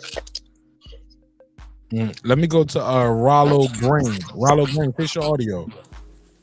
Turn the YouTube off in the background. Get better. Go ahead, Rollo. Yeah, T.O. fought facing Loma. Now he's going up facing the undisputed guy at 140. Them You is lost big fight. Kambosos. You skipped Kambosos. Well, every fight can't be chasing a big title fight. You know what I mean? But fighting Loma at 135. He chasing all the big fights. Kambosos was not chasing a big fight, sir, and he lost. He lost. Dude, if he chased Loma, the pound for pound king that Tank ran from, at 135, that's a big fight. He chased that unification fight down, right? Or did Loma chase him down? Was Top Rank trying to line him up? Because that's what he said. Top Rank was lining me up. They thought I was gonna lose. That's what he said. I understand that, but he still took the fight at the end of the day. So that's him. You taking the fight and chasing the fight ain't the same thing. Shit, I don't see how it ain't. No, somebody's chasing you. Thought you was a sweet lick. Yeah, I don't think I think both of them wanted that unification bout. So he took it, unlike other fighters at 135 who never fought for a title at 135. It's supposed to be a big name.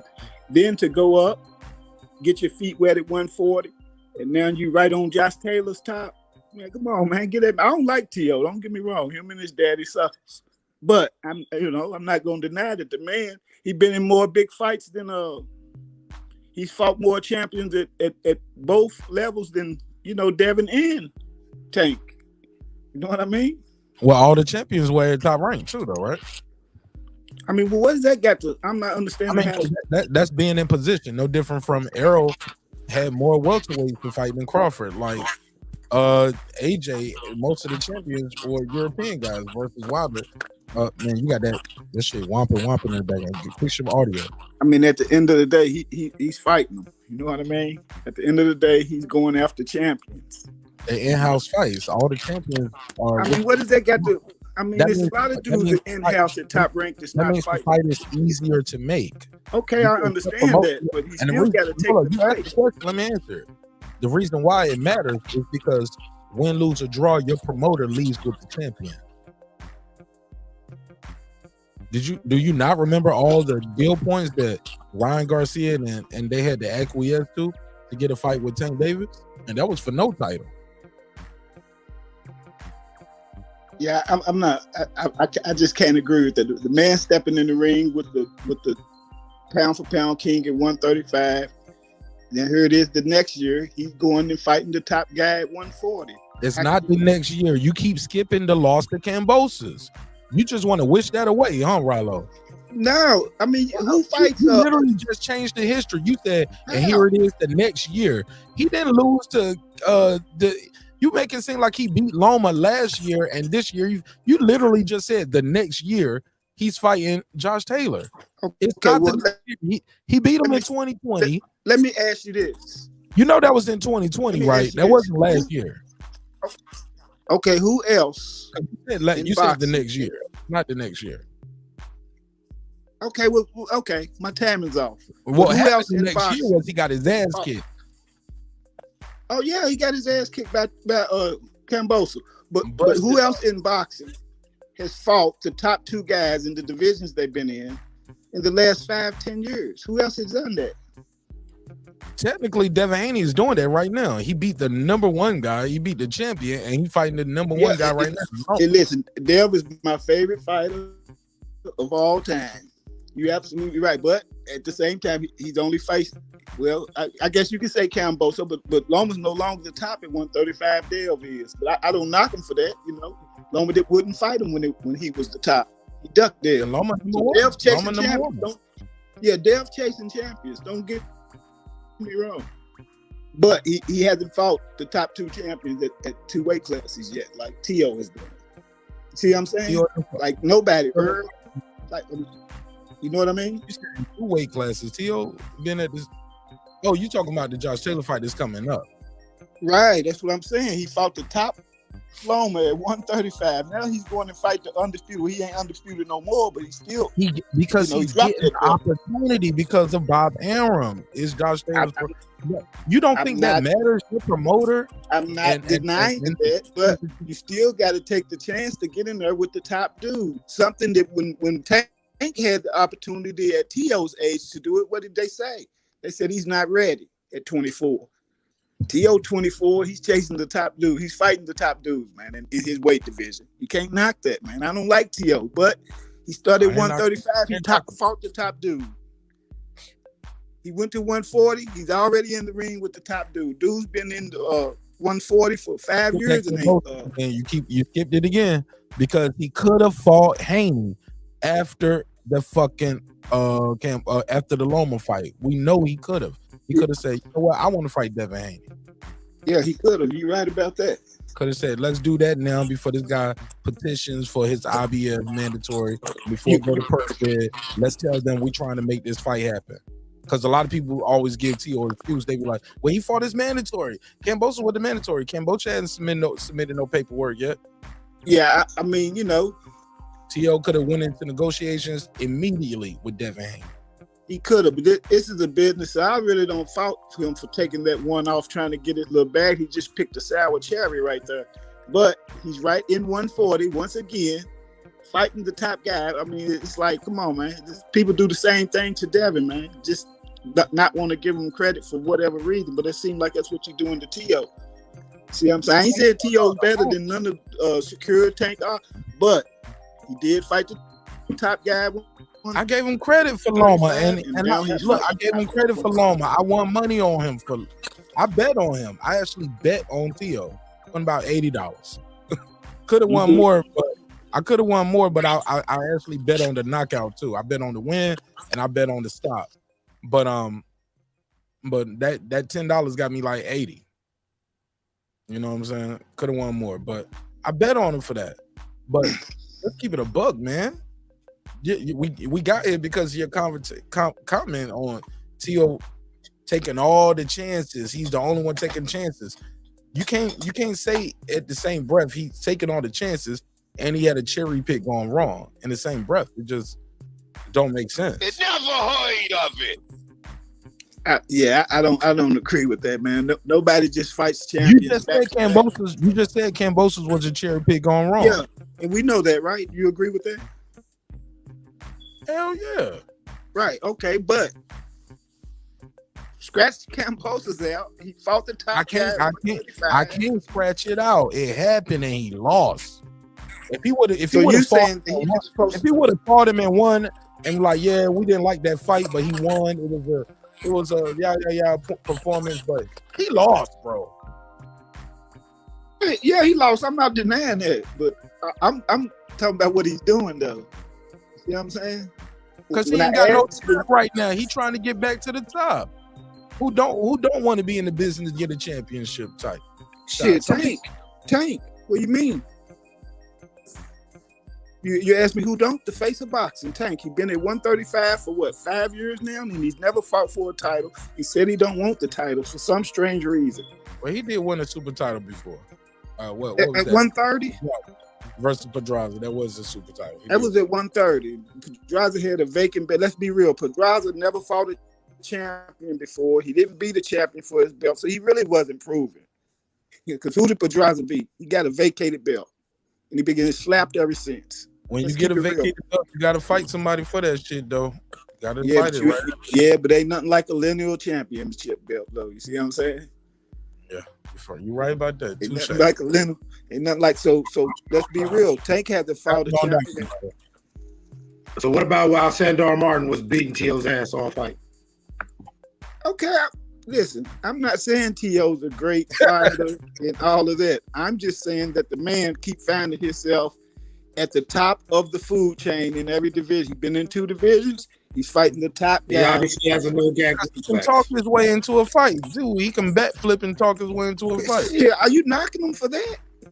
I ain't mad. I ain't knocking. Someone after the top guy. Sometimes you gotta use what you got to get what you want. Not knocking. I am knocking you for your audio, though. I don't know. I'm knocking you for your audio. I keep trying to pause it in between my talk. I don't know. It don't never do that either. Yeah, that shit's static, y'all.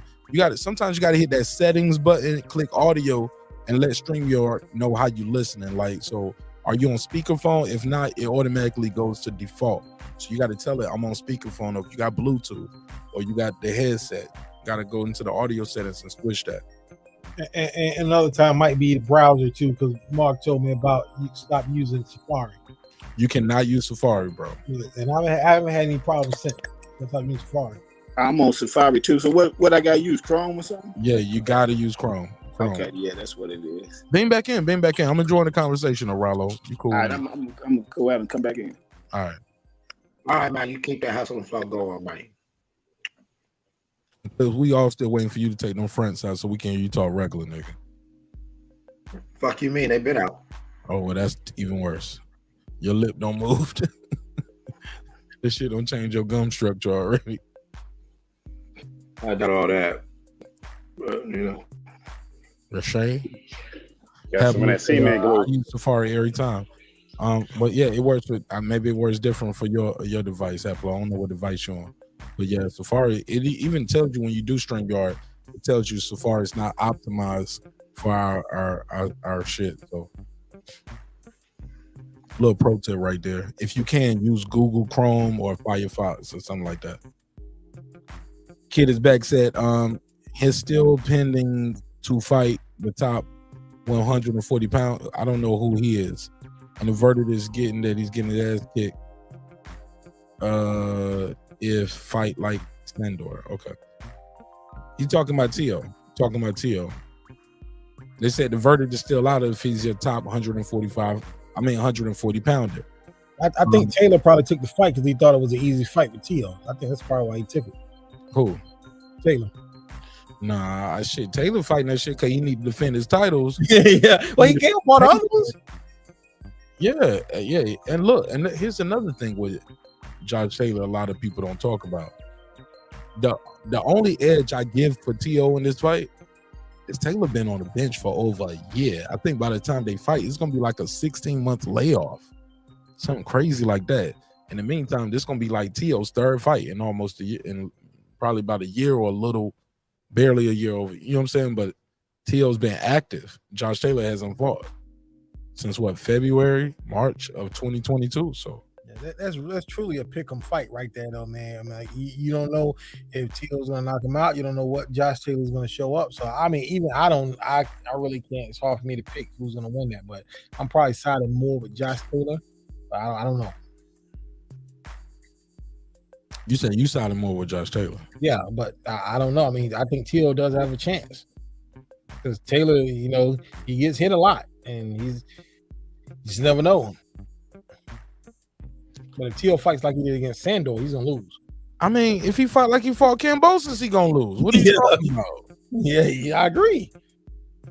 Kambosos dropped him in the first round. Yeah.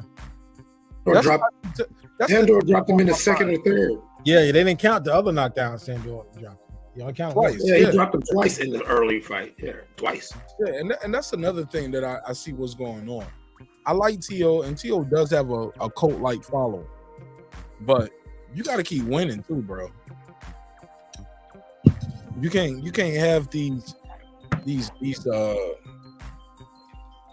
it's gonna go away. It's gonna go away. I've seen it before. I've seen it with Trinidad. I've seen it with Vargas. I've seen these guys with these cult-like followings, and they just make excuses for the guy when he loses or when things happen that shouldn't be happening. So T.O. shouldn't have fought at that fight. That wasn't T.O. That wasn't T.O. to beat. Kambosos dropped him in the first round and was busting him up on. That wasn't him. That wasn't him. What you mean? That's when we're supposed to find out what you really are as a champion.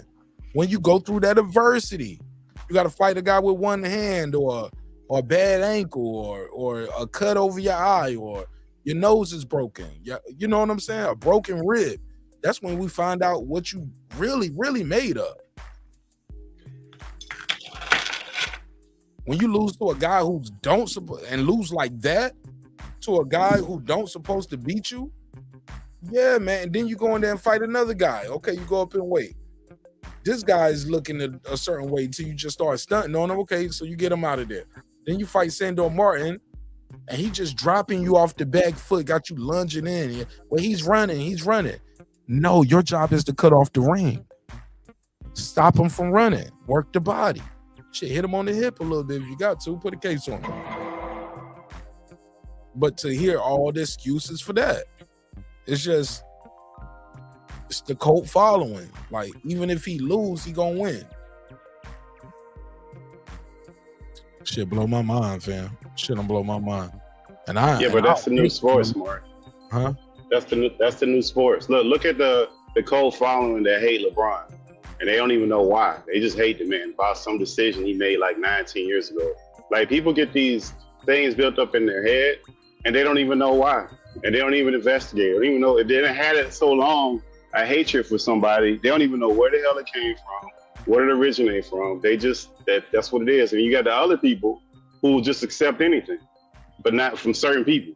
They'll just take any excuse. And that's all it is, an excuse. And Pittsburgh, I know why people hate LeBron. I can tell you exactly how that hate started. I can tell you. I mean, it started long before the decision. I mean, a lot of the hate started with these Kobe fans because you got to remember when LeBron came in the league, Kobe was going through that rape trial, and they was looking for, and Kobe was supposed to be the face of the league. So they bring in this new, started elevating, yeah, they bring in this new guy, and it's like we're gonna try to make LeBron the face of the league. And Kobe fans got mad. It's like, hold up, Kobe been in the league, he got 3 titles. Why isn't he the face of the league? But he was going through that rape trial, and Kobe fans have hated LeBron James since he got to the league. Some of them still hate him to this day, even though he played for the Lakers.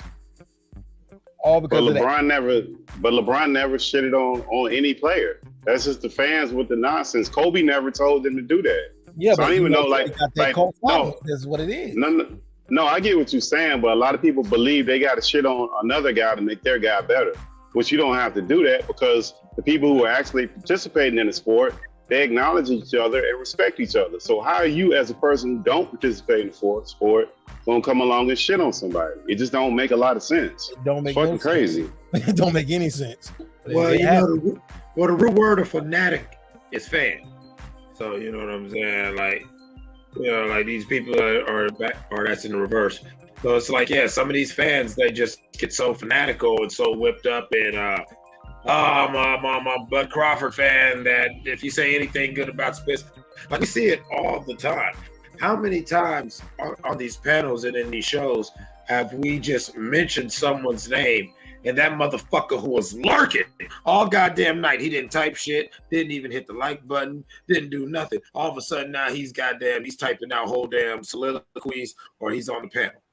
All you had to do was just mention that person's name or mention somebody who they view as opposition to their guy. Go ahead, Yes. Rollo, you back? Yeah, I'm back. Is that better? It's storming down here too. That might be what it is. Go ahead. Yeah, you know, fans, man, I just don't understand. You know, I just go by facts, man. Like when it comes to like what I was saying about, that's just facts. The man got 2 big fights in both the divisions he's in. Guy like Tank, which I believe Tank is the real deal goods, but he's not fighting nobody, man. You know what I mean? Meanwhile, Devin is chasing down champion and hitting them over their head.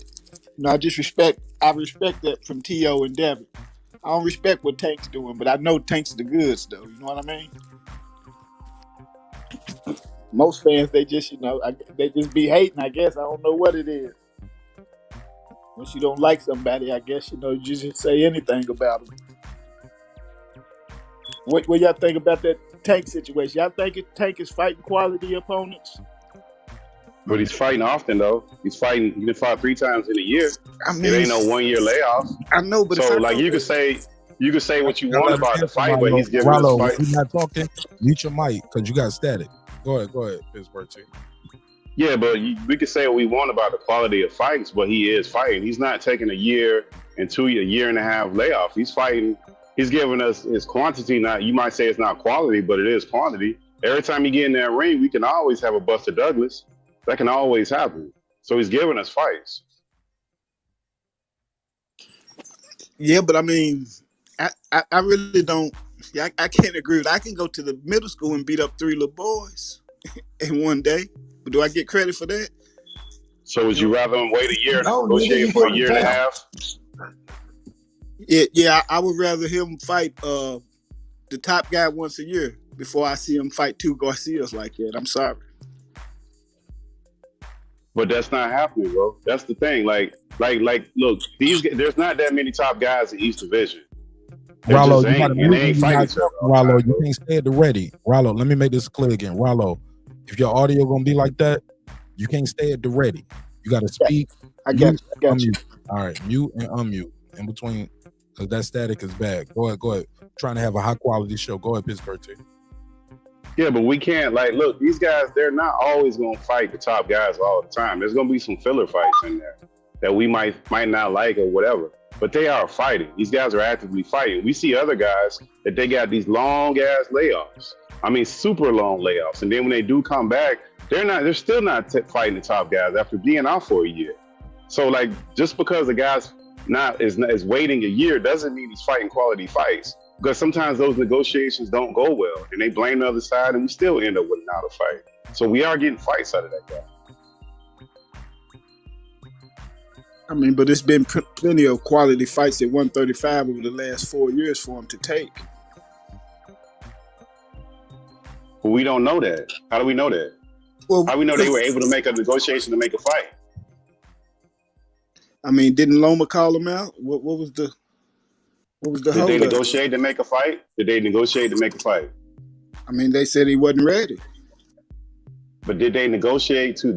You're proving my point. If they're not negotiating, I can say whatever I want to say. And so they negotiate and they're trying to make a fight and they make a fight. There ain't no fight to be made.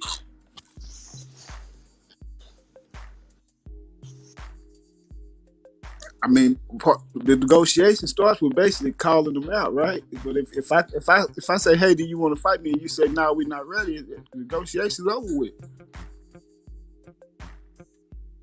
I don't think that's negotiation, bro. Like I think you got I think a lot of people mix up when people say publicly and what they're going on into negotiations, 2 completely different things, man. Because do you think we got to be logical. Do we think the boxers are sitting at the table and drawing out the terms, or is it their team sitting there negotiating? Their teams, their lawyers, and their people sitting there and drawing out terms. The boxers ain't even there. They're calling them, telling them the terms, and they're going over.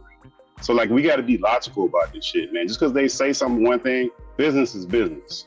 Promotion is what we're getting mixed up with business. That's promotion that we're mixing in with business. I mean, didn't Haney call the terms on his fight? Which fight? Which one are you talking about? Because he ain't calling nothing on Kambosos. Which one are you talking about? Why come he didn't say make it happen? I don't care what the deal is. No, But that's not calling the terms. If he wouldn't have had to go to Australia twice if he was calling the shots, bro. He didn't call the shots on Rollo. He had to acquiesce. That was one of the talking points of the promotion leading up to the Kambosos fight.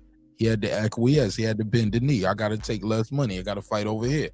Hey, look, he beat him so easy and beat him so bad the first time, they had to put the shit in a smaller venue. Yep. You get what I'm saying? So, no, bro.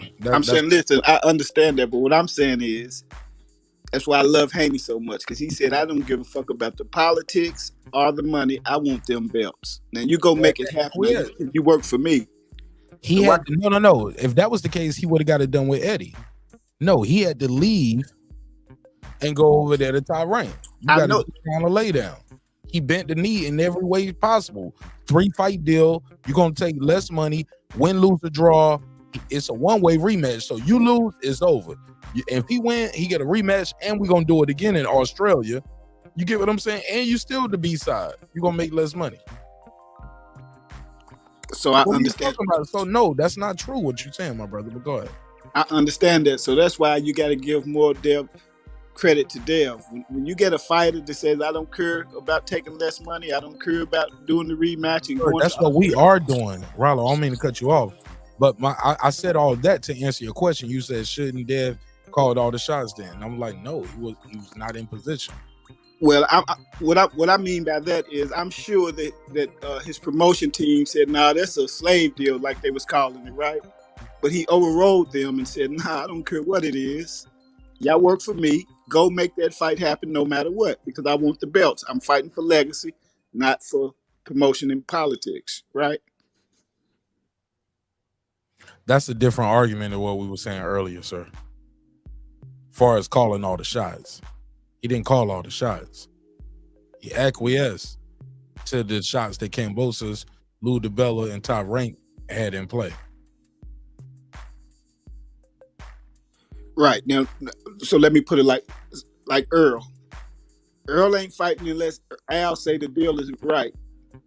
But Earl can't tell Al, man, I don't care what they signed on that paper. I agree to it. Now, Al advisor probably told I don't know, because I ain't never seen no situation like that happen with them two. I mean, did you not? I mean, have we not been watching the negotiations? What Bud said? Bud said, I don't got no promoter. I'm sitting at the table. That was a whole different negotiation. This a whole they still in negotiations now. And the fight still ain't announced, still ain't happened. So we don't know nothing. We don't know nothing with that. We know nothing. And maybe that's for a good thing. We know nothing. I just see it different. I think the fighter should be, they work for the fighter. And if he say make the fight happen and he don't mind taking the short end of the stick to complete his goal in life, I give credit to Devin for that. And I feel like a guy like Tank, the fakes of boxing, should have been did that for one of them titles at 135. Yeah, that's a whole nother conversation. Go ahead, Pittsburgh, T. He talking me in a circle, right? We kind of went in a loop. Yeah, I don't know. I got lost with that whole situation. He was saying, he kind of agreed and disagreed, and agreed and disagreed again. Because I don't know, but I think this fight coming up tomorrow, man. I'm excited for the fight to bring it back to the fight.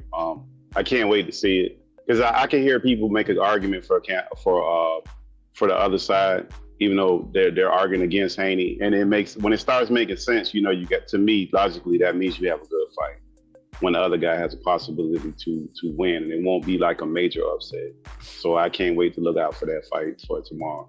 I don't know too much about the undercard, but the main event itself, I will be purchasing that fight. Be looking forward to watching that fight. Yeah, I gotta say this before I forget. On the East Coast, pardon me, it's officially May 20th, right? On the West Coast, it'd be May 20th in about 30 minutes. Let's go back to this right here. This was about 2 months ago. Anybody got any update on this shit right here? Because Errol, I remember this was about 2 months ago. He said, I don't apologize for the inactivity. Laugh out loud. Hopefully it'll make sense in a few weeks. It's been a few months now at this point. March 20th, to May 20th is a few months. What happened? What's going on? Anybody? It's been a year since he fought, though, right? It's been a year, right, Mark? Over. He Fought in bullshitting. April, so It's so Al. It's Al, man. Y'all my can't man see said that. hopefully it'll make sense in a few weeks. It's been a few months since he tweeted this. Where we at though? I mean, are we gonna play this Errol Spence versus Crawford game for the rest of his career? That's just seemed like both of these guys at this point. I think it's just so It's Crawford. Yeah, I mean, Crawford a free agent. That's why I said it's Al. And like Errol, look, we got the Keith Thurman clip out there said we was trying to put the political squeeze on Errol, but he got into but it can't. It can't be Al, and I think Crawford uses it like Crawford uses it in a different way. He uses it in like a cheek and tongue to promote his next fight. So he's not actively saying that he is or he ain't, but he mentions it. He got another fight. Yeah, What's like his when he fight? just had this last fight with What's his David. next fight now? You said he using his to promote his next fight. What's his next fight? Well, right I meant as in past as in present. When he did that David Nash Avanesian press conference, they was all asking about this one. Present. Yeah, like the past of that negotiation push his present fights, such as that David Avanesian fight. That whole build up to that. Got in a car accident and got injured the day of that fight. That's not Terrence Crawford's fault. And that I'm not talking about. I'm not talking about his fault. But look, no, I'm just saying that's what pushed Errol Spence February fight back too. People forget that. Man. Errol Listen, got I in a car accident. I think both of these dudes, at this point, both of these dudes have nobody's as absolved from this shit at this point. That whole Al Heyman fault, I don't believe in that nonsense right there. Those fighters are fighters, man.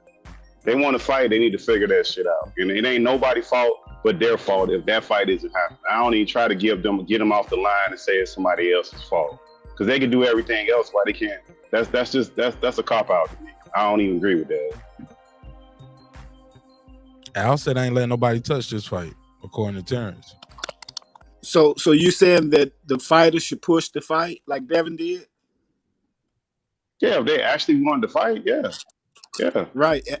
That's what I was just saying. When a fighter actually wants to fight like Devin did, then you make it happen. He should have told Al, I don't care if he's asking for transparency. But we don't know. No. But But wait a minute, bro. Wait a minute. First of all, we don't know what happened with those negotiations. That's all hearsay from either side, right? Depending on which side you gotta believe. mute that mic, bro. I don't want to kick you off the panel, but I can't deal with that bad audio, bro. Please mute your mic. You can't stay at the ready. You can't just stay ready to respond.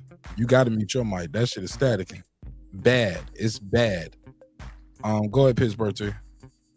Yeah, but we don't know what happened with those negotiations. We just got two different versions, and depending on which side you believe, that's what you believe. Like, we not in there. We don't really know, like, what happens. But I find it always peculiar how Al Heyman get all the blame when these fights don't happen. But on the other end, we got Tank, which is fighting 3 times a year, and that seems not to be Al's fault that he's fighting so much. So Al making him fight 3 times. He's a Pittsburgh team. So Al, he's not taking the fights we want him to take. Notice that. But Al is making him fight every 3 to 4 months. Somebody that nobody wants. He don't even want to fight. So Al just forcing the man to go out there to keep him out of trouble, make him fight. Just keep fighting. Like the narrative don't make no sense. Point. That don't even go with what we're talking about. He's not fighting nobody that he's the B side or he might lose. Tank is the favorite in all of these shits. But most of these guys are favorites in most of their fights. No. Errol Spence is not the favorite in the Terrence Crawford fight. That one fight. But what about all the fights before that? What about all the fights Terrence had before that? Okay. Yeah, that one fight. But you brought up Tank as the comparison model. So I'm talking about. You said Tank, and I said Tank ain't the favorite in none of these. He's fighting all the fights that we know he's gonna win. These guys doing it too. They just doing it less often. They're doing it once a year instead of every couple of months. Favorite, bro. We know who. Let's go through both. When's the last time Crawford had a fight was a 50-50 fight? It ain't been no time soon. But you just asked me about Tank, and then when I responded that you name another fighter. You don't want. So what was the point of bringing up Tank then? If I Because you're saying Tank. No, You're saying Tank. No, bro. You said Tank. I did, and then you said Tank isn't fighting 50-50 fights. I'm bringing up those guys to say none of these guys are. None of them are fighting 50-50 fights, bro. But you said. So what are we talking about? But none of them ain't fighting as frequently as Tank. You said Tank fights. They're not. He does. So, and I say he fights frequently because you know who's gonna win. But the other guys are favorites too in those fights. So what's the difference? So it's because what was the point? Because you brought up Tank fighting 3 times a year. Exactly. So I addressed the reason why he fights 3 times a year is because you know he gonna beat. But those other guys are favorites too. It ain't no 3 fights a year for Errol Spence. But is he not the favorite in the fights? No, he's not the favorite in the Terrence Crawford fight. Not that fight. That's a future fight. The fights he done had for the last 3 years, ain't he been the favorites? Exactly. And the same thing with Terrence Crawford. Same thing. Terrence Crawford been the favorite for the last 3 years. Yeah. So what's the difference? So we don't want him to fight. But he wasn't with Al Heyman. I'm but still not. Bro, the point. What was the point of bringing up Tank? Because he's fighting often, bro. He's still the favorite, no matter what. These guys are fighting less often, and they're still the favorites. So what is the difference? They're both the favorites in those fights. It's just the amount of time that they're fighting. It's not like they're fighting 50-50 fights. Rollo, we got to get the good audio, man. After this, man, I'm gonna have to beam you out, bro. Cause I unmuted because I was about to speak. Well, go for it, Rollo. What? When you speak of Tank, yeah, it's Al. I don't understand how you dudes don't see this. They are matchmaking Tank, man. They're taking slow-footed Mexicans and then dehydrating them so they get tired and even slower, and then the knockouts coming. Or they're going with unexperienced lean and rollies who's going to make that mistake. They've been in the gym with him all year, and he's knocking them out. Yeah, that's Al and Mayweather matchmaking for Tank, man. That's why he's fighting 3 bums a year. That's called matchmaking, man. That's what Al's doing. That's why he won't let Earl fight Bud unless he's getting a big old percentage of that pie. See, with Earl and Bud, we're just at the point where Bud is tired of being pimped. He done been through it with Bob already, so he knows the game. And Earl ain't woke up yet. Bud ain't trying to let the promoters get the big part of his bag no more. And Earl's in the contract stuck where he ain't got no say-so. It's Al Heyman, man. It's Al and Mayweather, man. Mastermind in all of this, man. That's why their fighters don't never fight it. That's why you don't see them fight a 50-50 fight. But none of them do. Hold on. Even with his birthday, we got to let Chicken Talk jump in real quick. Go ahead, Lefty. Yeah, I just want to say, as far as the 50-50 fights and stuff like that, I mean, you know me, I'm a gambler. Lomachenko is a bigger underdog than Ryan Garcia was. So I think when you start using these odds, it's not just about what are the numbers, Lefty? What's the numbers? The number for Lomachenko currently right now is plus 250. And the number for Ryan, when I got him last, he was like plus 210. So right now, even though this is a more competitive fight, they base the odds based on action at the book. They try to level it out both ways so you don't lose your shirt. They don't lose their shirt either way.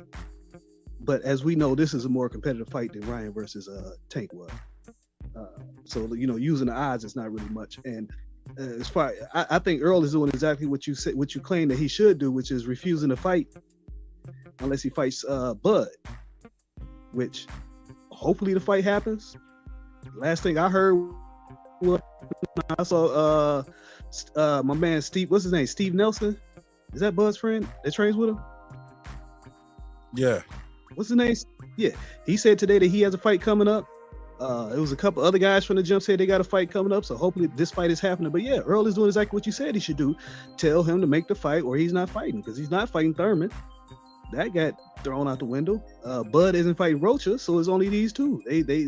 He put his foot down the same way Wilder put his foot down and said, I want to fight Tyson Fury, that first fight, and gave him 50-50, even though Fury hadn't been doing anything. So yeah, guys are putting their foot down that really want the fight to get the fights made. The same way Ryan Garcia told his promoter, I want this Tank Davis fight and get it made. I'm not fighting nobody else unless you get this fight made. So, you know, guys are doing what you saying they're doing. I mean, you may not see it, but yes, they are doing it. So if Loma wanted to fight Tank, he could have told his team, I'm not fighting Corolla. I'm putting my foot down and go negotiate a fight with Tank. Like you saying, just because somebody calls somebody out, don't mean a fight is being negotiated. And we just heard Eagles Cream come out 2 days ago and say that they got an exclusive deal with ESPN. They can't even fight off ESPN. So all this talking they doing and knowing that they can't that they're trapped in a deal. It's just all talk, and eventually the truth comes out. So we can say that that Boots be on the BS when he calls out people that he know got fights. Do y'all agree with me? Yeah, of course. Okay. I've been saying it for a while, and everybody's like, nobody wants to fight Boots, but Boots only calls people out when they're scheduled to fight. And then he wants to like, oh, I'll fight such and such. The man's been a pro for 7 years and hasn't fought another top 10 fighter yet. And I like Boots, but he hasn't fought another top 10 fighter yet in 7 years as a pro. I call a spade a spade. What do you think about Brandon Lee? He's about the same way, right? And Virgil Ortiz. No, well, Virgil Ortiz gonna fought a couple times, but Brandon. No, he hasn't fought a top 10 fighter yet. No, he hasn't. Well, Stanionis. The fight is off. He ain't fought him. He ain't fought him. July 8th. No, July 8th. They fought him yet. Yeah, well, he has a top 10 fighter schedule. No, he hasn't fought him yet. No, they fight July 8th. It's not off. It's rescheduled July 8th in San Antonio. He hasn't fought him yet. Okay, but he has a top 10 fighter schedule. Boots has been saying since February that he got a fight date coming, and he ain't even got no fight date. Sir, what he said was he ain't fought a top 10 fighter yet. Well, okay, well, he has a top 10 fighter coming up. What was McKinson rank when he fought him? Are we saying top 10 in what? TRB, ring, or sanctioning body? I'm talking about ring top 10. I'm not talking about sanctioning bodies. I'm talking about the ring. Okay. Well, I mean, well, look, he's on his way to fighting the top 10. Bodies switch up all the time, yeah. An actual 50-50 fight. Here, you might not be ranked over here, but you know you. Meanwhile, Boots has been saying since February he got a fight date coming, and he ain't nowhere to be found. Yep. Yeah, you're right. But Ortiz does have standing on his schedule, but I remember that it got canceled at one point because he got hurt, injured, or something in training, whatever things going on with him. But I hope the fight does happen.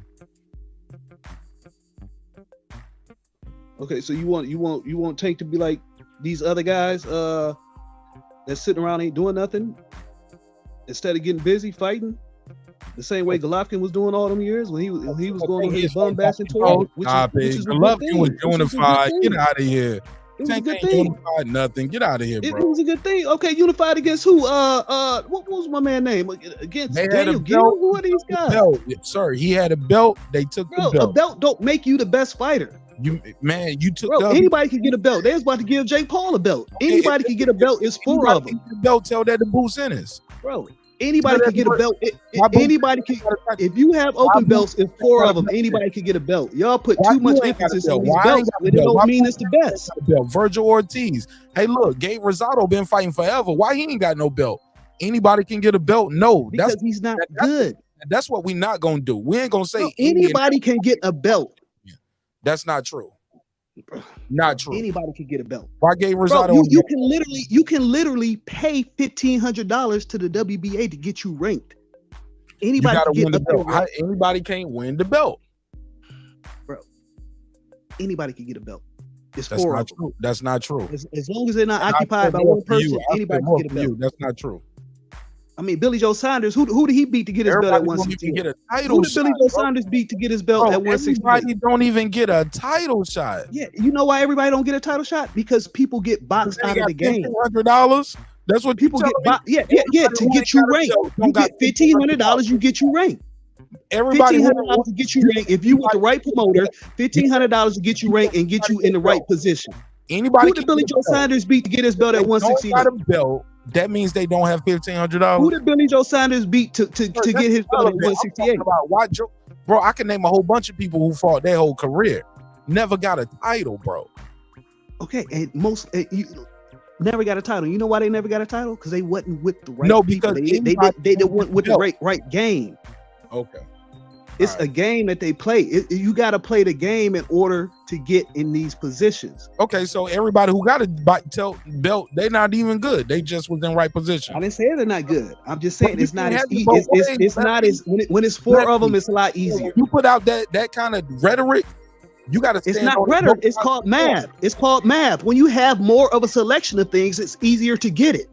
$1,500, you get ranked. No, it's not. It's not a narrative. It's basic math. If you have more of a supply of something, it's easier to get it, right? When there's less of a supply, that it's harder to attain. Correct. When there's more of a supply, it's easier to get. It's 4 of them, not 1. Therefore, it's easier to get belts when it's 4 of them. It's not rhetoric. It's math. Sir, you say anybody can get a belt. Yeah, no, well, you know what I mean. What I'm using hyperbole. I thought we would understand what sarcasm is. It ain't that easy. No, I don't play those games. No, I'm saying it's a lot easier to get one because it's 4 of them. It's not one or 2. All right, go ahead, man. I'll pass the mic. Who did Andrade beat for his 160 belt? Just because you get one don't mean that you're beating the best guy to get it. George Linares got all vacant belts. Who did he beat? Corolla? Campbell? I said that. There's a lot of people with quote unquote belts that didn't beat that who it don't. I don't like Uncle Roger used to say. Tell me against who? Don't tell me what you did. Tell me against who. I get you have your Tank Davis bias, and you making excuses for him. This has nothing to do with Tank Davis. No, that's what we was talking about. What Tank Davis? If we talking about Tank Davis, he's had belts. He ain't unifying. Has Tank Davis had a belt? Yes or no? He's had a belt at 130, right? He had 2 of them at 130. We'll have these conversations. Somebody he beat Pedraza. I call them out on a point, and they go to a whole nother point. Y'all catching? No. You don't like when people check your point, like you was doing Pittsburgh team when he had you trapped in the corner, and then you tried to change the conversation. No, I said Golovkin was unifying. You like, well, who he beat? I was like, well, Tank Davis was unifying. Who did he beat? Because you said, Daniel Gill, my man, Martin Murray. These guys are not good. If you supposedly watch boxing, you can look at these guys and know who's good. You brought up Golovkin. I say, well, Tank Davis ain't no Golovkin. He ain't unifying. Well, who he beat? Well, I don't care. I'd rather see good fights than somebody fighting, but just because somebody has told you that this guy has something around his waist to make him good. No, I can look at him and tell he's not good. I don't need Mauricio Suleiman or any of these sanctional organizations to tell me who's good and who's not. I can see that with my own eyes. Right. So Pitbull Cruz and Rolly Romero. No, Pitbull Cruz is trash. Ryan Garcia beat him. Ryan Garcia. Okay, so I just Ryan Garcia beat Pitbull. Pitbull Cruz is trash. Frank Martin will wash him. I don't need Pitbull Cruz picking up a vacant belt to tell me he's good. Over guys who actually won the fucking title. Well, like who? That makes no sense. I seen Cambosa struggle with fucking Lee Selby. I seen him need a 12th round knockdown of Mickey Bay coming off of 2 years retirement. You tell me this guy's good? No.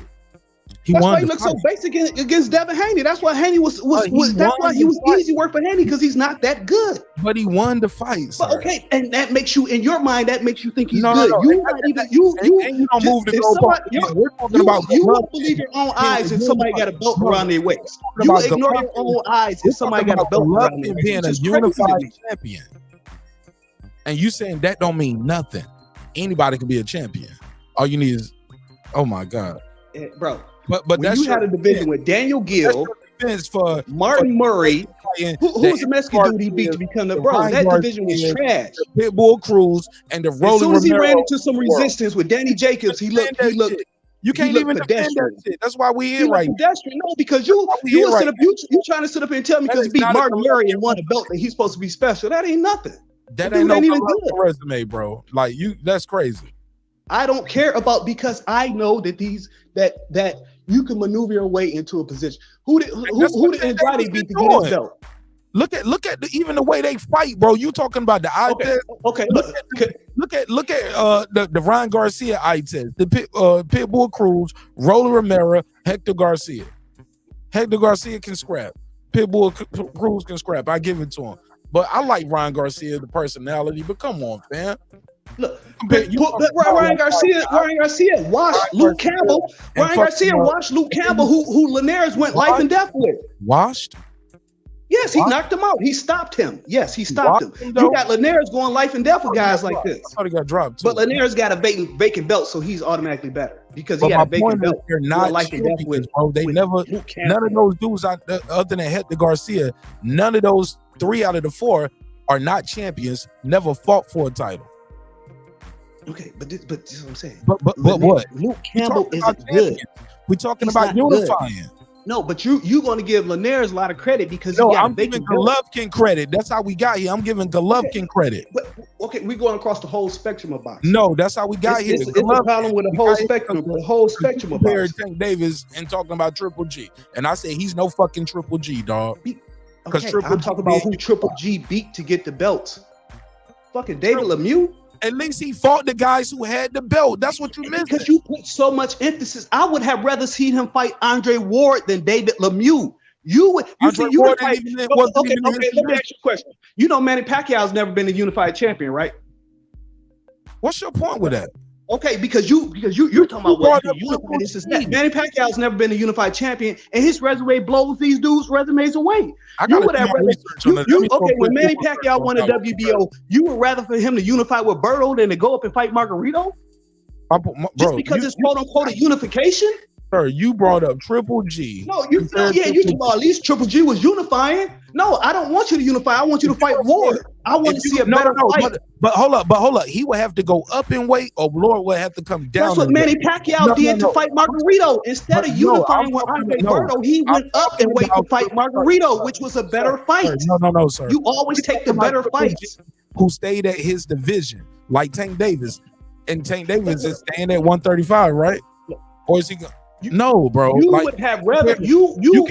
So with your logic, you would have rather seen Manny Pacquiao unified with Andre Berto than to go up one weight class and fight Margarito. That's who was a champion at the time. It was Andre Berto. Has Tank Davis even contended? No, we're not talking about Tank. We're talking about unifications. That's how we got here. Manny Pacquiao's never been a unified champion. Did he fight for it and try and lose? He lost. He lost one. Okay, he lost one. But this is the point. He could have taken a role of an easier fight to unify, but he took the road of a dog and fought Margarito instead. Pacquiao and Tank Davis. I would 9 times have rather seen Triple G be the role of a dog and fight Ward than try to unify against a Daniel Gill or somebody. Sorry. Compared to 8th division. Then you don't went from talking about Triple G at 160 to now comparing Tank Davis to Manny Pacquiao, who went through 8 divisions. Like, bro, that you're not gonna win that one right there. That's crazy. Let's just say the man ain't unifying for whatever reason. It is what it is. It is what it is. It is what it is, and it's gonna be what it's gonna be. Shit, Manny Pacquiao at least contended. He tried to fight Manuel Marquez, split draw. He got fought Floyd, lost that one. Like Tank Davis ain't even trying to do this. Okay, he had another technical decision right here. This is the IBF to WBO. So yeah, so don't put Manny Pacquiao in the same breath as Tank Davis neither. Nobody's talking. You just brought up that you have something against Tank Davis. Every time somebody starts talking, you always bring it back to Tank. Pittsburgh T was talking about something else, so you brought it back to Tank. I haven't even mentioned his name. Davis. Bro, don't do that. I'm talking about boxing as a whole. My whole point is you always take the better fight. If anything, I got a bias for Tank Davis due to my Baltimore side. You get what I'm saying? And me living in Baltimore. No, that don't mean shit because I rooted for Charlo over Tony Harrison. I'm from Detroit. I will have a bias for Tank Davis. So let's get that out the way. Everybody already know I used to live on the west side. So it's all love, bro. Like, let's get that out the way. I don't have nothing against Tank Davis. If anything, some would say I had a implicit bias for him. No, that's not true. But you keep bringing up his name. Nobody even talking about Tank. Bro, we were talking about him. My point was boxing as a whole. We've been talking about him all night because it's the lightweight division. What are you talking about? So what are you talking about? Devin versus Loma is tomorrow. How the hell is Tank in this conversation? Because one of the best fights of the year. I don't know if you just came into the show, but that was part of the talking points. And if you go to the description block of the video, that's part of the question too. Like, what's next for the winner or loser? And when people say what they want to see next, people are saying, I would want to see this person versus Tank. This person versus, we've been talking about T.O. tonight. We've been talking about Josh Taylor. We've talked about Shakur Stevenson. Because the winner or loser of this fight, people are talking about who they would want to see next. Like, is it okay with you? You try to we know what's next. We heard Bob Arum saying he don't give a damn what Tank is doing. He's not trying to make Tank a fight. Why you gotta talk about Tank Davis? Leave him alone. Bob Arum just said the other day, we don't give a fuck. I don't care what Tank Davis is doing. I'm not trying to make him a fight. He's good. If Loma wins, Loma is fighting Shakur. If Devin wins, the belts get split up. Everybody gonna have to grab one. Absolutely, and that's what I've been telling people all night long. I mean, what I find funny is that, like, bro, everybody I agree with you on that. I agree with you on that. And also, I said, plus Devin Haney and them aren't going to acquiesce. Also, Calvin Ford is on record. This guy has set up and said he's not trying to make no fights with Tank Davis, and nobody has said anything bad about it. Calvin Ford has already said we don't want to fight him. We're gonna freeze him out. I think we should freeze him out. He freeze who out? Devin Haney. He said that, bro. I got a video on my page. I got the video when he said we're gonna make them guys an offer. Unless he said it after in between these last two fights. When he said we're gonna make them an offer. I made that up, or he didn't say that. Which one is it? I'm telling what he told me personally, and it's a video on my page where he said we're gonna make these guys an offer, but we won't be dictated to. What's the date of your video? It was after the Hector Garcia fight, before the Ryan Garcia fight. Okay. So unless he said we're gonna make these guys an offer, but we won't be dictated to. Let me do this one right here. Johnny Goodman said Haney is drained. If Loma starts off fast, he will tire Haney out. When has Loma been a fast starter though, Johnny Goodman? Let me give you the drop though. I appreciate you supporting the show in a major way. Let me give him the drop. I got 5 on it. Other people get in the conversation. Pittsburgh T is here. Rollo, Clips, as well as All Positive. Go ahead.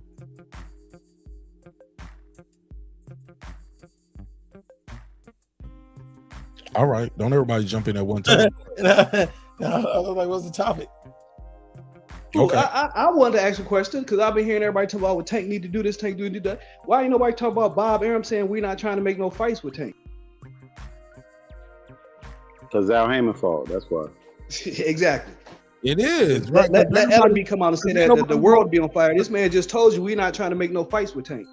Whoever gets the belt. But also, we already heard Floyd Mayweather say, and prior to that, we ain't making no promotional companies rich. We ain't fighting none of them. So what came first? What? That's what was said. He said that over a year ago. Floyd has not made a motherfucking Tank fight since before the Gamboa fight. Floyd don't even know what the fuck was going on with Tank when he was at his fucking promotion company. You know, the Floyd has not been at a Tank fight or promotion since Gamboa. He don't even know what was going on. Floyd went hands off the Tank.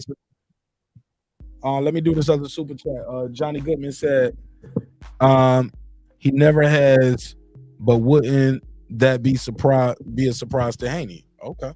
It definitely would be a surprise to Haney, be a surprise to me and many others. I got 5 on it.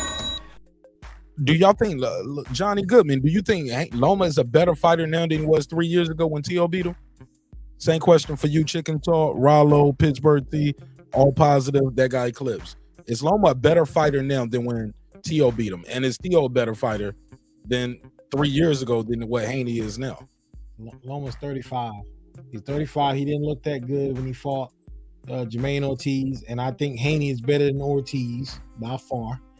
And Ortiz was hitting him. Ortiz is more flat-footed than Haney, and Ortiz was getting touched up, and he was touching Loma up a lot. So he's not the same. He's not a better fighter than he was 3 years ago. And it's always an excuse when Loma loses, like he's getting hit low, or they got a shoulder surgery. I just don't want to hear these excuses after tonight. All right, same question for everybody. Again, Johnny Goodman, thank you again for supporting the show in a major way. Rollo, Chicken Talk, Pittsburgh T, Clips. Talk to me. Is Loma a better fighter now than he was 3 years ago? And is Devin Haney a better fighter than T.O. was 3 years ago? Or Jermaine Ortiz was last week or last month, whatever it was, 6 months ago? I think Loma is not too far off from what he was against T.O. I think that because he showed it in the Comey fight, he showed it in the Nakatani fight. I think that Ortiz fight was ring rust, but as you see, once he started getting his rhythm, he took that boy to deep waters and drowned him. The boy couldn't do nothing but sit there and hold his hands down. Loma that pace was too fast for him. And no, I don't think Loma has slipped that much. I think that was a lot of ring rust. And I also say this, fighting that young boy got him ready for Devin Haney. Ortiz never been 12 rounds. That's another young guy. But look, it's easy to Yeah, I down a know. guy That's- in deep water who never got out the kiddie pool, and it's your former sparring partner, so you know the power. You're familiar with his movements, his twitches. You know, I don't think But he's still Ortiz- young and he's still spry and he still twitches. What's my man name that won last weekend? Kenneth Sanders has never been 12 rounds either. But as you see, he dogged it out for 12 rounds. He had never been past 8 rounds. And you see he dogged it out for 12 rounds against Akmadalia, whatever his name is, and won the fight. All right, Johnny Goodman back in the super chat. He say Tio has power. Loma won't be afraid of Haney's power. We shall see. Let's give him the drop. I'll give you the $2. You give him the $2. All right, pay him the $2. Oh, pay the $2. And Johnny just became a member as well. Welcome home. Welcome to the neighborhood. Welcome to the neighborhood, man. Just unlocked a lot of great content. And you right on time, because I might switch this shit over to members only in a second and keep the conversation going on members only chat. We got Santos in the building. Go ahead, Toast. What it do? What it do? Welcome home. Welcome home. Always, my brother. I appreciate it. Hey, I agree with the last guy that did the super chat. I was about to say, when it come down to long, first of all, I feel Haney wins this fight because he is the bigger guy and he's not afraid. I don't think either one of these guys are worried about being knocked out by the other. And I think that's the difference maker. This fight's going to be chess, but it's going to be also action because Loma respects power from people that can box but also have power. And that's what happened with him in this last fight against what's the kid name that y'all talked about a minute ago? The last fight he had. That guy he could box and he had a little power as well. So he wasn't too anxious to run up in there on something and get caught with something rather. Same thing with Tio. But with Haney, he's not worried about his power. He's just worried about his abilities to, who's going to outbox the other. So Haney is the bigger guy. It's gonna be an interesting fight, man. But neither guys don't worry about. They're not worried about the knockout power of the other guy. But with that being said, as well, somebody might get hurt in this fight. So we might see somebody. If it's gonna be the kind of action I'm thinking it's gonna be, I think one of these guys somebody may get caught in the body or whatever. You know what I'm saying? And we'll see how it works out. But I feel Haney's going to be victorious in this fight as well because he's a great boxer, just as much as Loma is. Different styles, but both of them are great boxers, great thinkers, and I think the bigger guy is going to prevail. And as long as no one gets seriously hurt, I think it's what it's going to end up.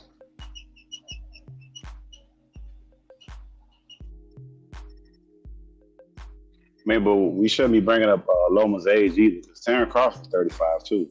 So like age is an issue then. Like it's only an issue when somebody loses. The issue.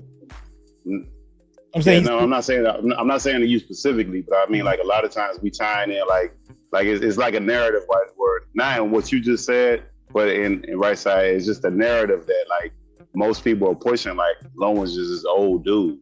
Like he's just so old. When the fight that we trying to get made is one of the guys is 35 years old, so he ain't old, and we know that's his prime of his fighting is what he is. So like that, some people are using that narrative in a different context than what you just said. Yeah, but a 35-year-old welterweight is different than a 35-year-old lightweight, and in the same thing, a 35-year-old lightweight is way different than a 30-year-old featherweight. Because I was watching Eric Morales for years when he was pro. When I found out his age, I never really knew his age. I'm like, it's like Eric Morales is only 30. I'm like, he was washed up by the age of 30. It was like, he still fought many more years. He was fighting at featherweight.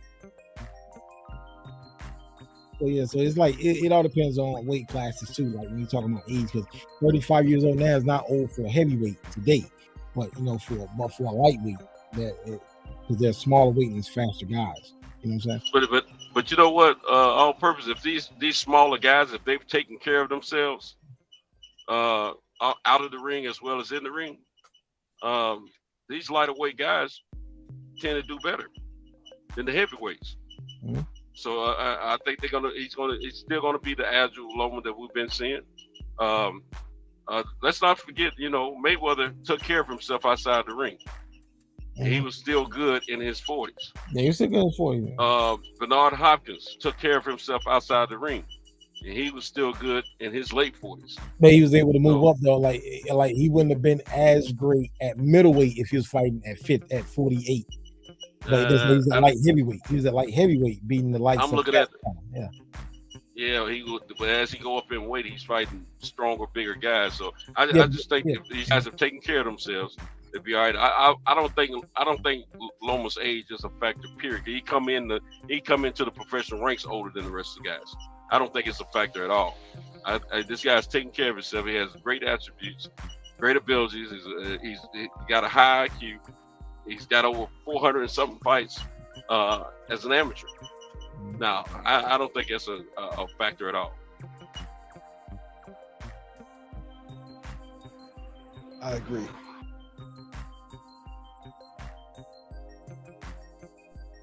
He said he went to the bathroom, so whoever is going to speak, you got to speak. Yeah, I was throwing the age thing out there because I was giving, and I'm not a Loma hater, but I was giving the diehard Loma fans, I was trying to give them a built-in excuse. I'm like, Haney is younger, he's bigger. And I was like, I'm giving y'all the oldest kid. And a lot of them was like, nah, he's not older, he's gonna win. I'm like, so I'm telling them I don't want to hear that old excuse after he wins, because I try to give it to y'all. I try to do the Loma fans, the diehard Loma fans. But I try to throw that to y'all and let you have it. But they didn't want it. So I'm like, okay. Now people are gonna use that either way though. People are gonna use that, they're gonna use it either way. I don't think. They just keep it in their back pocket. But I mean, these guys are fighting, they signed to fight. And that's what it is. Because look at Pacquiao when he fought Thurman. Like people were saying before that fight, Pacquiao was washed. He ended up winning. It's like, oh man. I knew he was gonna be. It's like, oh man. Yes, but people were using that. They were keeping that in their back pocket in case he lost. They was gonna bring that out. Like he old. He's Thurman younger. He should have won. That's what we're gonna say. Thurman was walking him down though, because the thing is, the fight was 6-6. The only thing that I think that Pacquiao won because that knockdown in the first, but I scored the fight 6-6. But Pacquiao won the fight because of the knockdown in the first round. Because Thurman, I gave Pacquiao rounds 1 through 5 and the 10th when he hurt him with a body shot. But at the late in the fight, I thought Pacquiao was about to get stopped. Thurman was landing a lot of punches. He was looking pretty bad, man, late. He faded late in the fight, but he built that lead up. So I'm just happy I'm not happy Spence got hurt, but I'm happy Spence didn't fight Pacquiao because that would have been very bad. I'm just happy the fight didn't happen. Ain't Devin Haney the same age Canelo was when he fought Floyd? Yeah, because I think Canelo's 22. And Floyd was older than what Loma is now. Yes, right? he was. He was older. Yes. So as long as people don't say after Loma win, as long as people don't say that Devin Haney was too young. No, you can't. I'm not gonna let him. Look, I'll pick Haney to win, but I'm not gonna let anybody use he was too green excuse either. No, I'm not gonna let me use that. Because they still use that for Canelo. He was supposedly too young, even though he was already champion. Well, I've often said that I think Canelo is still the same fighter that fought Mayweather. He's still flat-footed, but they've matched him up with other flat-footed fighters who don't stay on their toes. When he fights guys that stay on their toes, he has trouble with them. He may catch up with him later in the fight in later rounds, but he still has trouble. Like he had trouble with Caleb Plant. He has trouble with guys that don't stand in front of him.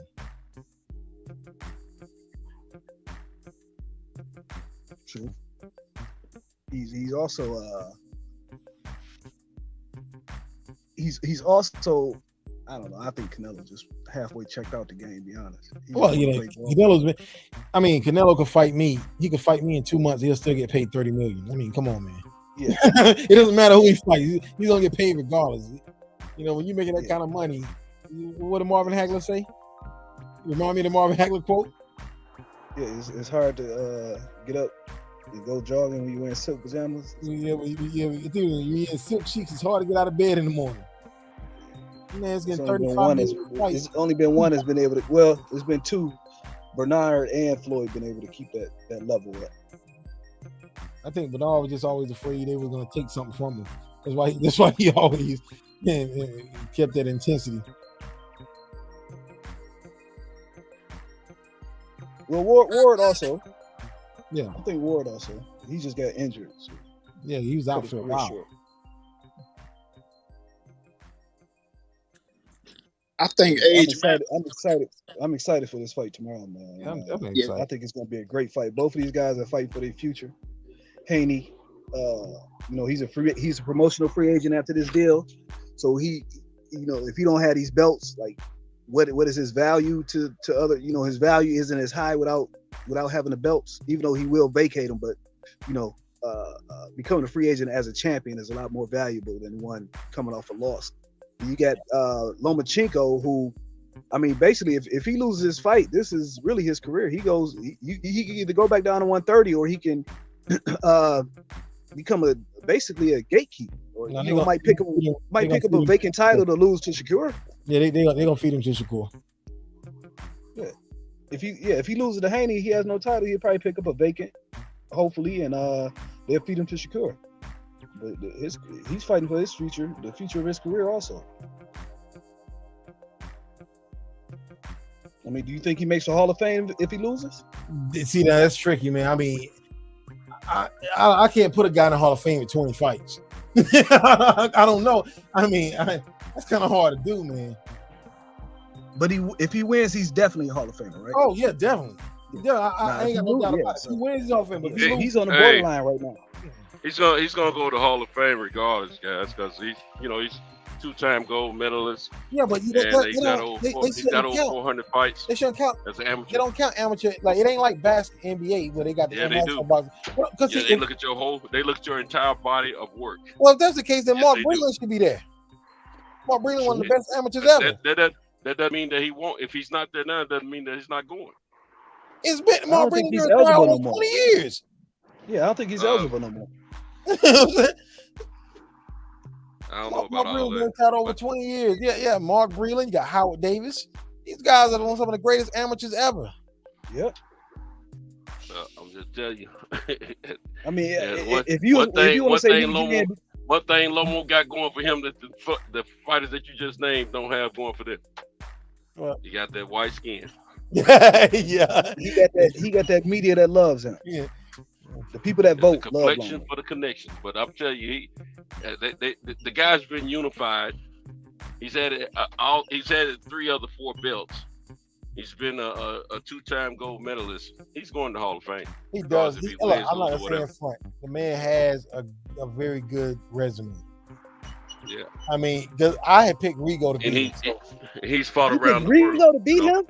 I did pick Rigo to beat him, but when he beat Rigo, I didn't use the excuse of Rigo's too small. But Rigo was too small. Yeah, he was but way too small. He was too small. Well, but those guys never win those fights when they come up like that. I know, but I too small and too inactive. He was too small and too inactive.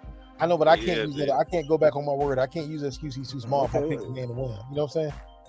He asked for the fight, but I mean, he asked for the fight. He asked for the fight because he needed payday, and he knew it would sell because they both were 2-time gold medalists. Yeah, and that was the first time that's ever happened. That's the only time it's ever happened. You know what I'm saying? It's not happening since. Two-time gold medalists fighting.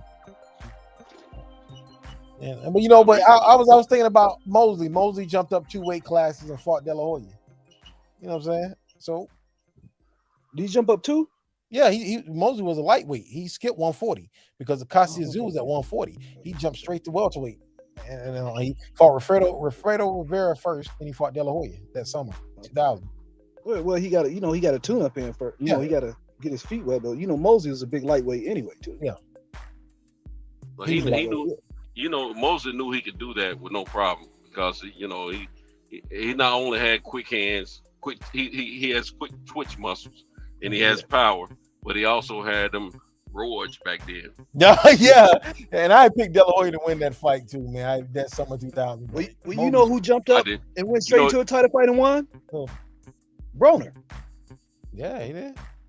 So is Broner a Hall of Famer? If Loma's won, then look. See, that's a tricky. Well, hold on. See, Broner's like a four-time and that's titleist.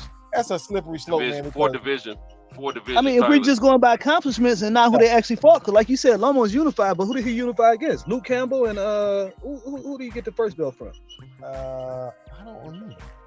I know. Did Linares have a belt when they fought? Yeah, I think. I think Did he to Lennard? I think it was Lennard's. Yeah. I don't even remember. See, he Yeah, I he think took Lennard had Lennard's a belt. He took his belt, and he had those other belts. But see, this is the thing. The one thing that's working against Adrian Broner is his Lennard's in pajamas. His stuff outside the ring. Mhm. It's working. But against that shouldn't matter. That shouldn't matter though. If you see, it shouldn't, but I'm just we vote on what happens they're inside the political ring. like that. Yeah, we should. I agree with you 100%, but they're political though, man. I mean, again, it goes back to that complexion for the connection, all that type of thing too. So what about Leo Santa Cruz? that's what I was about to say. That's what I was about to bring. Like Leo Santa Cruz and Broner are 4 division champs. 30, 40 years from now, someone's gonna be on Google and they're gonna be Googling these guys thinking they're all-time great. And that's far from the truth, man. See, this is why I don't, like I was having a conversation with her earlier, I don't go by belts. I go by who did you beat? Like Uncle Roger used to always say, against who? Now, Broner did some stuff. He accomplished some stuff at being one of the youngest to do something that he did in boxing. I forget what it was. Was it winning those 4 divisions at a young age? I think he did a lot of stuff at a really early young age. Broner did. So there's 2 different careers for Adrian Broner. There's AM and PM. No, that was AM. Yeah. BM and AM before McDonough and after McDonough. Yeah, I agree. Adrian Broner careers right there. Before Yeah. McDonough, he was a man. But after McDonough, it's like destroyed that man's career. He was never the same since. Yeah, it changed everything. Well, yeah, like you gotta beat. Like Madonna also let him know you can't be playing around with your training and then come in here with a gladiator like myself. I think it's gonna be easy. That's what he was doing up until then. But out of Madonna, Porter, Mikey Garcia, and Pacquiao, you gotta win at least. You know what I'm saying? You gotta win at least one of those fights if you want to be. Personally, in my opinion, if you want to be in the Hall of Fame, because like beating Gavin Reese, that's not gonna do it. You know what I'm saying? These guys. Think about that. You said Porter, Madonna. Who else he lose to? Mikey Garcia. He lost to Pacquiao too. Okay. Who else? Pacquiao. Okay, now out of those 4 losses, only one of those losses was not in the 147 weight division. That was Mikey. That was Mikey. He been fighting out of his weight division, in my opinion, ever since he got to 147. He wasn't ready for that 140. He shouldn't have been at 147. And Madonna, to me, proved that. His power didn't carry up. His power didn't, but his skills was there. And Madonna said he was the strongest guy that he ever fought. Everybody that fight Broner say he's strong. He's strong, but he ain't knockout strong though. At 140, who he knocked out at 147? He ain't knocked no one out at 147 that I know of, that I remember. No, he knocked Porter down, but he didn't knock him out. Yeah, he knocked him down. Yeah, we talk about knockout. And then this is the other thing. He been heavier since then, and he ain't never really been as disciplined at 147 as he was in the lighter divisions. I agree with you. So his hand skills, ever since Madonna, he ain't been throwing his hands. He ain't been throwing because he don't throw no punches in a fight. And he just run in the end of the fight. He when he loses, he claims he won. Like yo, you gotta throw the punches, man. Still selling the fight. But that's fatigue, like you said, not take care of himself. Not taking care of his body, like Floyd told him. He told Zab, like he told them all, you can't drink and box. You got to pick one or the other. You can't drink and box. Can't play box. These guys today, they blow up so much in between fights, man. Because I always remember in 1997, Mills Lane gave an interview. Mills Lane was he was talking about when he ran to Donald Curry before he fought what's his name? Mike McCallum. He said he ran to Donald Curry. He said Donald Curry was still at 147 before he moved up. And he's like, he saw Donald Curry, and Donald Curry was 162 pounds. He was fighting at welterweight, and I'm thinking that's only 15 pounds. He's like, Mills Lane said he was screaming on him for being out of shape, for being overweight. Now imagine what Mills Lane would do today if he ran into these guys like Errol Spence. He ran into these guys today. Now, I'm sure Errol Spence is way bigger than 162 pounds in between fights. Oh yeah. Yeah, but when Donald Curry was fighting it, what year was that? That was in the early 80s. Did they have a super middleweight? No, well, super middleweight was still new at the time. No, I'm sorry, not super middleweight. Yeah, it was super welterweight. it was junior welterweight. It was They did have junior middleweight. It was a junior middleweight because what's his name? Julian Jackson was a junior middleweight. Okay, and, okay. 'Cause I know a lot of guys like before they had those divisions. A lot of guys were cutting a lot because it wasn't nowhere for them to go. They wasn't big enough for a middleweight. And So it's they had also that was the era of the same day weigh-ins as well. Oh, okay. So 15 pounds, I mean, that was a lot for a guy to carry all season. Like now, these guys are putting on 40 and 50 pounds in between fights. Yeah. Hey, let me ask you guys something. Did Donald Curry, was he up? Is he in the Hall of Fame? Was he up No, in the he's Hall not of there Fame? yet. He's not even there. He was the undisputed champ, and he's not there yet. Yeah, You got okay. people like Boom Boom Mancini in there. You know, Jeff. How many Fenix is how in there. many wins? How many wins did Curry end up with? I You know, he was a great amateur too. That's why I'm bringing it up. don't know how many wins he you know, but I think me personally, I think his amateur career was much more glorified. You know, it was greater than his professional career. Now, he was good as a professional. I'm not taking that from him. yeah, he's very good. I think the reason he didn't get to show more greatness as a professional is because of Leonard. Still some of his opportunities. 34. He ended up with 34 wins. Okay, That's what I was thinking. It was like 30 something fights. Yeah, but you know, I think it was all downhill from the Lloyd Hunnigan fight, man. It was all downhill from there, man. But that too. But see, it was one fight. Was it? There was somebody Curry was planning to fight, and him and Leonard was pretty cool. He wanted to fight this guy, and Leonard act like he didn't want to fight, but then all of a sudden Leonard decided he was gonna fight the guy. I think they fell out behind it. I forget. I don't know if it was Hagler or not. I don't think it was. It might have been somebody else. But it was a fight that was it was a fight that would have been great for his resume, though. You know that's what Canelo did to Andrade with Billy Joe Saunders, right? Nah. Yeah, Billy Joe Saunders wasn't allowed to fight Andrade. He was going. I had an interview with Andrade where he said that they blocked that. Canelo blocked the Billy Joe Saunders fight because he was going to move up earlier to go to 168 and challenge Billy Joe. And Canelo team told him, if you fight Andrade, we're not giving you the fight. Well, if you was Billy Joe Saunders, what would you do? Because that's more money fighting Canelo than fighting Andrade. I mean, come on now. What would you do? But this is when you remember because Billy Joe was out for a while not doing nothing. He was looking for a fight. I give y'all another one. Which is recent. Which a lot of people shit on my man, but they don't even know this. This is y'all exclusives right here. They wouldn't let John Ryder fight Jamie Munguia. Oh, I didn't know that. They wouldn't let a whole lot of people fight Jaime Munguia. Well, Muhammad Munguia tried to fight Triple G, but they blocked that fight. He tried to fight Triple G. No, Triple G was trying to fight Munguia. I thought Munguia wanted to fight too, though. They both wanted to fight. There was a negotiation. That shit didn't happen. But I'm telling you, Munguia was supposed to fight Ryder last year, and the Zone blocked that fight. I think this is a good Where he fight. fought Parker. Because if you remember, originally him and Canelo was supposed to fight in December. It was supposed to go Bivol. Canelo was supposed to beat Bivol, then Triple G, then Ryder in December.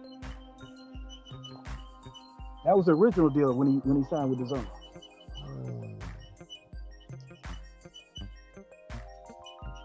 Hey, now when you guys said that Billy Joe didn't do nothing for a while, don't forget that he failed a drug test when he was supposed to fight Boo Boo. Oh yeah, I remember that. Yeah. Yeah, but I'm talking about he was a champ at 168. Boo Boo was gonna go up and fight him then. What is Boo Boo doing now anyway? What is his next fight? Boo Boo got injured after his last fight, and now he's waiting to see. They're in a limbo. They're in a holding pattern right now with what's gonna happen between Canelo and Benavidez, Charlo, and Morel. Basically, Canelo and Benavidez fight, then Charlo and Boo Boo will fight. Man, Canelo, his back was wall, man. I don't think that Benavidez and Canelo fight gonna happen. Okay, so if it doesn't happen, then Charlo and Benavidez is going to fight, and Morrell and Andrade is going to fight. Hold on, where's Charlo? 160 Jamal or Jamal. 154 Jamal? Okay, Jamal. all right. All right. But that was the plan when Charlo was supposed to come back in June 17th. Now that he's not coming back June 17th, I don't know what the plan is from here on out. Honestly, I got a hunch that Canelo's going to pick him to fight. Who? Charlo. Well, he should. I mean, he's been out for 2 years. Yep. I was good. I'd pick him. Yeah, he's been out for 2 years. He's been wanting that fight. And why you do that? Then you can have Benavidez go fight either Andrade or Morrell. You want to get some miles on him before you go into a fight. You know, if I'm Canelo, I'm not fighting this dude now. I want some miles on him. Mm-hmm. Yo, you know what happened? We're boxing fans. What happened to double headers? Like you put 4 guys on the same card and the winners fight each other in the next fight. Why don't we do that anymore? Money has a lot. You know, they pay. You know, if these guys got names and they're the main event, that's the bulk of the budget's going toward them, and then all the other fights are. You know, and if it's a co-main, those 2 fights get the money. Then the rest of them just get mediocre revenues for their fights. You know, the people on the card wise. So you're saying I think that was the plan. That was the plan with Rashidi Ellis and Boots. Mm-hmm. Yeah, but they had the wrong opponents. Each of them had the wrong opponents. Mm-hmm. Yeah, even though Boots still won. Even though Boots didn't look good at all. Yeah, I was at that fight too. It wasn't a good look for him at all, man. No, you get a spot like that, you're supposed to do what Morrell did when he got his spot. Yeah, clean it up. Well, I'm gonna tell you something. That dude that Boots didn't look good against, that's some guy can box, man. Oh yeah, he can box, and he apparently he can take a punch as well. And he wasn't afraid. He was never afraid of the makeup of the build up of the fight and during the fight. You know, sometimes he got off on Boots. Man, I like Boots a lot, man. But I brought this because when I be on panels and I bring this name up, a lot of people never heard of him. But I'm telling you, man, this Boots situation reminds me a lot of Randall Bailey. I'm seeing it. It reminds me of that. So when Randall Bailey came out, they was calling him the next Tommy Hearns. He was knocking everybody out at 140 until he started stepping up competition, and he's been getting knocked out ever since. My thing with Boots is that Boots is fancy, but he's not technical. You know, his defense he gets hit too much for my liking personally. I like a defensive type fighter, Floyd type, where you can not get hit and still be in the pocket. But he get hit too much with that right hand, just flush. Yeah, he does, man. Especially when he gets excited. When he gets a guy hurt and he gets excited, he really gets tagged. That's Terrence Crawford style. Yeah. And against this level of competition he facing, you can't be getting hit like that against this level of competition, or you ain't gonna make it to the next. Like I always thought that Keith Thurman fight was a very competitive fight, and I think that Karen fight proved it but the difference between Karen and Keith is Keith can punch a hole in your head on the move. Yeah, you know, whereas Karen he's moving, he's giving up power. Keith could be on the move and still punch a hole in your head, and we see how much movement Karen, how many problems Karen's movement gave Boots. Hopefully his father will have him fighting a different style of fight. You know, when he get in there with the likes of the elite, when he fights the elite, he's gonna have to fight a different style, or the guys taking punches he's gonna feel those punches a little more. I told Doug Rightside that I said if Boots fought Keith Thurman, I'm picking Boots to win it, but I'm like, you cannot count Keith Thurman out because Keith Thurman still hits very hard. Yeah. So you cannot count him out, man. Man, I don't count Thurman out against none of these Boots, Bud, or Earl. Because before there was an Earl, before there was a Bud, there was a Keith Thurman, that lightweight, shutting shit down. Yep. You know, that big fight experience, man, you can't. You got to be in it to get it. You know what I'm saying? I think Ryan, especially Ryan, figured that out. He got caught up in them lights. figure that shit out. And you know, Tank had been there before. He already been in them atmospheres before. And he's just patience. Boom, it's over. Whereas Ryan said, I got bored. You know.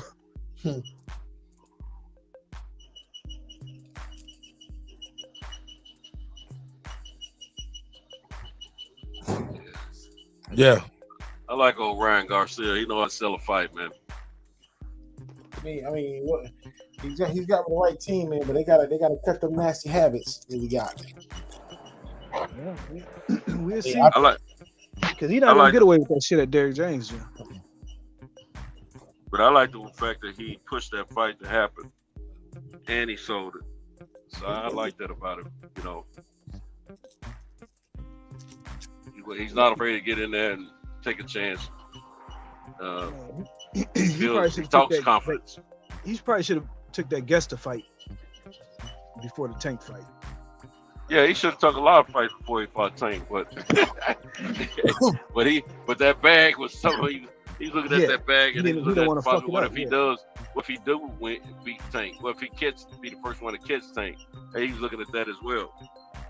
So yeah, I thought he had Tank stunned a little bit in that second round, man. That's just my opinion. When Tank counted, because he got a little bit over happy, got a little bit too excited. And I thought he caught Tank and stunned him a little bit, and then you know, Tank counted him like I knew everyone knew he was gonna do. Look, man, it's a lot of good fights to be made. Like I said, they don't need a belt. Like I would, if Haney loses, if Loma loses, I would like to see Loma versus. I would like to see Ryan Garcia after he has a fight face the loser of this fight tonight, be it Haney or be it Lomachenko. You know, there's still some good fights to be made out here. You know what I want to see? I want to see Riley versus Broner just for the press conference. Yeah, I think Broner done burnt that bridge. Just for the press conference, man. That's worth the price of admission. Broner done burnt that bridge. He can't. Yeah, he done burnt that bridge.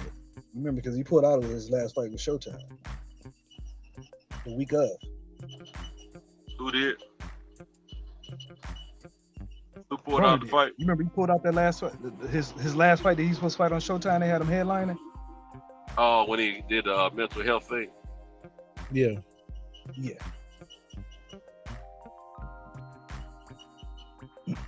Excuse me. And this was after Showtime. I gave. Broner be shooting his own self in the foot. Well, he claimed like he had some legitimate stuff going on with him. He's been talking about it more here of late when he does interviews. You remember Broner was out for a while. You remember how he acted after he came back when he fought during COVID? After he came back, when they gave him that interview, who was that guy he fought? A lot of people said Mario Barrios just beat him. You talking about Santiago, the one that beat him, but they gave him the fight. Yeah. Now you remember that interview after that he had with Showtime right after the fight. Yeah, right after the fight. Yeah. He said keep me busy so I can stay out of trouble or whatever. Yeah, but he was also saying some crazy shit in that post fight interview, and he was sat down for a minute. Then he finally got another chance, and he blew that. So I think that bridge is all the way burnt. But one thing about boxing, though, man, if it make dollars, it makes sense. You can say whatever you want to say about a guy. Look how much Bob goes at it with Al, or Bob and Eddie go at it, or Don King and Bob went at it. But if it made dollars, it made sense at the end of the day. That's why I like it. When people be talking about this, they thinking of it from a emotional standpoint. You know what I'm saying? Well, this guy don't want to do this, bro. Listen, these guys are in the business to make money. Not only are they in the business to make money, their partners expect them to put on the biggest fights, the most profitable fights for the networks. So when I hear something like, well, Al won't let Earl fight Bud, it's a ridiculous assertion because Showtime wants that fight. Al has to please Showtime. They have to come to agreements of fights that's being made. That is a fight that they want. And when you talk about, well, he don't want to get his man an L. Listen, let me tell you something right now. The next Errol Spence has already walked into Al Haymon's office. Okay? The next, the same way, these promoters have been around and these companies been around for decades. You know how many stars of Bob Arum that have lost fights, but they keep on ticking? Because about time Marvin Hagler retired, Floyd was already walked into the office signing a contract. These fighters come and go. They keep being recycled. No company is based off of one fighter. Taking a loss from one fighter means nothing to a company as a whole. We got 200-something fighters. You may have a point there to a certain degree. These promoters are not all in on one fighter, but they're all in. I mean, they're in on the fight that brings in the biggest gross. Now, those are going to get priority over all the rest. Yes, because they generate revenue. That's why Tank can fight 3 times in 11 months, because he can pay his own way. Therefore, business overrules everything in boxing. Exactly. Dealing with promoters. Exactly. So when it make dollars, it makes sense. Al doesn't believe. I mean, it wasn't about a win-loss with Terrence Crawford. He know the risk of boxing, but he believes in having control of the promotions, just like Matchroom wants control of their promotions, just like Top Rank wants control of their fighters' fights, you know, and their promotions. And we hadn't got that fight yet. I'm sure it's give and take on both sides. I mean, if he's putting up the money, he should promote it. He should have control of it if he's putting up the money. He ain't putting up the money. Showtime putting up the money. No. For that pay-per-view, pay-per-views, no. Pay-per-views come out of the promoter's pocket. The regular fights come out the budget. Look here. Anytime you got a network who's going to be running the pay-per-view or whatever, they are the network. But the risk comes from the promoters. That they're using the pay-per-view as a platform to generate more revenues. Now, The other thing, when it come down to Al Heyman, remember, quote unquote, he's not a promoter. No, he's not. So he gets his money from these networks and these sponsors. He has a management company called Heyman Sports, and he has a TV show called PBC. Yeah, but he also is undercover with the promotion. No, he's not. Tom Brown legally. What makes him any different from Mike Trainer? Hold on. Sugar Ray Leonard's old manager. What makes him any different from Mike Trainer? Tom Brown is the quote unquote legitimized promoter in PBC fights. So it's Samson Lewinsky. But in most fights now, I'm just saying. Okay, wait. Let me just say something. I'm gonna let you say something. But I have a personal relationship with Lou DiBella, and he already told me how it works. These are legitimate promoters. He told me he made more money. He told me he made more money as a promoter off of events with PBC than he ever has in boxing. Yeah, he don't tell everybody that. He don't say that to public. Everybody knows that. But the thing is, this is the thing. PBC gonna use promoters because they have to legally. But at the same time, none of those promoters are handling the negotiations. Yes, they are handling up. Man, come on, bro. Yeah. Tom Brown ain't handling nothing. Al Heyman running things on that. Okay. Do you know how Sugar Ray Leonard and Marvin Hagler was made?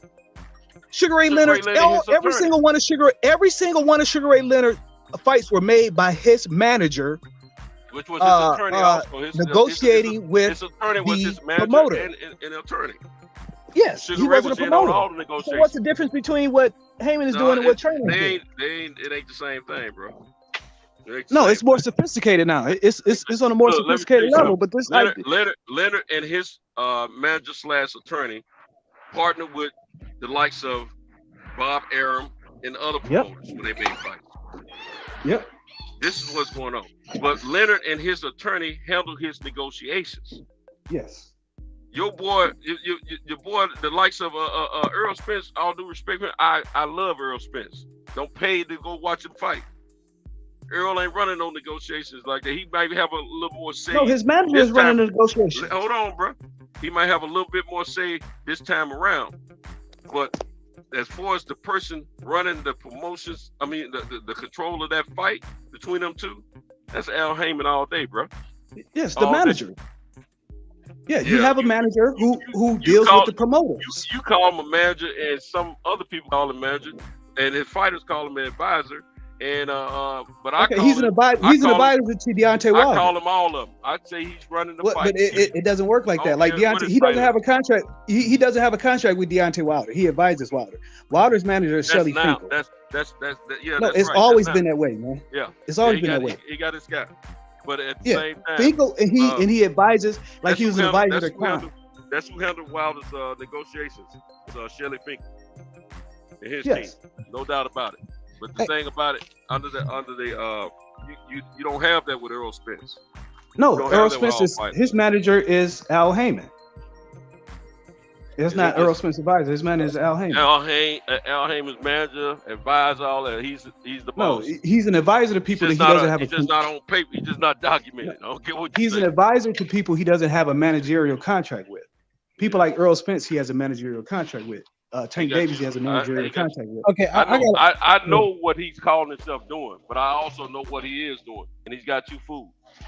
He ain't got me fooled. I never even talked to the man. How the hell he got me fooled? Only thing I know about him, what I know from what's going on, I know from Tom Brown, who I talked to directly. I know from Lou DiBella, and I know from Samson Lewinsky. That's who I know from. If you think Al don't have his hands deeply in the pot of, if Al has a lot to do why that fight hadn't happened, you can say whatever you want to.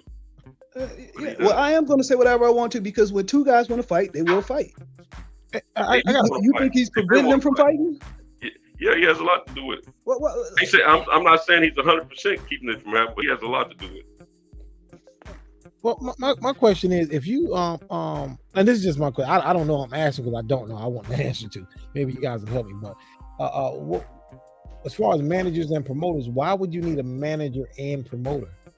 Because your promoter, they're supposed, because that's a conflict of interest to have your manager. A promoter's job is to make the most money as possible. I know. Manager's job is to get you as much money as possible. Okay.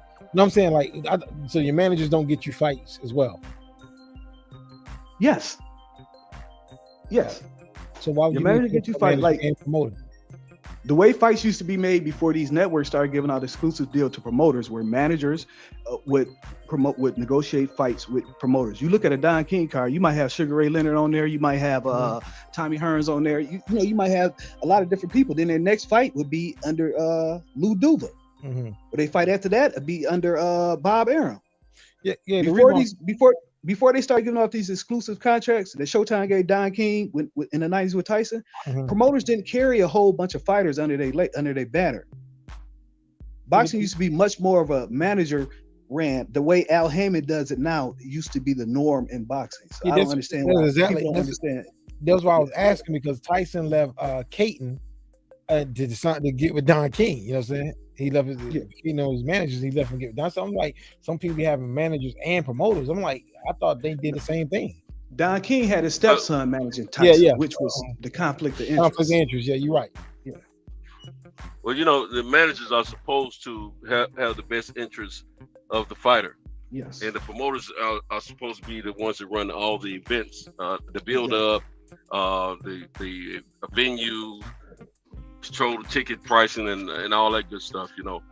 Everything with the event itself, they're supposed to handle all that. But nowadays, like we're saying, they got these tie-ins with these networks, which is not out of the realm for a promotion. But the managers, see, this is my problem with what I have all due respect for Al Heyman, but some people don't want to call a spade when they see it. Al Heyman has the deal with Showtime, not Tom Brown. Tom Brown is there piggybacking off that deal because he has to have a promoter. The PBC. Al Heyman runs PBC, period. Yeah. Al Heyman is the executive of the PBC, Premier Boxing Champions television show. You understand that PBC is a television show, right? I know exactly what it is, but okay. at the same time, I just talked about what promoters do also and what they're supposed to be doing, and he's doing a whole lot of stuff that promoters do. Okay. Premier Boxing Champions is a television show. That's why you have fighters like Boots. We know that, bro. We know that. Okay, well, can I finish the point? That's why you have fighters like Boots, whose manager is Cameron Duncan, but he fights on Premier Boxing Champions television show. That's why you have, a lot of these guys like Samson fighters. They don't all have advisory or managerial deals with Al Heyman, but his fighters fight on Premier Boxing Champions television show. and he's a promoter. Tom Brown, for the longest, people didn't even know that Andy Ruiz was signed to Tom Brown.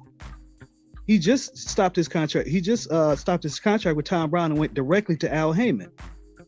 So all this time that people think they know, but they don't know. I know because I've talked directly to these people, so I got a good idea how it works. Yeah, I know you don't know me, bro. You might think I'm some lump on a log or something. No, I don't think you're some lump on the wall. I'm just saying I'm just going by who I know and who I talk to, and the way it was explained to me from ex promoters under PBC and current promoters under PBC. I'm not saying you hadn't talked to anybody. You don't have good information. I'm not saying that, but I see my thing is I don't protect. I'm a fan of boxing first and foremost, not the fighters boxing. Then I have certain fighters that I admire and I keep up with.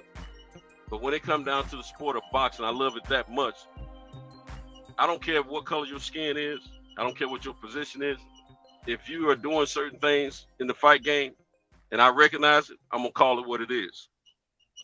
And if I get vital information from certain people in the fight game who I value and trust and respect their opinions and what they tell me, then I'm gonna and I can see what they're telling me is has validity to it. Then that's what I understand, and that's what I okay. What about Jay Prince and Antonio Leonard? I don't know anything about Antonio Leonard. Jay Prince, he's a manager. Okay, you don't know who Antonio Leonard is? No, I don't keep up. I don't keep up with top rank people that roll with top rank as much as I do. Just Al Heyman. So Antonio Leonard owns a promotion company. Him and Jay Prince are longtime good friends. Every fighter that Jay Prince has signed as a manager deal fights under Antonio Leonard's promotion. Okay. Co-promoted with Top Rank, but you don't see any conflict of interest there. I haven't looked at them as sub because I know about them about Prince. I know he his fighters usually are in cahoots with Top Rank. That's the promotion company that they use. Okay. So and one thing you'll find about Antonio Leonard Promotions, they don't put on any shows by themselves. They all shows they are co-promoted with Top Rank. Whereas Tom Brown has his own shows. Samson Lewinsky, he has his own shows. And Lou DiBella, when he was with him, he had his own shows. So I think what you're thinking of, if you looked into the Jay Prince and Antonio Leonard situation, I think that you'll find that's what you really think Al Heyman and PBC is. No, I know Al Heyman has a lot more control. I'm just saying, just look into it and let me know what you think. No, well, I'm telling you about Al Heyman right now. What I feel and see about Al Heyman, and what I've heard fighters say about Al Heyman. The man controls a whole lot more than people want to mention when it comes down to fight. I mean, he I ain't mad at him. Don't get me wrong. I'm not mad at him. I'm happy this black man is in the depths of the fight game. As he's embedded in the trenches, deeper, as deep as any other race of people. When you say he controls more, are you implying he's doing something illegal? Let me get my thought out. I'm very happy to see a person of color who looks like me, who's embedded in the trenches of the fight game on the business side as much as he is, just as much as any of the other races are. So I have no problem with that. But at the same time, when we as fans get into pointing the finger at certain people instead of the right person who's keeping us from having these fights, that's why I have an issue with it. That's when I pointed out, no, that's that man's fault right there. Why we didn't get this fight. I think the easy thing to do is to point the finger at Al Heyman. No, I don't think so. Okay, can I finish my point now? Even when you could look at empirical evidence and you see there's only been 4 times that 2 networks that have worked together to make fights: Lennox Lewis, Mike Tyson, Mayweather, Pacquiao, Wilder, Fury, Ryan Garcia, and Tank Davis. 3 of those 4 have who involved in them? 1 man, Al Heyman, right? You said Mike Tyson and who? Mike Tyson and Lennox Lewis. 3 of those 4 men. 3 of those 4 events has. 3 out of the 4 Al events. wasn't in that. He wasn't in that capacity. That No, he was. No, that's what I'm saying. 3 of those 4 events have happened. So I understand, but that doesn't. He wouldn't. He didn't have enough power and authority, and he wasn't in the trenches enough to keep a fight from happening. I mean, keep networks or promotion companies from working from each other. So I don't think. I don't understand what you're saying. I'm not talking about Lewis and Tyson. I'm saying out of the 4 events that I named, he's been a part of putting together 3 of those fights. No, matter of fact, he's been part of the biggest money making fights ever in the history of boxing. We know that. No, I'm not just talking about money making fights. I'm talking about cooperation between different parties. Even though he did a co-promotion. I just said that. Okay, I don't can I think finish it's my fair point? to use You keep interrupting me after I let you finish your point. Because there's this narrative. Because I'm trying to get a basic point out. Because there's this narrative. Ask me a question, I was answering, then you changed it up. You try to say I said something different. I'm saying there's this narrative that he doesn't work with other people. He's not willing to work with other people. I'm trying to set the baseline that out of the 4 events where there's been 2 different networks to work together, he's been part of putting together 3 of them. And the 5th event, it wasn't 2 different networks, but he's the only one that's been able to do a co-promotion with the UFC. So like when people say that this man is a problem blocking these fights, but somehow he's always able to put together the most complex deals between networks or even other promotion companies like the UFC, which doesn't co-promote with anybody, except that one time they did, which Al Haymon was part of that deal. So for this guy to be such a roadblock to things, he seems like he works with a lot of people and get a lot of big events done, complex events. Well, I don't remember Lennox Lewis and Mike Tyson's fight being so. No, he had nothing to do with that fight. He had nothing to do with that. He wasn't promotion. Yeah, that's what I'm saying. There's only been 4 times that he's responsible for 3 of them. I was trying to point out that 75% of them he's responsible for.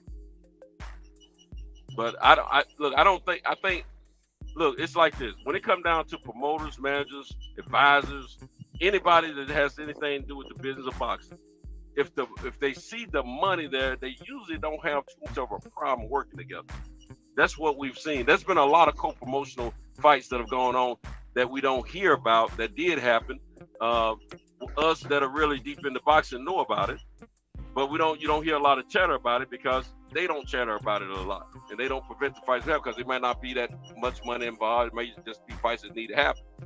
But at the same time, like the fights on a larger scale, if there's a bunch of money to be had and made, you're not going to hear a whole lot of pushback from. No, it don't even have to be a bunch of money. Let me finish, bro. It don't have. You're not going to hear a lot of pushback if they know they all can make a mint.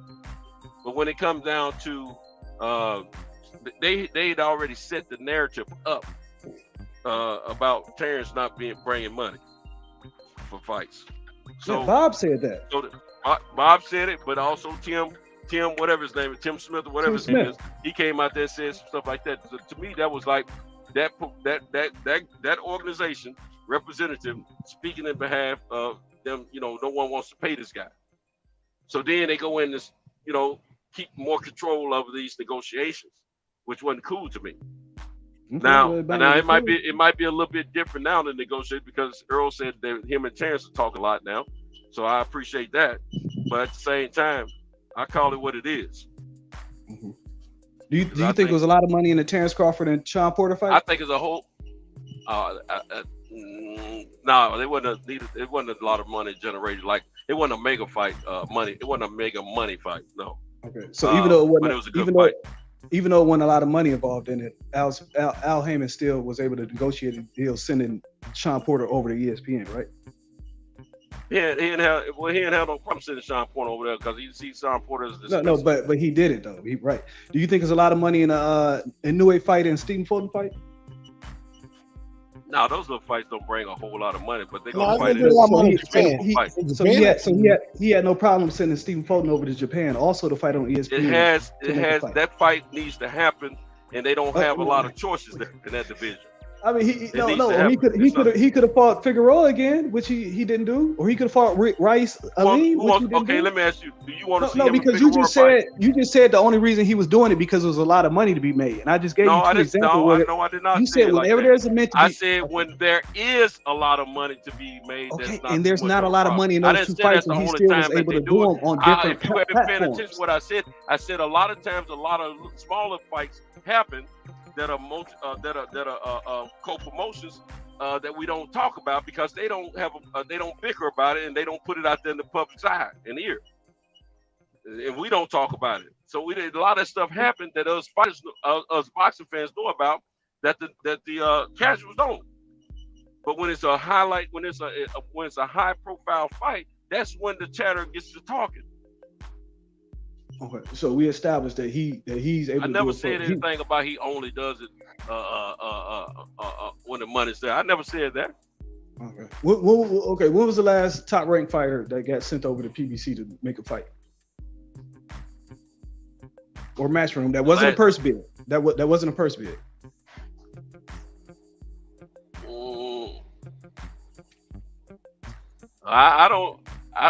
You said top rank sent.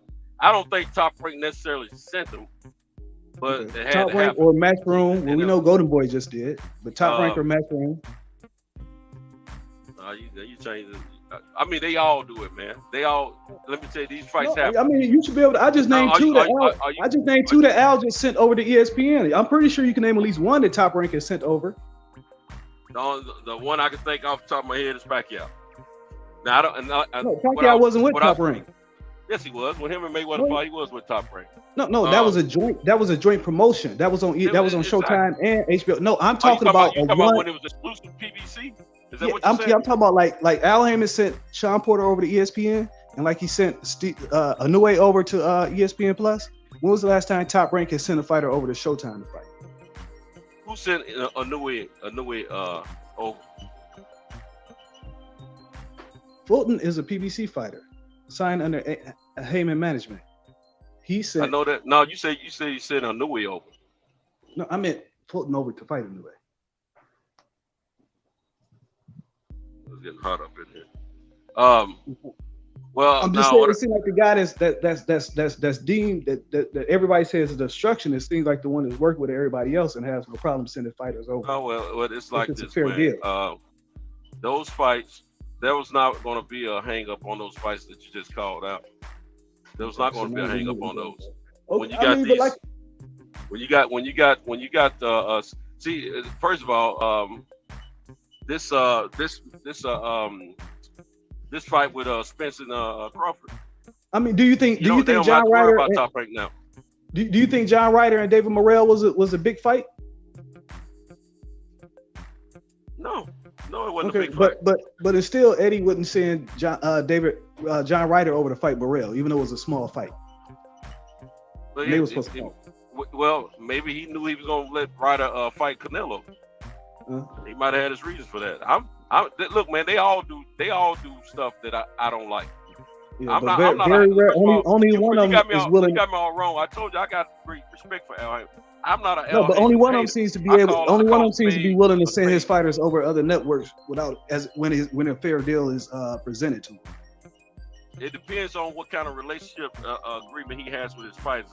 Just like he sent Andy Ruiz over there to fight Joshua. It was in Andy Ruiz's best interest for him to get that fight. Exactly. So when a deal is when it's a fair deal made, he has no problem making a deal when it's a fair deal. No, he don't. I'm not. Listen, bro.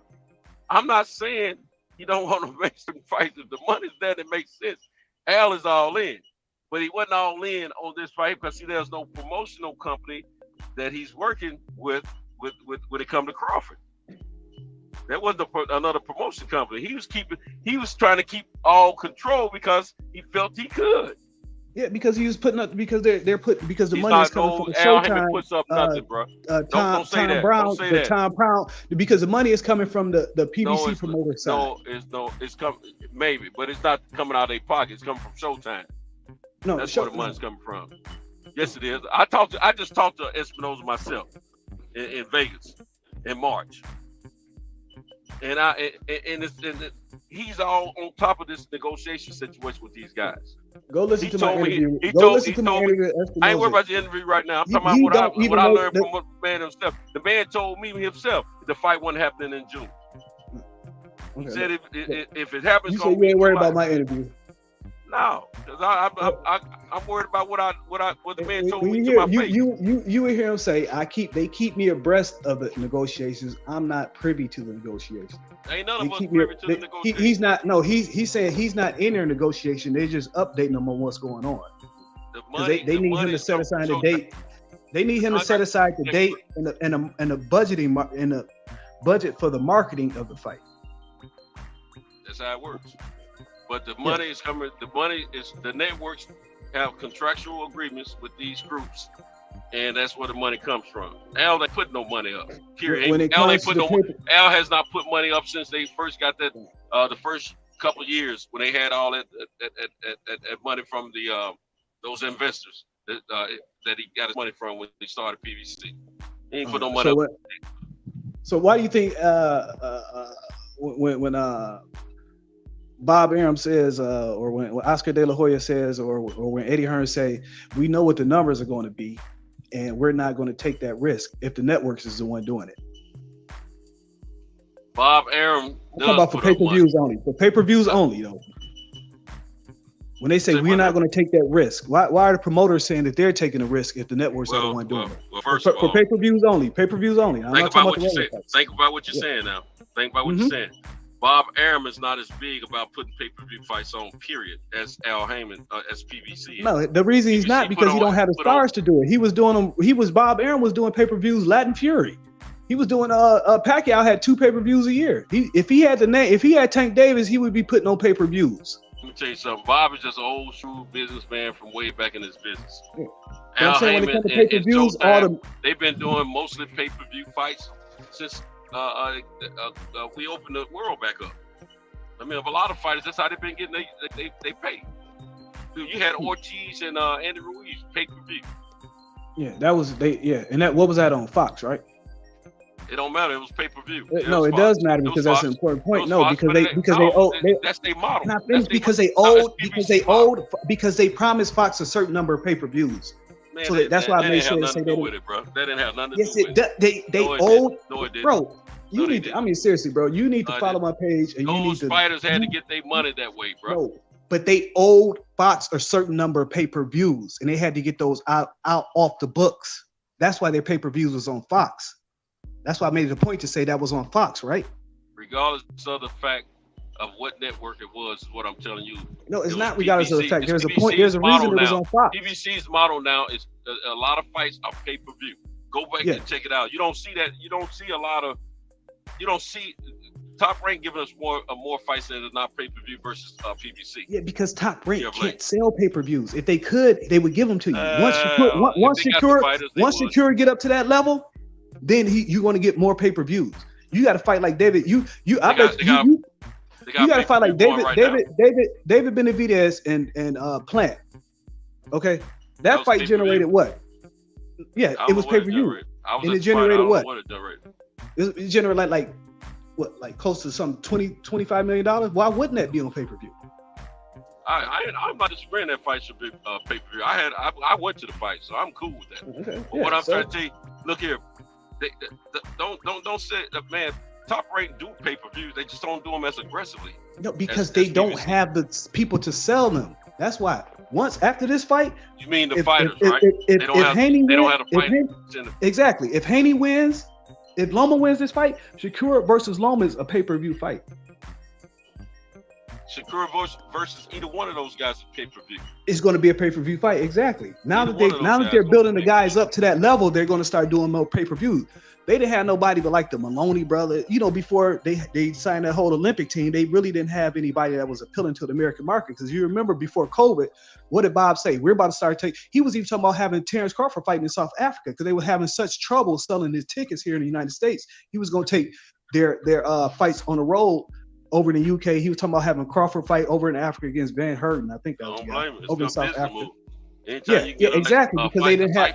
You get a nice side fee for the fight.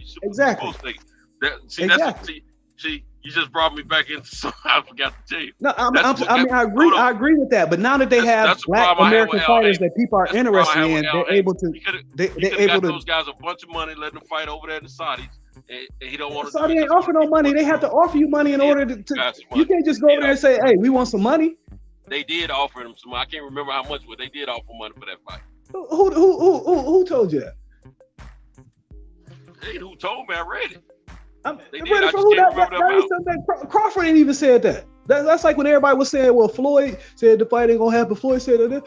Bro, nobody, you didn't even hear Crawford. I'll pull it up later. I read it recently that they were offering money for the. And tell me who the source is on it.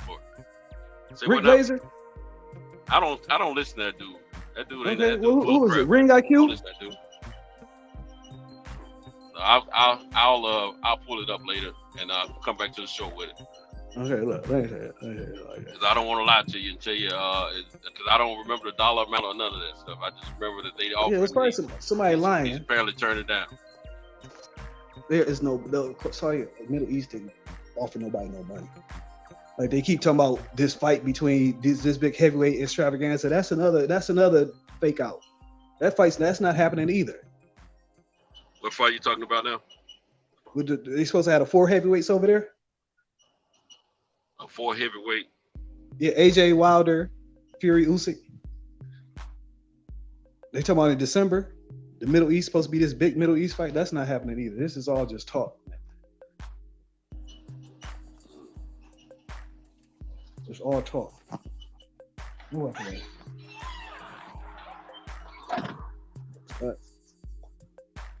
Anyway, I hope you look into that Antonio Leonard, Jay Prince situation.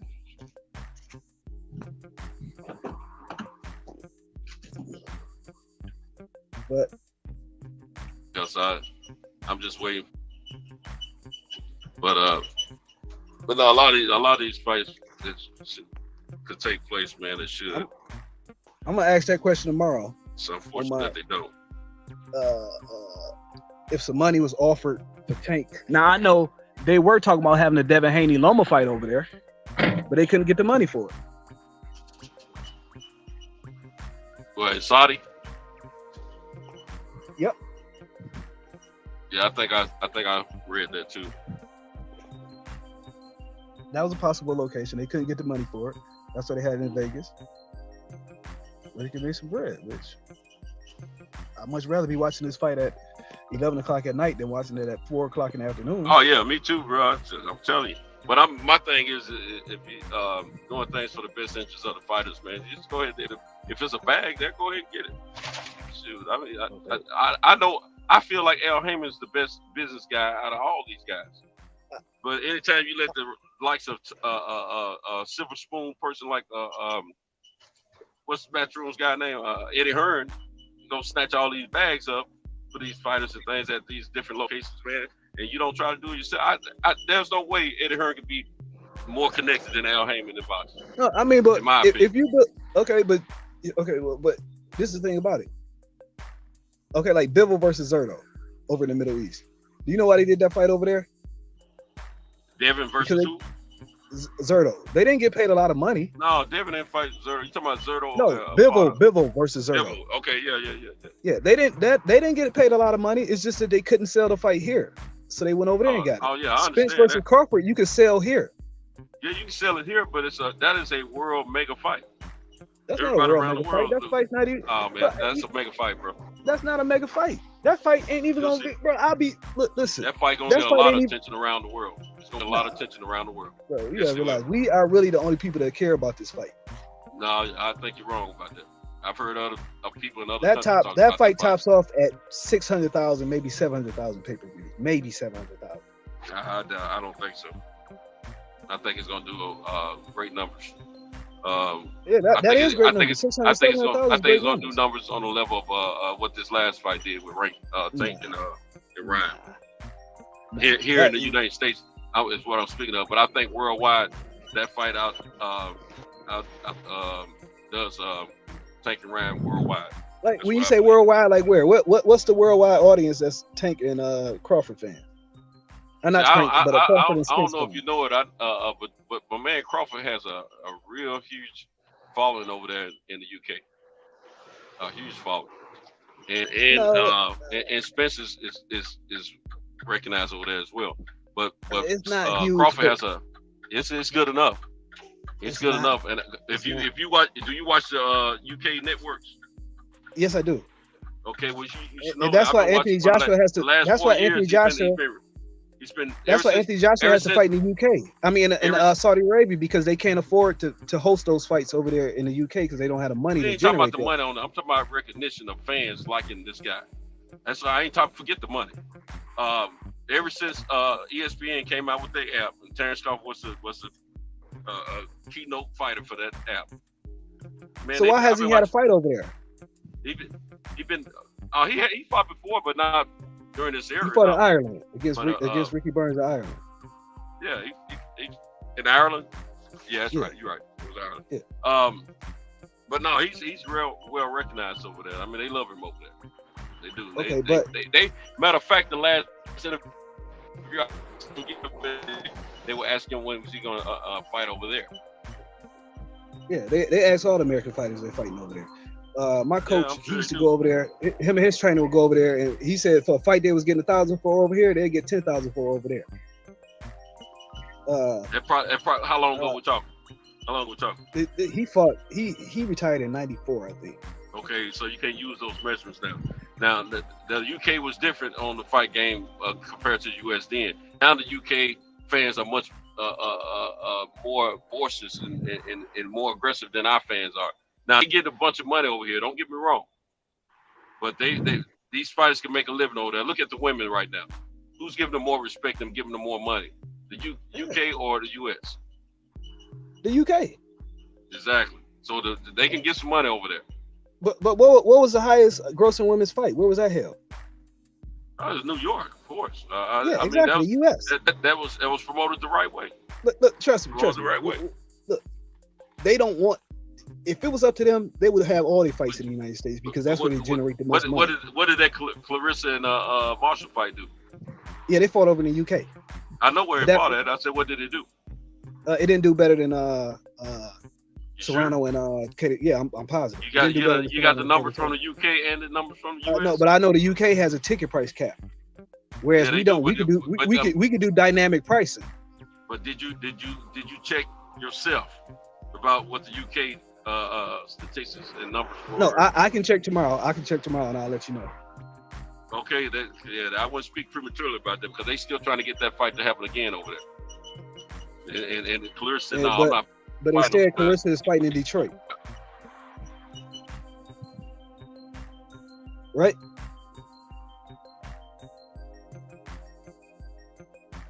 Clarissa has a fight in Detroit. And Baumgartner has a fight in Detroit also.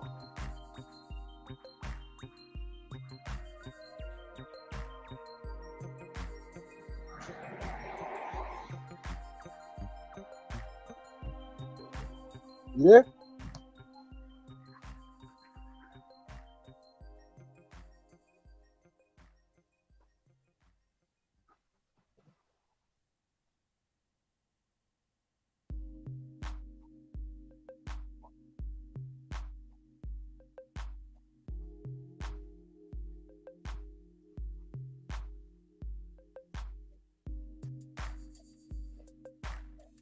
So anytime you think somebody before God, there's a problem. What about me? I don't believe in God.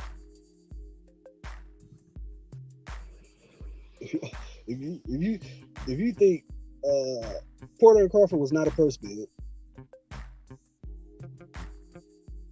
yeah, 7,000 is very good.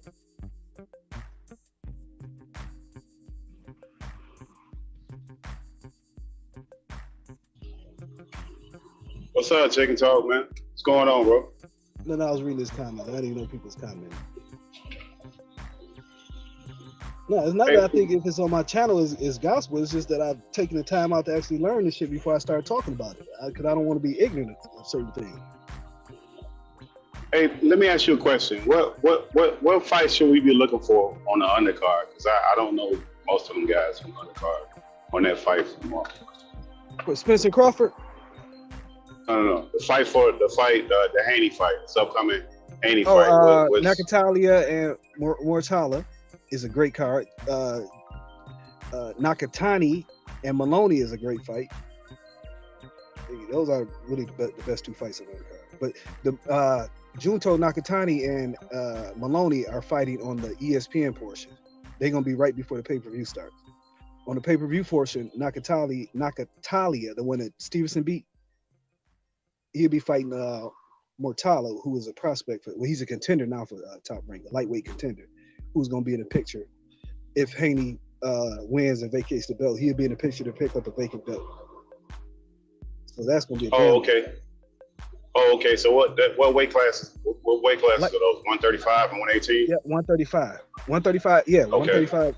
No, not 118. 112 is the other. I think it's 112. Okay. Because the other Maloney is 118. He fought last week. He's the 118 fighter. This one I think is 112. That's gonna be a hell of a fight. So both of them fight. I knew there was twins. I ain't know both of them fighters. Okay. So both of them fighters. Yeah. That's gonna be a hell of a fight. Nakatani, this boy he's a Japanese fighter. He's very, very tough, very action-filled guy. But is he like a new way where he laying people out? Is he knocking people out? Or is he just a good fighter? He ain't on a new. He'll knock you out, but he ain't on a new way level. New way is a generational special talent. Which I hate to see this for my boy Fulton, because I like Fulton a lot, but I think the new way will get him out of there. So you don't think Fulton go win that one? No, I don't. Fulton on New Way. Who you got New Way on that one? Yeah, I love me some Fulton. I drove 11 hours to Minneapolis to see him fight Danny Roman. I love me some Fulton, but I just don't think he's got enough for. New Way is special, man. Special. When did they? I want to see that fight too. Let's see. That's July 25th, I think, on a Tuesday. Probably like 3 o'clock in the morning or something crazy. Yeah, like 6, 7 o'clock in the morning. But it's worth getting up for. And who else you got? Now, the supposed Crawford Spence undercard. Supposedly Emmanuel Rodriguez supposed to be on it. What's my man name? Pitbull Cruz is supposed to be on it. And that one guy from Crawford's Gym supposed to be on it. But we'll see. Hopefully they get this shit across the line. Hopefully, so we can get this fight done and over with and get it out the way, so we can all move on. I don't went from being excited about the fight to I don't even give a damn if it happened or not, to be honest with you. The only reason I want to happen now is just so we can get past it. I don't know, man. We got another. But we get a new date every month, so I don't know. I don't even like talking about it at this point because we get a new date every month, and there's more cryptic tweets, and who knows, bro. Till they announce it, who knows, man. But like you were saying earlier, Tank Davis keep fighting. That's why his name keeps going up. Yeah, that's why that's because he's staying busy. He's giving his fans. We are all fighters. We are all fans of these fighters, right? We're not fans of what you're doing in your personal life. So if you're not fighting, I really don't give a fuck what you doing. Not to be sound harsh or nothing, but if you're not fighting, I don't really care about what's going on in your personal life. Not too much, I'm not trying to really get to know you like that. I became familiar with you because you were a fighter, so I want to see you fight. But they're all fighting the same quality of fighter. It's just you would have to go back 3 years for most fighters for his last 3 fights. Like, these guys ain't fighting 50-50 fights. Like, yeah, you want them all. Realistically, you want them all the best fighting the best, but they're not doing it. So realistically, if you would have to go back, most of these guys, 2-3 years to get the same number of fights that Tank Davis fought in a year. So yeah, you can say his competition level ain't that high, but hell, none of these guys are really in 50-50 fights. That's just what it is. No, it's not. No, they're not. I think, but of course, always, even with Canelo, when you're, when you're at the top, people are always going to criticize who you fight, no matter who you fight. Like the John Ryder fight. People going to criticize that, which I didn't really care for, but Canelo, he's earned his bones. He can call his shots. My problem is if a guy like Charlo ain't fighting at all, I got more of an issue with that. Yeah, me too. I'd rather you fight somebody that sit on the shelf for like a year or two, and then nobody knows nothing. It's a bunch of cryptic tweets, and like you just don't know. And then when they come back from long layoffs, now they need Now you need another light fight to build yourself back up again. So now you starting all the way back over again. So now you're 2 years out. And then you hoping they don't get hurt, which delays them even, hurt during the fight like Andrade did, which delayed him even longer for his next fight. It's just another. You can't have both ways. All these guys over 30, I don't know, man. They just seem like they wasted. It's been a lot of wasted talent. A lot of wasted talent. And I'm including Crawford and Spence in that conversation. Yeah, because these guys been waiting. I mean, but the fighters got something to do with that too. Like the fighters got something to do with that just as much as like we can't put all of that on the manager or promoter. None of that crap, because just like guys that are more active than those that are historically, they're just not that active. Like they're just not. And it has nothing to do with the promotional company at some point. Because at some point, these guys are big enough stars. If they wanted those fights, they could get them.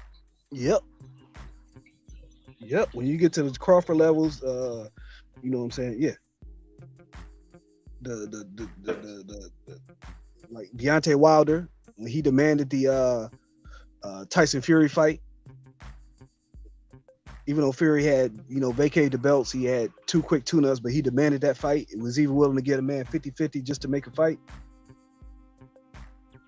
Yes, when you get to a certain level, you can't demand certain things. Like we were talking about, like Earl. Supposedly, this is what Earl is doing now. He's demanding the Crawford fight. He's not going to fight Thurman.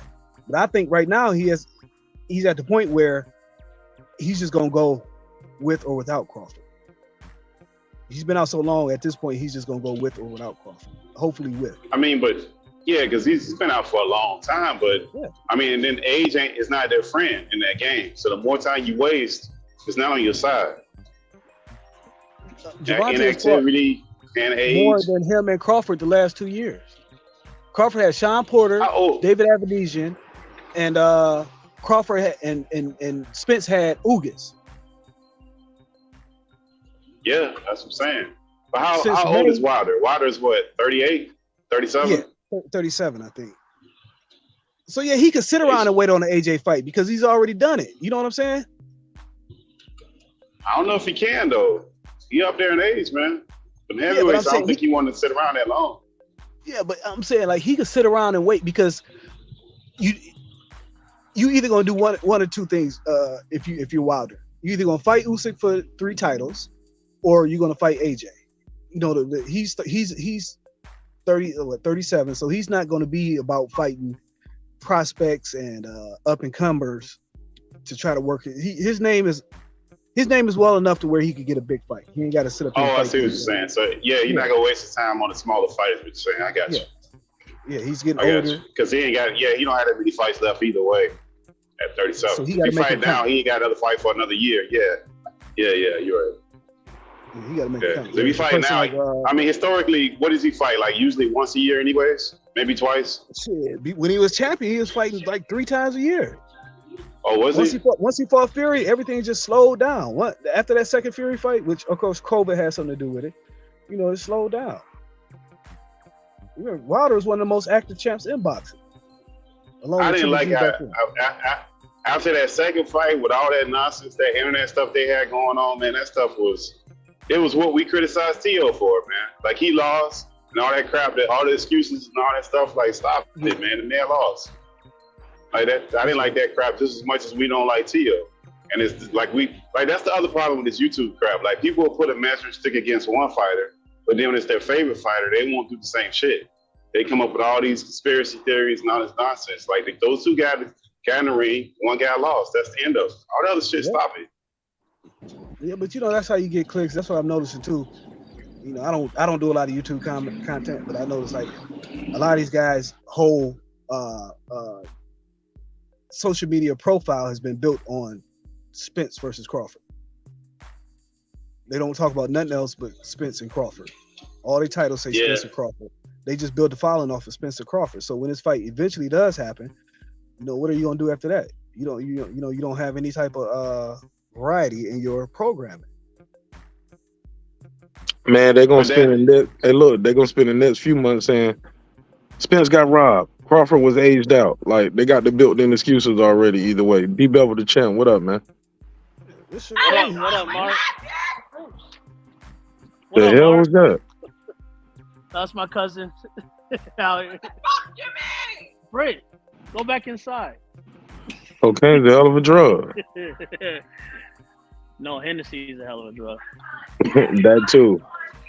That too. I'll be back Damn, in she there. turned up. Go ahead, D-Bevel the champ. What's on your mind, big dog? Oh no, I just called in to talk about what I heard everybody was talking about. I heard Spence and Crawford talk. You know, that means we have nothing to talk about, right? Right. What is City looking like in Vegas? How's it looking out there for this Haney fight? Man, let me tell you something. Right now, well, the Haney fight's gonna be good. You know, I respect Devin Haney, man. He wants to fight everybody. You know what I mean? Of course, he has a lot of haters. You know, you got a lot of people saying, fucking, he's not entertaining and all that other bullshit. You know, they switch the narratives up. You know, when people have favorite fighters, they switch up the narratives. You know, 10 years ago, the black fans, we like the skilled boxers. And then 10 years later, we like Wilder knocking everybody the fuck out. Same with the white motherfuckers. You know what I mean? They're like, oh, we want to see Floyd go toe-to-toe, all that bullshit. But then when Fury gets there, it gives you a boring-ass fight. When motherfucking Lomachenko gets in there and does all this Matrix bullshit, because they call it Matrix and Lomachenko does it. Now, how many fucking black fighters done this Matrix shit? Fuck out of here. You got this white guy from Ukraine come in there, fights like a black guy. Now all of a sudden they love this motherfucker. Man, get the hell out of here. They know Devin's going to smoke him. That's why they're making all of those excuses about him being old and all that other shit. You know what I mean? So they know Devin's about to give him that work. He has the he has the reach advantage. He has the youth on his side. He has all the belts and stuff like that. I mean, Devin's been trying to fight Loma, been trying to fight Teofimo. Since they all fumbled and fucked up, Devin has all the belts. Now they're all butthurt. You know, so they know he's about to put on a show tomorrow. Vegas is about to be, you know, hyped off the whole thing. All the way live. Man, look, ain't nothing gonna be boring about that fight tomorrow. This fight is gonna be a fight of the year contender. I'm telling you. This fight is gonna be a great fight. No, but that's something to do with that's something to do with the YouTube channels that they talking this fight down, which is bizarre that they doing that. They talking the fight down for obvious reasons because Bill not coming on their channels. That's what's going on. Clash of styles right here. This is gonna be an exciting ass fight. And I agree. I think it's gonna be an exciting fight, and I agree with Boston Scholar as well. Is that Boston Scholar? No, that's Pittsburgh T. Pittsburgh T. I agree with that as well because people are trying to talk it down. They're trying to say like, oh, you know, I think it's gonna be some kind of conspiracy. Like, you know, they want to get the belts off of Haney because he might go back to the zone and all this other shit. And ain't gonna be none of that. Haney's gonna smoke this dude. Haney's a better fighter. I mean, I hear a lot of people saying it could be a 50-50 fight. I don't see it that way. I just think Haney's a better skilled, you know, height advantage, reach advantage, the youth on his side. You know what I mean?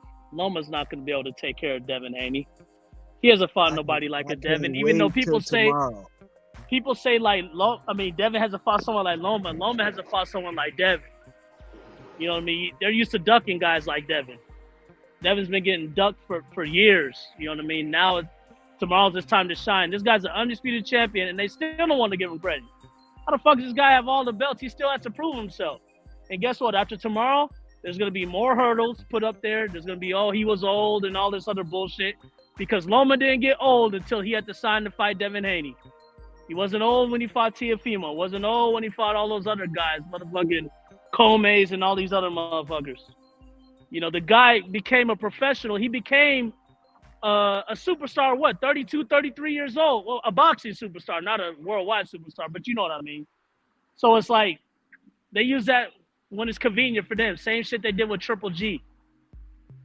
You know what I mean? When they know someone's about to take an L, you know, here comes the excuses and shit. Yeah, but that's the good thing about Haney, though. He accepted that. No, he did. Haney accepts every fight. No, I mean excuses. Like, that's the difference between those Wilder fans that was making excuses, the Teal fan, like that guy already know going in the excuses, and he didn't accept it. He ain't make no excuses for that shit. Even after, even after Kambosa, like the first fight, he fought him again. Like he didn't have to fight him again that second time. He did it anyways. Oh, right? Like he honored his contract. Yep. They had a verbal agreement. He honored the shit. Like there's no honor amongst these guys. It's just we gonna win at all costs, and when we lose, we still win, and we win. So we ain't losing no matter what. Right.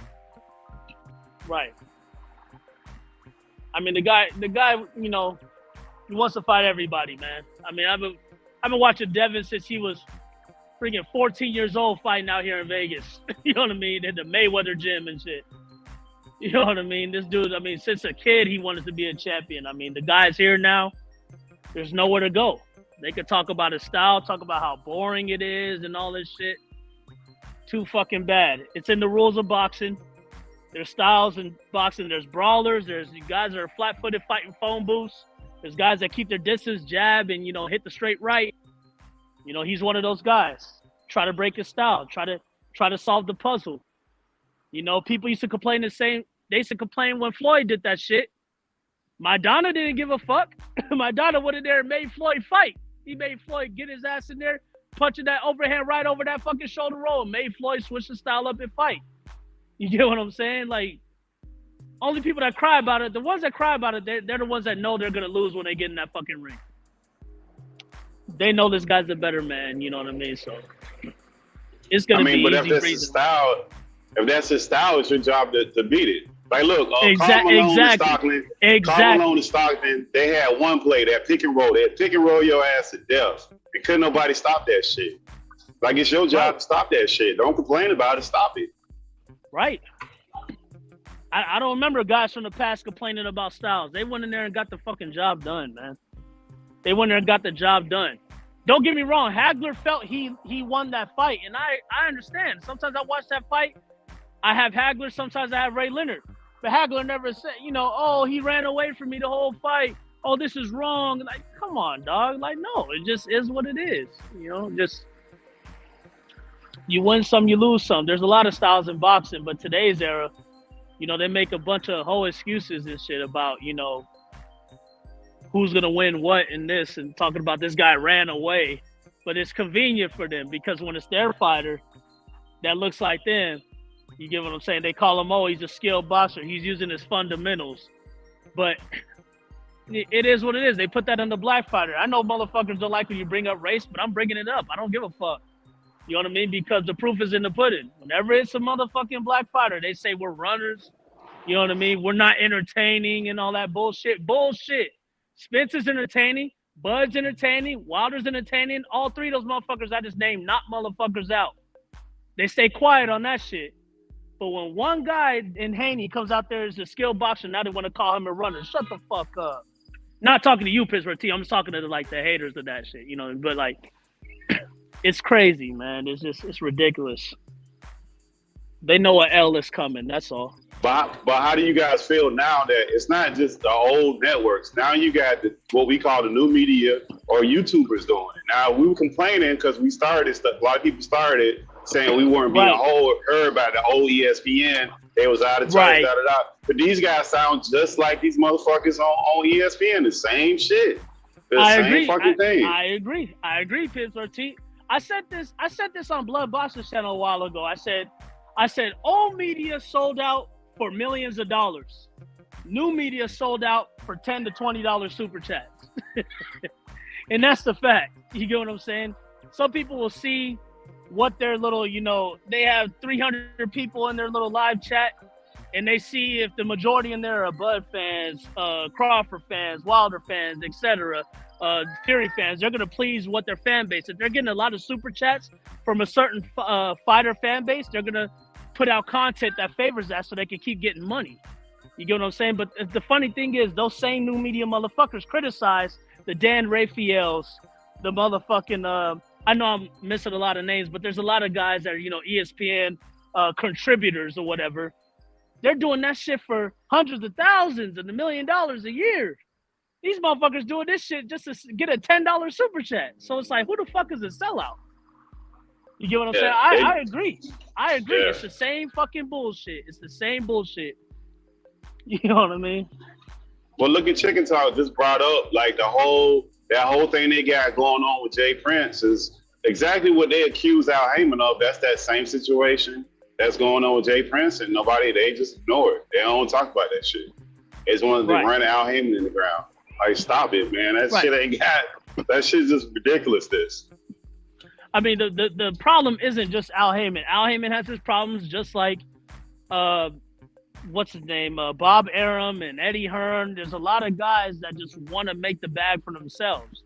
They want to keep the money and their fighters in-house for themselves, the titles in-house for themselves. You know what I mean? All of them need to get on one conglomerate and do business, but they don't want to do that. You get what I'm saying? That's why we as the fans don't get the fights we want to get.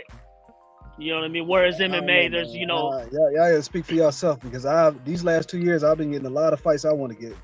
We got like more undisputed.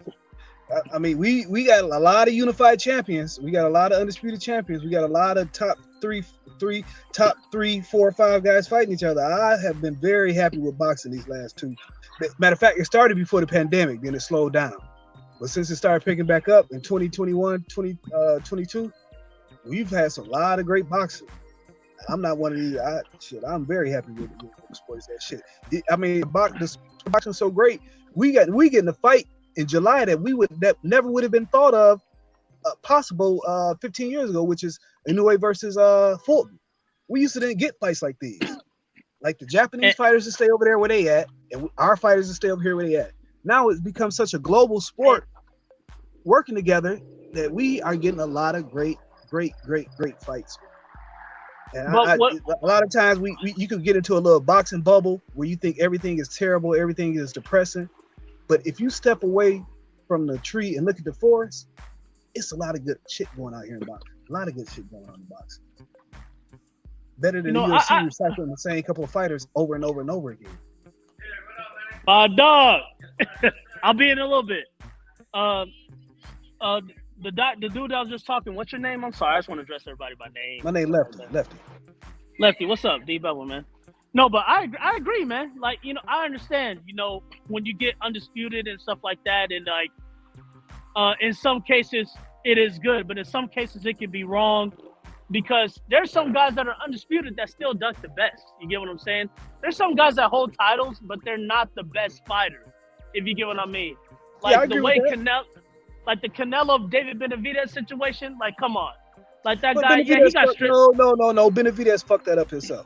No, I agree. And I was about to say that. I agree. He messed it up himself. Cocaine, okay, whatever. But if Canelo really had that warrior spirit, you get what I'm saying? He's like, look, I know I unified all the titles, but I still didn't fight the man that really was the man. He didn't lose his belt to another fighter. He lost it because of his own personal problems. Let me go in there and fight him. That's a real warrior, in my opinion. I'm going to fight him. And you know what? Credit to Inoue. You got to give it time. You got to give it time. Now, it's not dead.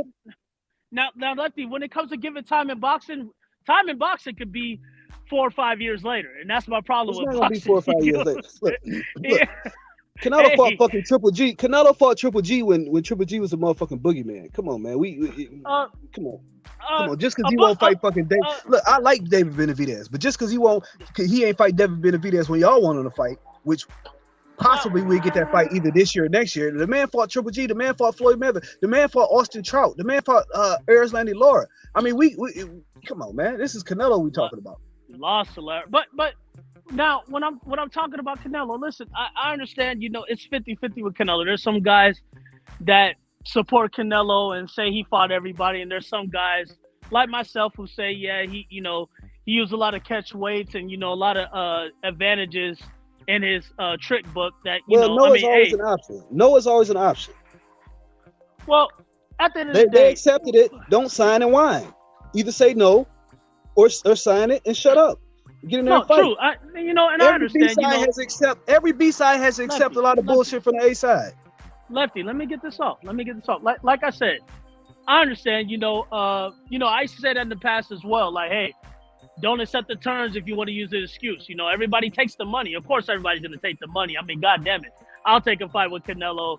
I mean, I don't need millions of dollars. You give me 20 grand, I'll fight Canelo. But at the end of the day, you know, when it comes to being the best and really beating the best, you know, when it comes to all these little hidden rules, I call it sanctioned cheating. You know, catch weights, rehydration clauses, and all this other shit. Yeah, they accepted it. You know what I mean? But did you really beat that fighter at their best? No, you didn't. You know, and I'm not just getting on Canelo. That goes for a lot of these guys. You know what I mean? But at the end of the day, the way Canelo really did not want any smoke at 168 until David got stripped. And then they put that belt for a vacant fight on one of Canelo's fights. And all of a sudden, he's a WBC champion. Can't give someone credit for undisputed when you really didn't beat the guy who held the belt. Let me ask you this question. After that, now Let me ask you this question. Go ahead. Is the fight with David Benavidez a bigger fight now than it was back then? Oh yeah, no. You know, okay. I can understand that. I can understand so it's that. Like he made the right decision because he made he lit a fire under David's ass to get out here and do something. No, you didn't. I didn't really get there yet. You know what I mean? All David Benavidez did since then was fight Caleb Plant. But at the end of the day, for us boxing hardcores, that was a fight from the jump, period. That was a fight right now. You know what's funny? Inoue could have easily said, you know what? I'm the undisputed champion. I got all these belts. Why should I fight Stephen Fulton? Let him get his name up. He needs to get his name up. He's not popular, which Stephen Fulton isn't popular at all. Inoue could have said, you know what? I got a whole country behind me. Why should I fight him? But Inoue said, you know what? Fuck all that pussy-ass ducking bullshit that goes on. Get that motherfucker in the ring. I want to prove that I'm the best. Fighters in the past didn't do that shit. Fucking Lewis, Tyson, Holyfield, Ali, Frazier. Yes, they did. Motherfuckers didn't say like motherfucking, oh, I'm the A side. Oh, who are you? Yes, Nobody did, knows bro. you. Leonard, do you know how much Sugar Ray Leonard was hated because he was the one haggler. Okay, think of another one after the Ray Leonard haggler. No, it's not the one haggler. Everybody hated Leonard. Think of another one. Leonard was worse I'm than telling you to name one. I'm telling you to name one right now. Since you haggler, yeah, name one right now, and there better not be motherfucking Aaron Pryor. What you mean? Name one what? Name another fighter who used that bullshit A side, B side excuse. Why should I fight you now? Leonard was the first to do it. I'll admit that to you because I'll admit when I fuck up. I'll admit when I he did it with Hearns too. No, he fought Hearns. Yeah, he fought Hearns. But I'm saying the fight happened. That fight happened immediately. They didn't drag it out 5 years. That fight did not happen immediately. No, that fight did not happen immediately. Now, name something else. Name off Ray Leonard. Okay, Jack Johnson. You're going back to the 1905 and 1910. I'm just trying to show you how far it goes back. Jack Johnson refused to fight black fighters because he couldn't make as much money fighting white fighters refuse to fight Jack Johnson. We ain't going back 110 fucking years. I'm talking about now. No. I'm going back to show you how long this has been going on. But Lefty, name the fighters I named right now. I didn't even bring up Jack Johnson. That's a whole different discussion. The fighters I just named: Frazier, Ali, Lennox Lewis, Tyson, all those guys. Now, don't get me wrong. Tyson and Holyfield didn't fight when they were supposed to fight. Tyson did that 4-year bid. Shit happened. You get what I'm saying? But there wasn't no fucking, I'm the A side. Why should I fight you? Riddick Bowe threw his title in the trash. Okay, yeah. So he Come on, man. De La Hoya did it. De La Hoya did it. Of course, that's the 2000. That's the 2000s. I bought up the 90s, then I bought up the 80s, then I bought up the 60s. We had one with But y'all, I'm saying stay on the guys I bought up. You get what I'm saying? No, but like De La Hoya's era, yeah, he did that shit. But I tell you what, De La Hoya fought more people than these little pussy ass fighters fighting today. I mean, that's the truth. Yeah, now he lost those fights, and it is what it is. But he at least stepped in the fucking ring. You get what I'm saying? I think you got nostalgia. Nostalgia is a dirty liar that makes you think things better than what they were. How so though? Like, how old are you? If you don't mind me asking, how old are you? Me, I'm 37. I'm turning 37 in September. How old are you? I'm 10 years older than you. I'm 10 years older than you. Okay, so I expect you to answer the question I asked. Name a fighter. What was the question? Name a fighter that used this A side, B side bullshit that the fighters do today in the 2020s. Every single fighter has been A side. They've always used their A side. No, but when did they use an excuse not to fight a guy because he doesn't sell enough tickets? Because nobody knows him. Who did Ali do that? Man, you keep asking no, he didn't. You keep asking me a question. I'm trying to answer your question. Go ahead. Yeah, but this almost like the '90s basketball, like Michael Jordan versus the new guys. Like when you start having that, like that's over, man. It's the new way they doing boxing. Fights have always been made by business, and the A side taking it and having to acquiesce to the term. The B side having to acquiesce to the terms of the A side. That's nothing new. It's always been that way. And I agree with y'all. You get what I'm saying? I'm just saying this era is more extreme. You get what I'm saying? There are guys that would clearly duck a guy. They will say, I shouldn't fight you, period. Knowing that this guy's the best, but they'll say he doesn't sell tickets. Like who? But like Triple G, said about Andre Ward? Oh, man. First off, Andre Ward would have smoked Triple G. And of course that was an excuse. That's why I said about 20 minutes ago that Triple G was a hype job, but you kept cutting me off. I let you stop. But when you said Canelo fought Triple G, I said we knew Triple G wasn't the man like that. Everybody knows Triple G ducked a lot of guys. I said he fought him when he was the boogeyman. We found out he wasn't the man. I mean, he was a boogeyman, but everybody knows the way he ducked Andre Ward. When he was acting like, when he said, I will fight anybody from 168 to 175, Ward came out there and then he didn't want to fight no Andre Ward. They made excuses about that shit. So they spoke a little too soon. We all know that. This is all in the history, man. Come on. Don't act like I don't know what the fuck I'm talking about. Yeah, he wanted to fight Mayweather instead of Ward. Of course, because he wanted a big-ass payday and shit like that. But him and his trainer, the Abel Sanchez, talking about, I'll fight. Triple G, we just want to fight. We'll fight anybody from 168 to 175. Ward came out there and said, hey, let's go. Them motherfuckers were quiet as fucking church mice. So that's what I'm saying. Like, there's a boogeyman really get ducked by everybody. You know what I mean? Triple G was always a hype job to me. Now, if you want to give Canelo Triple G, that's fine with me. Okay, a guy who can only fight forward and not go backward, he really didn't have skills like that in my eyes. But whatever, he gets Triple G, I guess. Triple G, who still ain't fought David Benavidez, still ain't fought a Charlo, still ain't fought all these other guys. But of course he fought Canelo because that's where the money is. Mm-hmm. But can you think of someone that's really great that he fought? And don't say Danny Jacobs.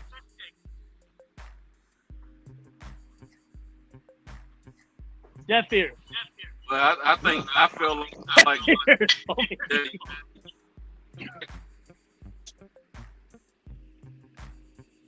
Danny Jacobs in that fight with Triple G. What's up? I said I feel like Danny Jacobs actually. I feel like Danny Jacobs actually beat Triple G in that fight. I feel the same way. But Danny didn't sell any tickets. He's not a superstar, so let's give it to Triple G. You know, it is what it is, man. The typical boxing bullshit, man. It was a close fight. It could have went either way. It could have went either way. I agree with that, Lefty. I agree with that. I understand. You know what I mean? It was close. You got the knockdown, and, you know, they shared rounds here and there, back and forth. But, you know, he didn't smoke him. I mean, everybody was talking about this guy is so ducked. He's so scary. And the motherfucker gets in there and looks regular when he finally fights a name. He didn't fight a Dominic Wade. He didn't fight Willie Monroe, all these 154-pounders that were blown up. He fought a middleweight, and then he looked regular. But you see what activity and great marketing to do for you? Of course. That's my whole fucking point. You could be great. I mean, they could blow you up as you're the best, but you're really not the best. Yeah, but that's why I give Inouye credit. He didn't find out until he got in the ring with him. No, of course. And Canelo lost the first fight, in my opinion. I didn't think that was a draw. I thought Triple G beat him. I thought Canelo got the second fight, but the first fight, Canelo lost. You got like Bivol, who everybody was saying that Canelo was going to go in there and knock out and just smoke the guy. And right. Right, but Canelo, see, but that was a cherry pick gone wrong. Because out of 175, he didn't want to fight the best at 175, which was that boogeyman, that one Russian dude. I forgot his name. But at the end of the day, Canelo does that. He cherry picks fights. He'll say, you don't sell any tickets, but he'll go fight an unknown guy in Mexico and shit. Who's the last guy he just fought? John Ryder. What tickets did he sell? Who knows who John Ryder is? All those excuses he uses against Charlo and Benavidez, right? But he fights John Ryder. Those are higher risk fight. Of course. Of course. But if you want to prove your greatness, you'll fight the high risk fights, right? Nobody is out here. Comparing Canelo to Muhammad Ali and all these motherfuckers is bullshit because they fought the best. They did high risk fights to get that reward, and the money came with it. Hey, D-Bell. You screaming? I can't. D-Bell. Something's wrong with your audio, bro. Yeah, I mean, I remember Ali and Frazier getting paid a grip. Didn't they get paid a grip? That wasn't that like the highest payday a person ever made when they fought? Listen, that's my problem with boxing. Paydays, lower risk. Oh, let me create a hype job. You get out there and you get hit in your face and your brain rattled around for a little bit of money. I know I wouldn't. And these guys not trying to do that either. Wait. Lefty, let me ask you something. You want to get hit in your face for a little bit of money? No. This is my problem with people. Now, Lefty, let me say this one thing, and I gotta bounce a little bit, man. I'm sorry, y'all, because it's a good debate. But all right, I'm coming here. Hold up. Ali and Frazier got paid. Okay, Lefty. I don't know you. You don't know me, right? Yeah. I mean, we're talking, but we don't know each other. Now, I'm gonna prove a point. If a promoter came to me and you right now and said, Lefty, I want you to fight D Bevel, no gloves, fist fight. You guys are gonna get $100,000 apiece. Would you do it? No, it's not just. No, yes. No, wait. Let me finish. Now, what did they say? Or you can fight Mark Nash. I don't know Mark. But let me just use him for example. Let's say Mark Nash is an easier fight. They say we're gonna pay you $80,000. Yeah. I'm gonna take the easier fight for $80,000. No, I'm gonna take the harder fight for $20,000. No, I'm gonna take you the easier fight for $80,000, and instead of making $100,000 against the hard fight, and then that way you go take another easier fight for $80,000, and then we build up to where the next time they come to us, they offer us $200,000. You know, Lefty, that's a good point, bro. And I'm a man, I'll admit that.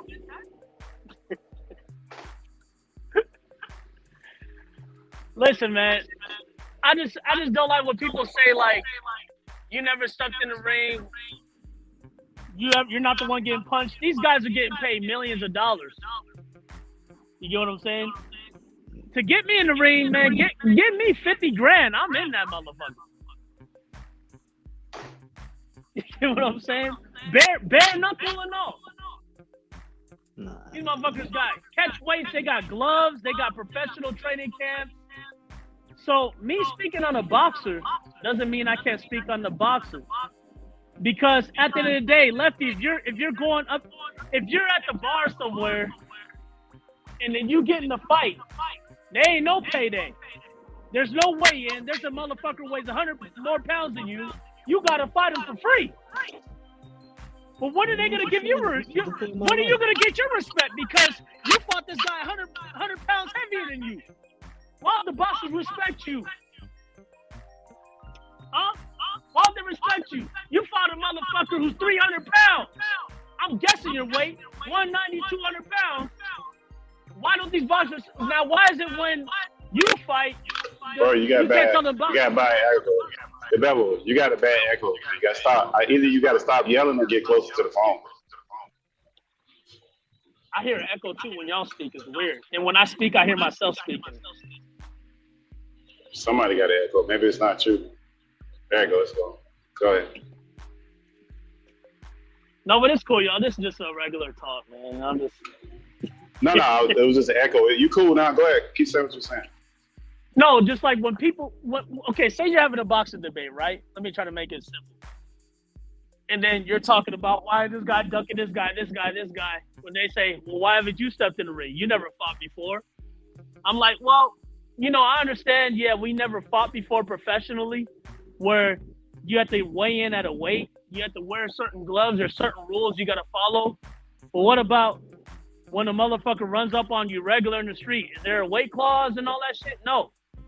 I just don't get when certain boxers, they want you to respect them for stepping in the ring, but they're getting millions of dollars stepping in the ring. They're doing something that all of us would do.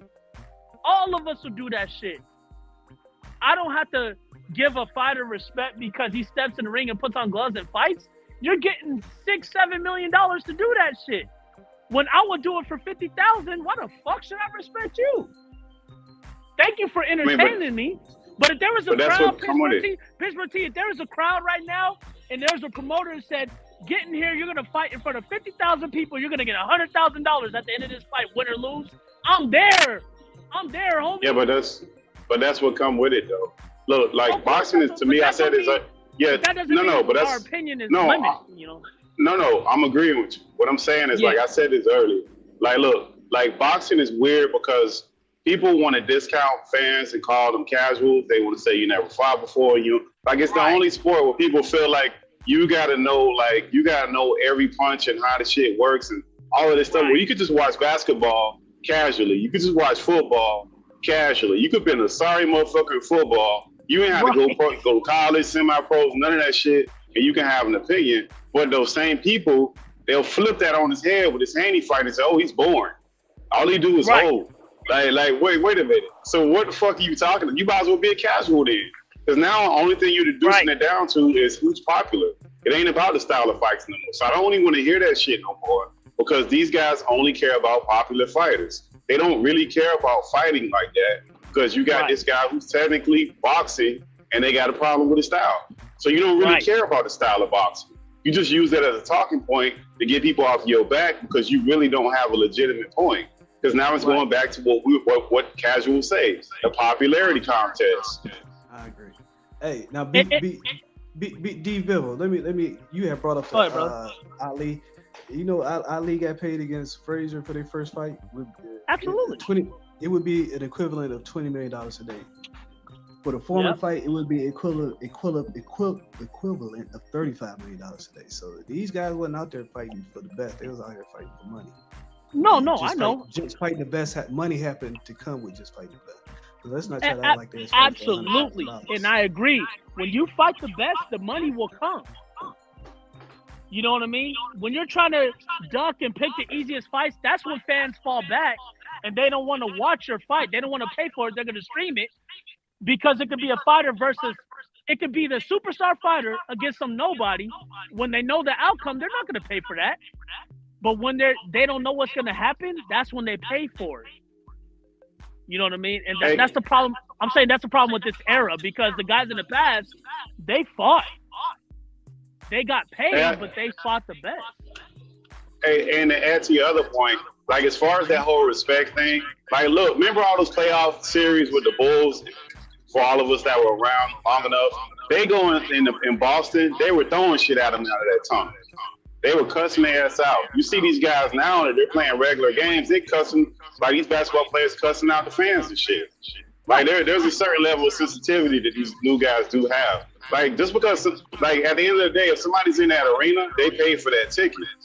So whatever, they're supporting you. Who cares? Everybody ain't got to like your ass. There's a certain level of sensitivity people have that they just didn't have back in the days. I think it mostly happens in boxing because it is a fighting sport. But I'm not gonna lie, I remember watching Floyd's 24/7's All Accesses on Showtime, right? And you know Floyd's a big gambler.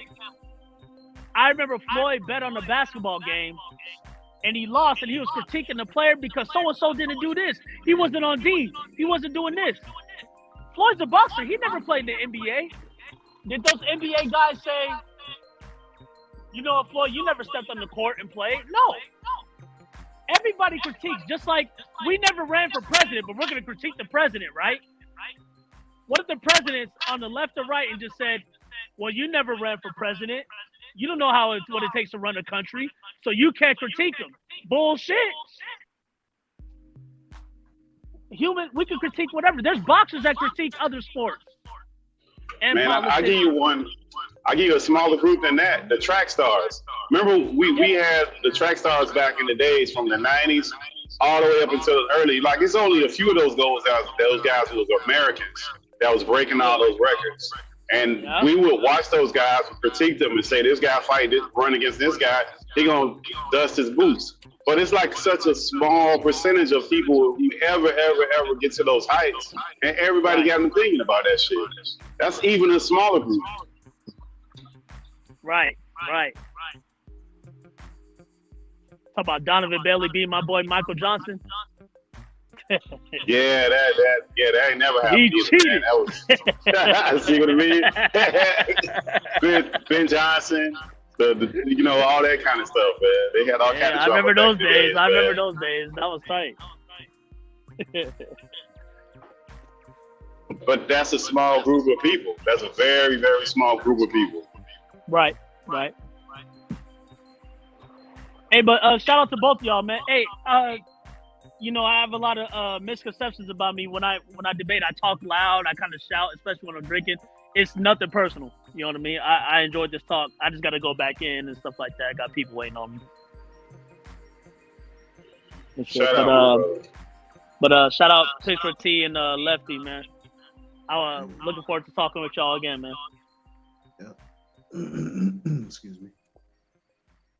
All right, I'll take it easy. You got me curious, and I started looking up these other persons. Sugar Ray Leonard was man, he was making a lot of money. Oh, he was getting, and you got to inflate that because they were getting that money in the '80s, inflated to now. Man, they were getting like $50 million. Yeah, he was making a lot of money.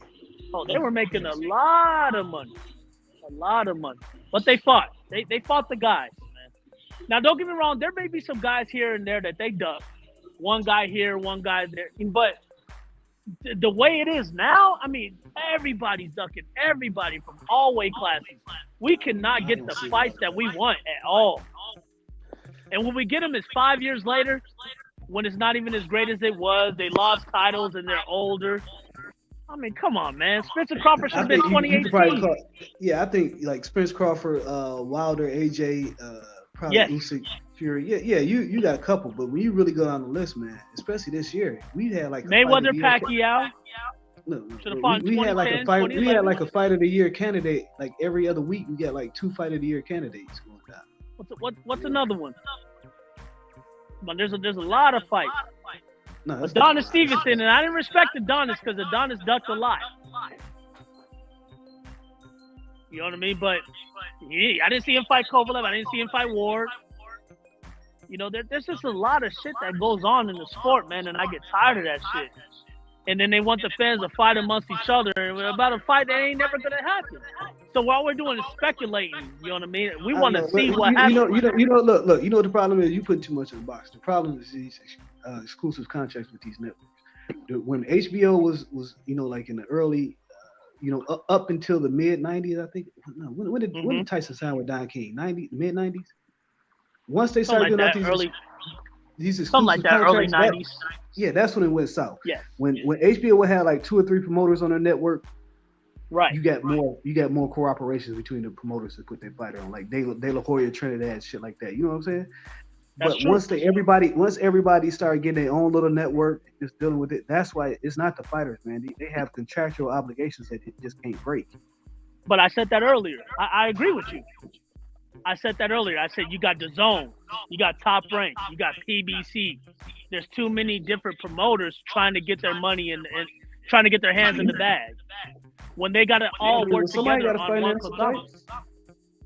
Somebody got to finance because if you relied on boxing fan on us hardcores, nigga, as many people I know that be trying to stream shit or don't go to fights and don't want to pay for fight.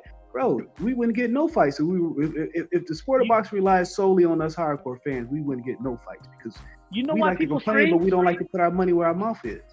You know why people stream? And I can only speak for myself and a lot of people I know. Because they're tired of seeing fights that are hyped up to be great fights and they go in there as a stinker. And the guy that wins gets screwed over in a robbery. So then it's like, damn, I wasted all this money. I paid $80. Like, People no. stream because When they you don't got a feel link- something. People stream because they don't feel something that's worth it. People don't feel these fights. They'll stream because they don't feel it's worth it. I mean, Absolutely. it's not even about the price point because the two highest pay-per-views of all time were $100 each. It's about what Listen. people view as value. That You know, Tank you and might not Ryan, be- do you think that was worth it?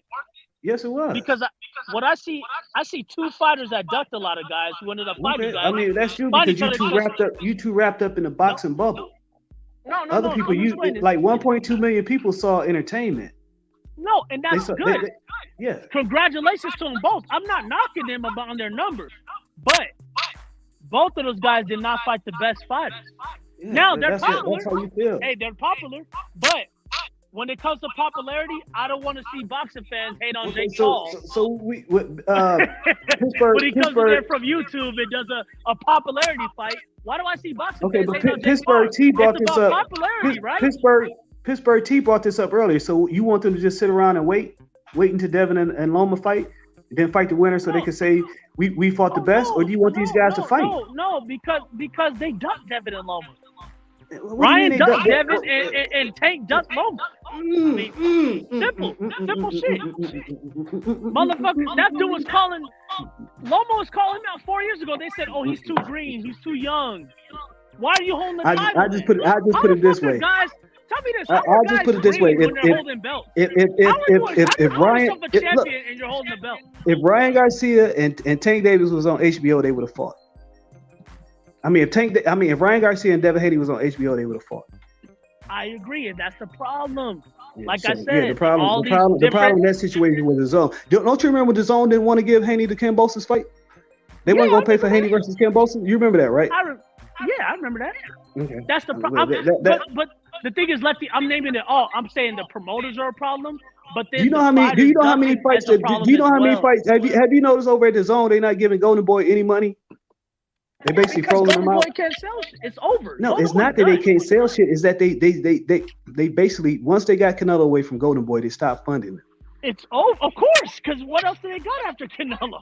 You're gonna No, say I mean Ryan? if you Ryan don't sell okay, but what does Jake Paul has? They giving Jake Paul more money than Canelo. Not Yeah, Jake Paul for because- his fight. No, not for his fight. For his prospect cards. Right, but what did Jake Paul do? He sold Golden Boy 500,000 consistently pay-per-view, put on the best cards at the zone for years. Since 2018 to 2021, they had the best cards on the zone. Every single week that they had a card, it was better than every other I card. like how that's turned around because you have Jake Paul selling more than boxers, right? But is that right? No, it's I think wrong. you He's missing the not whole even a point. fucking Man. Anyway, legit I'm about to boxer. go because you missing the whole point of what I'm saying. All right, Mark. I'll talk to you later, man. Mark ain't even here. But salute, brother.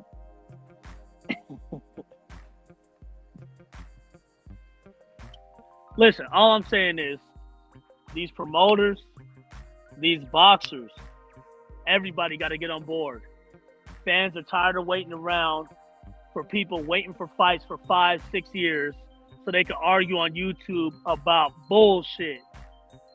Okay? Those days are people are tired of those days.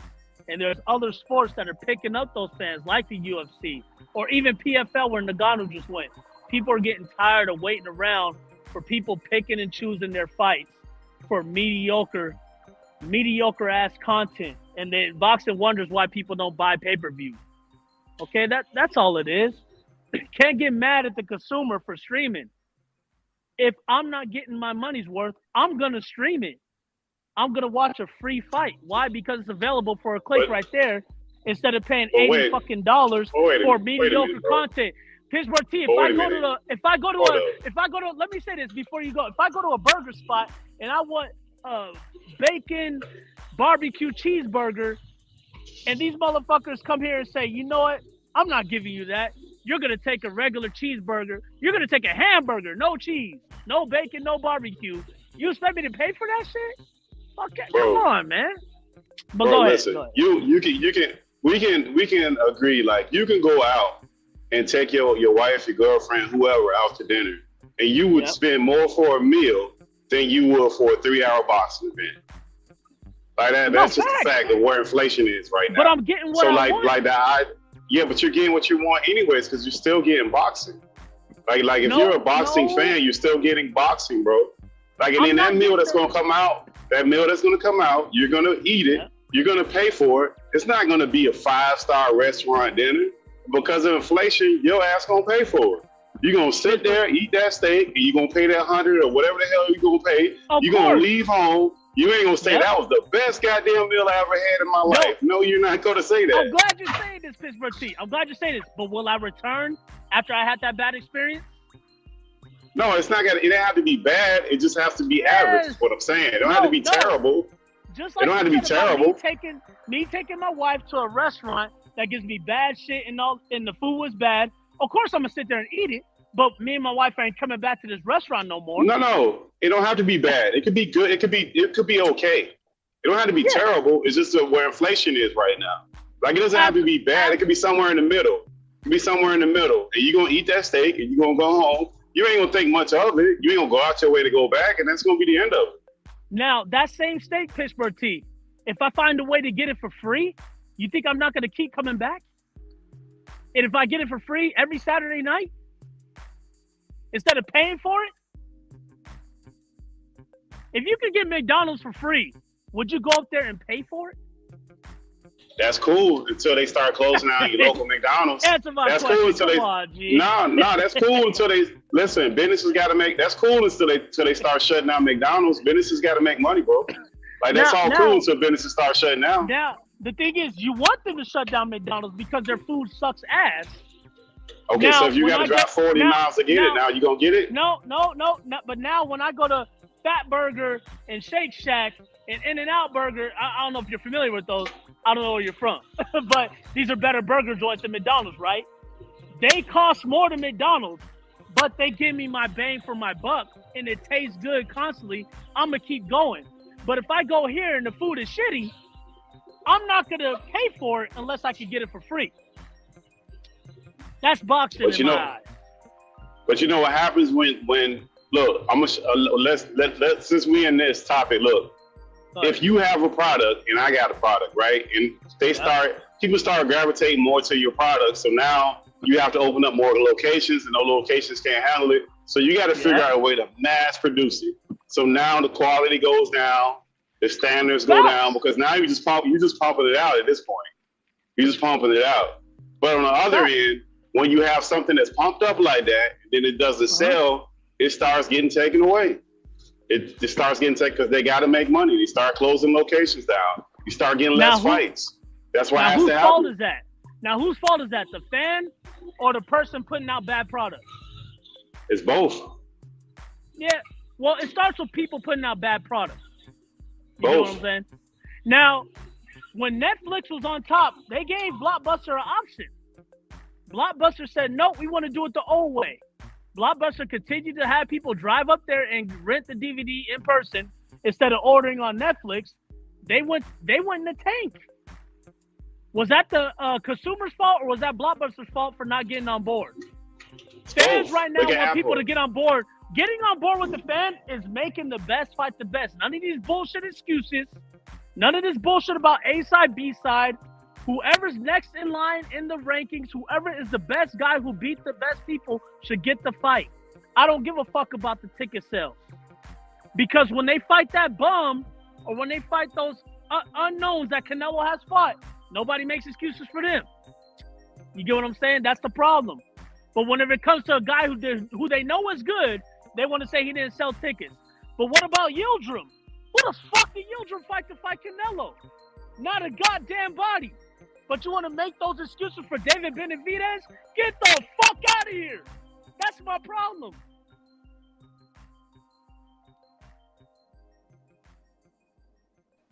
You know, truthfully, ass, yo. It's not as good as it used to be. That's all. They're not that. You're right. The value for the product is not what it used to be in our eyes. However, if the abilities of streaming was not available, we would still be buying these fights if you didn't have a chip in your scanner or like something I used like that. to be. Yeah, so I mean, I agree. And even when they had the chips and the scanners, all that kind of stuff, people were still buying a lot of fights back then, you know, and right, they had the black boxes back in the 90s, and people were still, back in that they were day, still doing 1.9 million. You know, yeah, Tyson you know, and back, Holyfield still did and back 1.9. when they were consistently doing some real numbers and stuff like that, you know, Don King was still a part of boxing. Absolutely, at he was that a great time. asset to boxing. And Bob, I mean, Don King did a lot of robbery. He did a lot of shady stuff, you know, that we all don't agree with. To fighters, when it came down to the money, stuff like that. But he put on some good shows.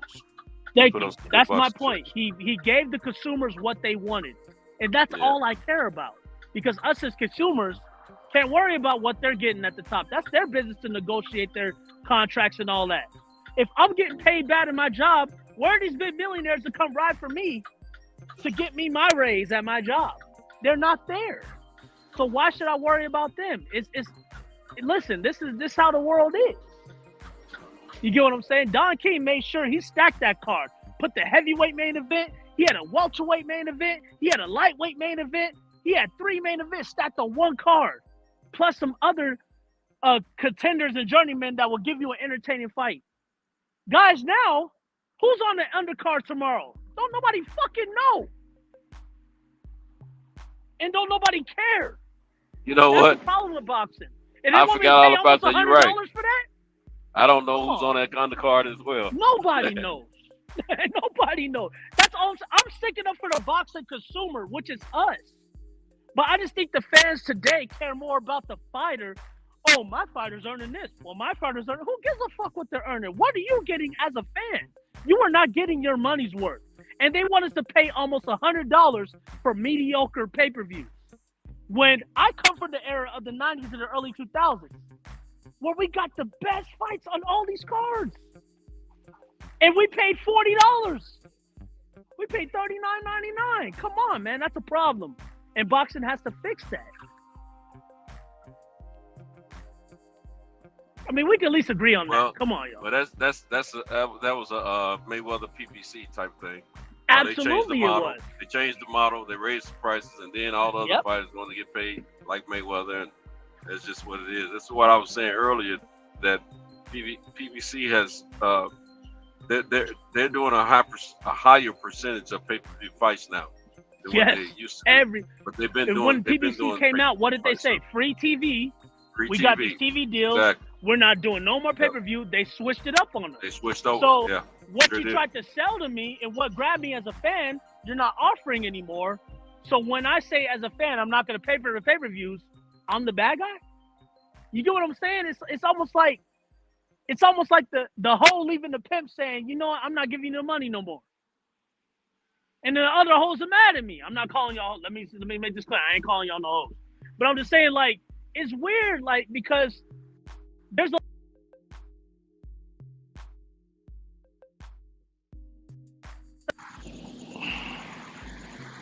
Did he get clipped? You hear me? Yeah, we hear you now. Yeah, and I'm sorry I had a call coming, but there's fans that care about more what their fighters are earning, and that's crazy to me. Well, my thing is, what are you getting as a fan? Are you getting the fights you want? Are you getting the best fight the best? Are you getting a stacked pay-per-view card? From top to bottom, I'm talking about 3 to 4 fights that are good. You ain't getting that no more, man, and that's a problem. Boxing has to step it up and give the fans what they want, and not make us wait 5 years for a goddamn fight when 2 guys are holding titles and they should be fighting anyway. Champions should be fighting champions, period. We shouldn't be waiting 4 or 5 years for that. That's bullshit, and that's a problem, and that's why the popularity dies down. That's why people are ordering pay-per-views. That's why people are streaming these fights. You know what I mean? Because we're not getting what we want. I mean, that's just what it is, period. I feel like, personally, that we should not be privy to a lot of the information that we are privy to these days about the business side of boxing. Back in the day, we didn't have all this information about the business side, and we got the fights, and we didn't beat up on each other. We might have talked about which fighter was better, but we didn't talk about the money as much, the business, the percentages, the A side, B side, all that stuff didn't happen as much. I'm 55, going on 56 years old. I've been watching this sport for a long time, and it wasn't always like that. You've seen way more than me. So now it's just gotten bad. I think it got worse when boxing channels got a little became more common on YouTube, and people started choosing sizes, and then we had the AJ and Wilder thing that we were trying to get years ago. I think that had a lot to do with it as well, with everybody choosing size and just bickering and going at it, A side, B side, who's getting the money, where the money's coming from, all this old bullcrap. And since then, it's just been consistent conversation, fight after fight, about who's getting what, who's A side, who's B side, why they deserve more, all this bullcrap. And I think it takes so much from the sport of boxing. It's just unnecessary, man. And I don't know what they're talking about in their negotiation of these fights until they give us a little tidbit of what they talked about or how much money is involved. I can care less about it. Don't do anything for my pocket. All I need to know is what is it going to cost me to watch this fight on my television or at the arena. That's all I need to know, and when the fight is going to happen, and I can go from there. To everything you just said, I agree with 1,000,000%. That's the whole reason why I fell back on it. The hardcore fan, you know what I mean? And it was really the AJ Wilder thing that made me fall back, because after the 5 years of the Mayweather Pacquiao shenanigans, the back and forth and the negotiations and A side, B side, I thought when they left, everybody was gonna fight everybody. You know what I mean? When all the welterweights got in there, when PBC took over, even when Wilder AJ, but when that started turning to A side, B side shit, I was like, you know what? I'm done with this shit. I'm not gonna go through another 5 years of it. You know what I mean? And then of arguing with other fan bases. I'm a grown ass man. I just don't have time for that. You know what I mean? Either you're gonna give me what I want, or I'm gonna move on to the next sport. Because there's a lot of other sports to watch. And it's not just combat sports. There's a lot of other sports to watch on TV. Yeah. You know what I mean? And that's true. That's true. That's all it was with me. That's all it is to me. But I do love that sport so much to where I want to see it win. But the fuckers just don't fight each other, man. It gets annoying. That's the only sport that can make me put getting some coochie on hold. Yes. I tell the chick, hey, I want some, but you're gonna have to wait. You're gonna have to wait till round 12 is over. Yes. Or whatever. Wait for a knockout or something. All the other sports, I'll jump on Sports Center and see the replays. I don't care about it. Right. The boxing, you're into it. It's a passionate sport. Yes, sir. If you have a favorite fighter, you support that fighter. You know what I mean? And I love the sport. Even though when I jump on Marq's channel, I know people think I talk down on like I'm beating people up. I'm talking down because I want the sport to be better. You know what I mean? And we're not getting what we want. And when I see a lot of these panels with fan bases, arguing with fan bases, what do you think those fighters are doing? They're like, man, they're arguing with each other. They don't even know we're going to fight 4 years from now. We're going to fight 3 years from now when we're done fighting all these other guys. It's like, come on, man. Like, it's ridiculous. It makes grown men look like children, in my opinion. You know what I mean? It's bad, man. And it's just not what it was in the past. With all these belts and promoters and everything, boxing needs a rude awakening, man. It just needs to be redone, man. Everybody needs to be pulled out of the sport, and they need to rebuild it back up, man. Because right now it sucks. I hate it, Because we can all predict fights. We all know who's gonna beat who. You know what I mean?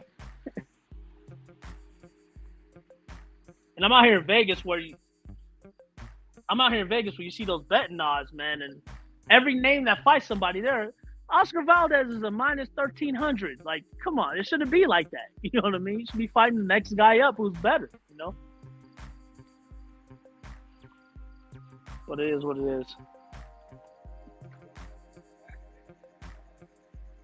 Yeah, I agree with you. I was gonna say I don't particularly like the guy, but I respect how he runs his business. I respect what he said, and I'm talking about Dana White.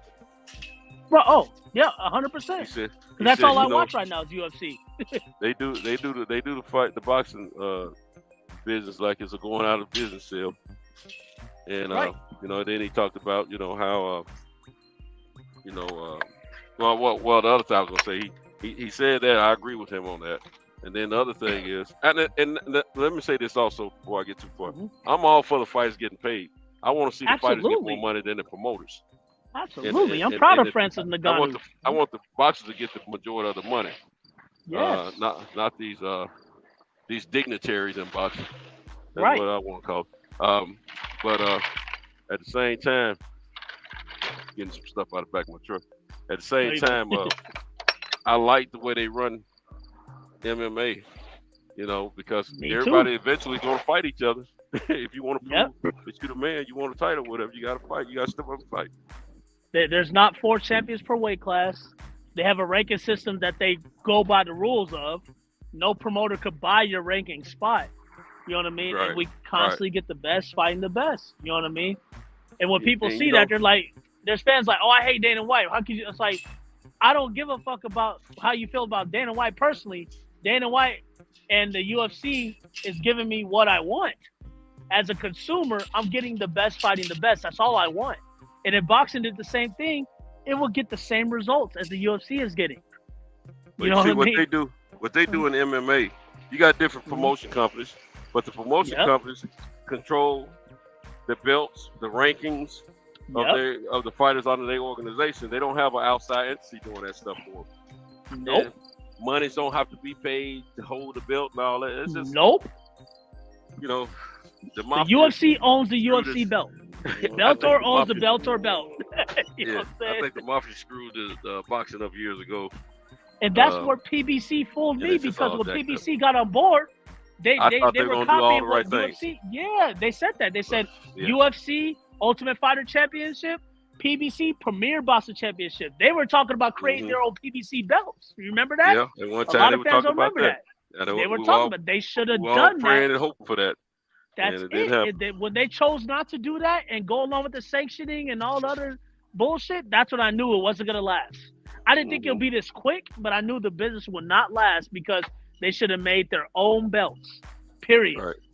Right. Period. And that's the problem, because no one will care about if so-and-so's fighting so-and-so. You got to come to PBC to get that fight. You got to come sign. It will make sense. You could have called someone a ducker because they're not in that business. Yeah. But when it comes to the belts and all these sanctioned bodies going to the highest bidder, that's where the corruption comes in. You know what I mean? And I tell you, man, I could, even if the promotion companies had started their own belts like MMA does, I would have more respect for that. Absolutely. And then when it came down to them fighting, giving us the price we want, we will understand it better. That this guy fights in this organization, this guy fights in that organization, and stuff like that. Right. Right. That's better than what's going on right now. And then they at the end of the day, they can have a situation where they have best fighter from this organization, best fighter from that organization, running into each other. You know what I'm saying? I can see that as well. But I'm hoping that happens with PFL. When Ngannou signed with, I hope that happens with PFL when Ngannou signed with PFL. Maybe him and John will fight, and they'll probably do a joint effort. But I don't know. Yeah, they're going to be tournament style, aren't they? PFL. Yeah, they are. Yeah, they do the same thing. That they do. The best fighting the best. Real tournaments, one champion per weight class. I just say boxing needs to take notes from what MMA is doing right now. You know what I mean? Because the MMA fans are satisfied because you can't duck. It's impossible to duck. If you don't duck, you will not get the money. You know what I mean? They say, hey, you're going to fight this champion, or you get a bigger person, or you fight a lesser guy, you're not going to get money. You know what I mean? So you can't fight someone lesser and get more money. Like, it's impossible. Right. So unless you're Conor McGregor, who just really just sold so much pay-per-view where you just make your own rules. He had so much success in MMA, he was able to carry it over to boxing and then take it back to the MMA. To where it worked out for him. Exactly. He's the exception. He's the only one where in MMA where he's Canelo / Mayweather / Floyd. What's his name over there? Joshua. He's MMA. all that. He's all that. That is the truth. See, he did what the other fighters have never tried to do. He did an Ali. He spoke it into existence. Right. right? And I'll know, tell he you talked one about how thing: great he was, how that guy bad he could was, go in and the there best he was. and get knocked out 100 million times. His fans keep He'll buying still that sell. pay-per-view. Mhm. They still buy at 1.5 million, and it's huge numbers. 1.5 Yeah. every time Conor gets in there. 1.2, 1.3 off of losses. That's why they'll let him do whatever he wants because he's constantly making millions and millions. He go out here You know and what I break some mean? laws and stuff, go to jail. Oh still, man. he's still Oh. getting paper. And Oh, look, his they got privilege is heavy. His white they privilege got is the heavy. documentary on him on Showtime as well. You know, I didn't see Is it it yet, show- but I wait a heard minute, it. is It's it on show- Netflix. what Netflix? That's it. I knew it was Netflix, something. yeah. Netflix. Yeah. That dude's done everything wrong. Mhm. You know what I mean? And they won't go against him because he's making all that money. He generates You know money. what I'm saying? Yeah. This That is man, the truth. then he beat up. He went in a bar somewhere on video. Punched the old man. Yeah. Punched the old man Still because he getting- didn't shake his hand. Socked him. They didn't do nothing. Through the dolly at the bus and injured fighters, Dana White and them didn't do nothing. He has them fools by the balls. It's embarrassing. It's Now- embarrassing. Now John Morant, he did Right. wrong, but he's about to Right. lose a lot of compensation because he's playing right. around video with his gun. I mean, which is stupid, but I'm just saying. You know, we Which is watch a guy stupid, but go in still, and you just shouldn't punch a lose the guy whole out. fucking. Right. Right. It's Which ridiculous. is in essence going to hurt the team. But that's you know, America. whatever That's he America missed. for you, ass. Yeah. That's America for Yeah. you, ass. You look like us, shit. They come down hard.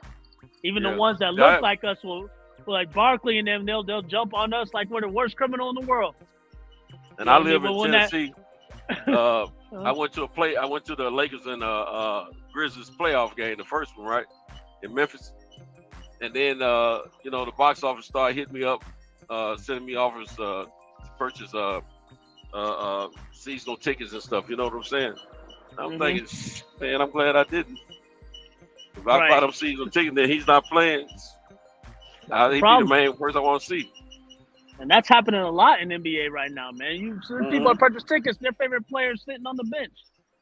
Come Yeah. on, man. Get out there, man. Come on. He ain't telling you play the whole game. At least play a quarter Yeah. for us. We came to see you. You know what I'm saying? Jordan and them cats, Right, dudes out right. there on the paint, man. Get out there and play, man. I'm paying all this money for this ticket. But Sito, this was good Yeah, talking, man. I gotta head too, man. inside this bar, my man.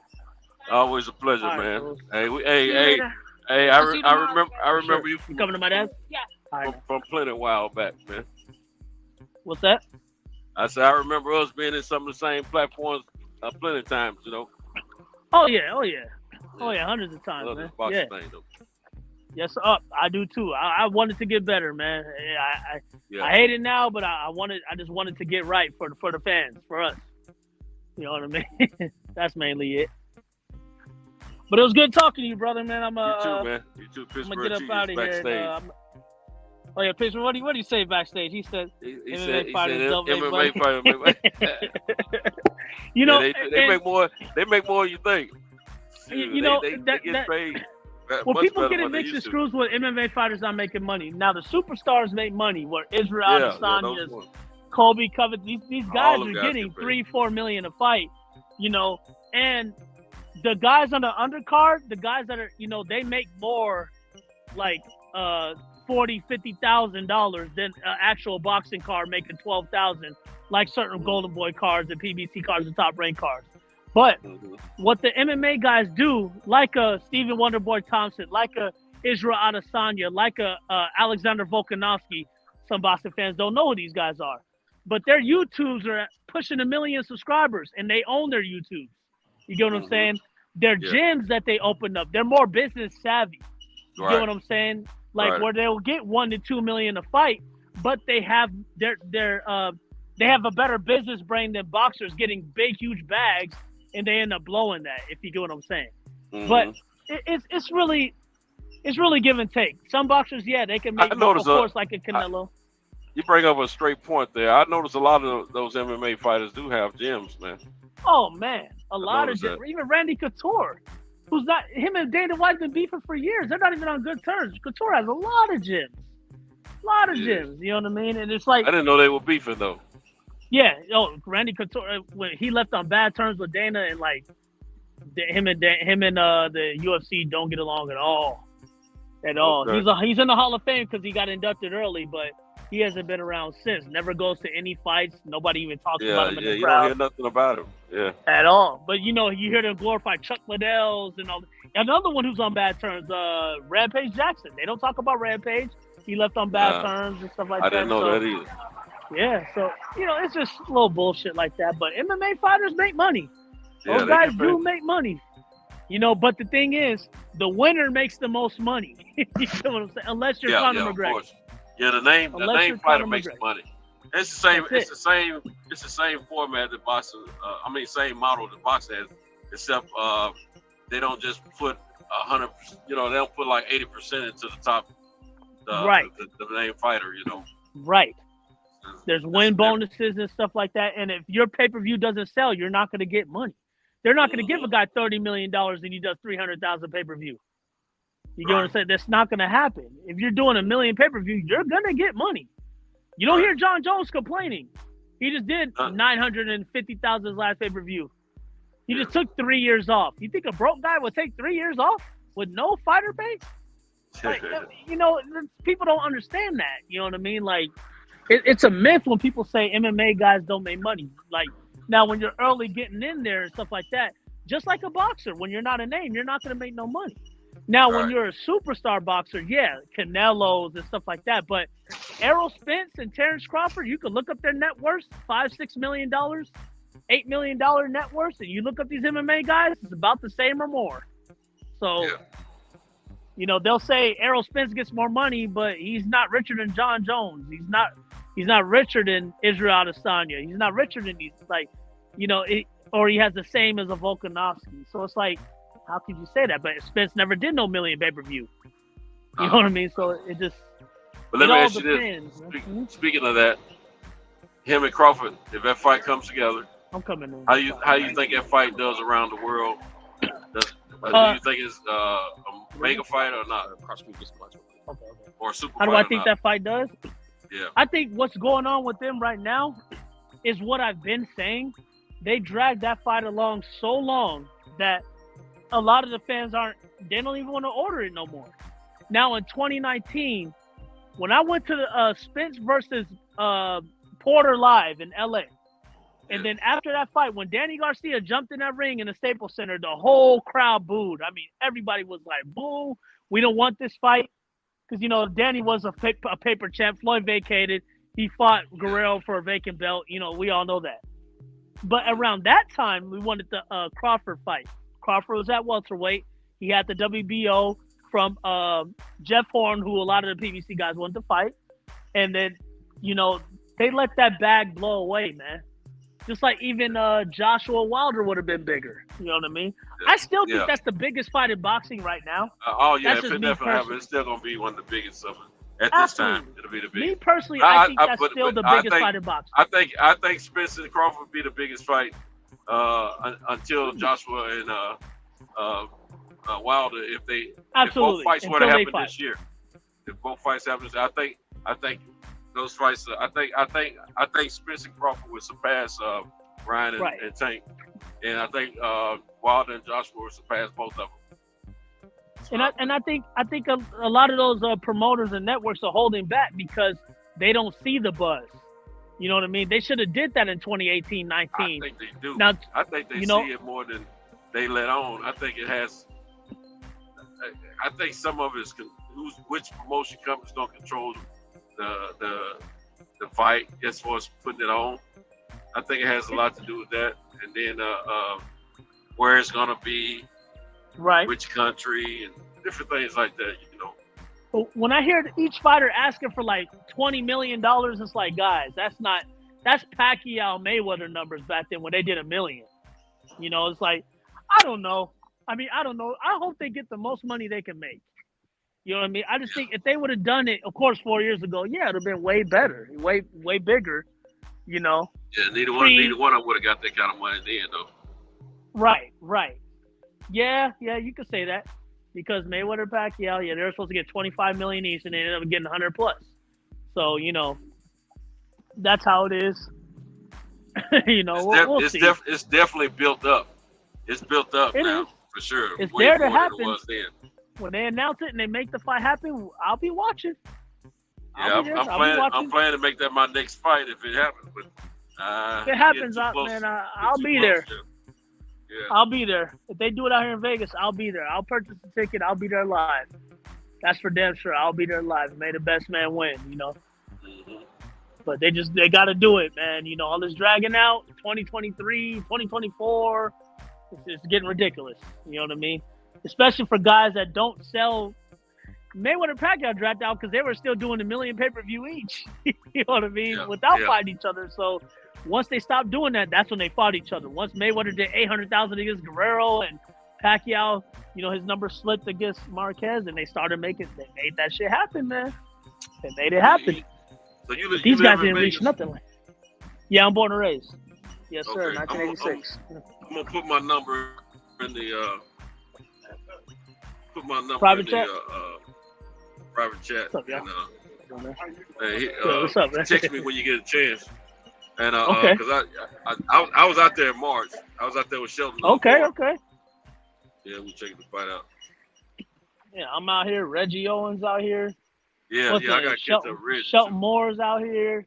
Yeah, he's moved. If he hadn't already moved, he's moving there. I know. To Vegas.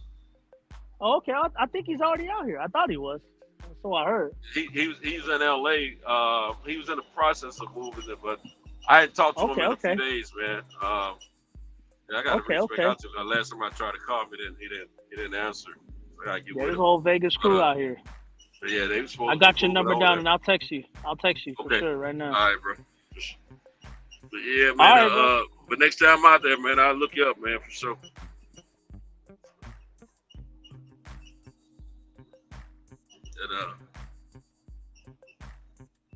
And I see Pittsburgh was in the backstage. I think everybody else is asleep.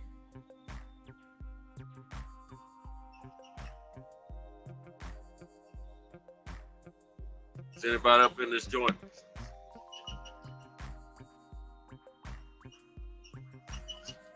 I ain't heard from Clips. I know he's asleep.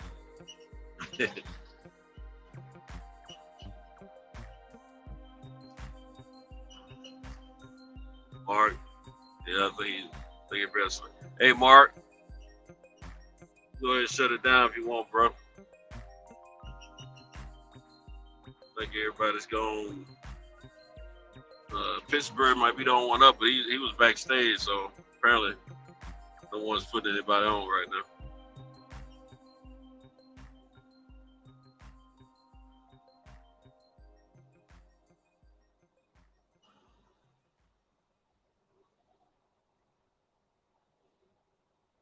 All right, shout out to Philip H.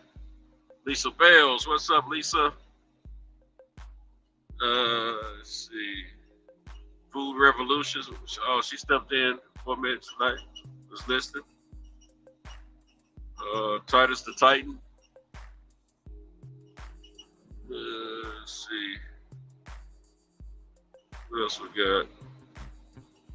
Y'all the main ones in this joint here late. But shout out to all you folks. Transcended Sports Channel. Shout out. Shout out to everyone that came by to grace this platform tonight. And it's been some good conversations. Some good, bad, and some ugly. But I tell you, I really, all right, DBL, we got you, bro. It's been great. I've enjoyed the listening. And shout out to Marq Nash for providing this platform. And shout out to everyone that was on the panel. Well, until next time, in between time, you get your thing and I get mine. And everybody have a great weekend. Stay safe. And enjoy the fight. And I'm going to holler. Peace.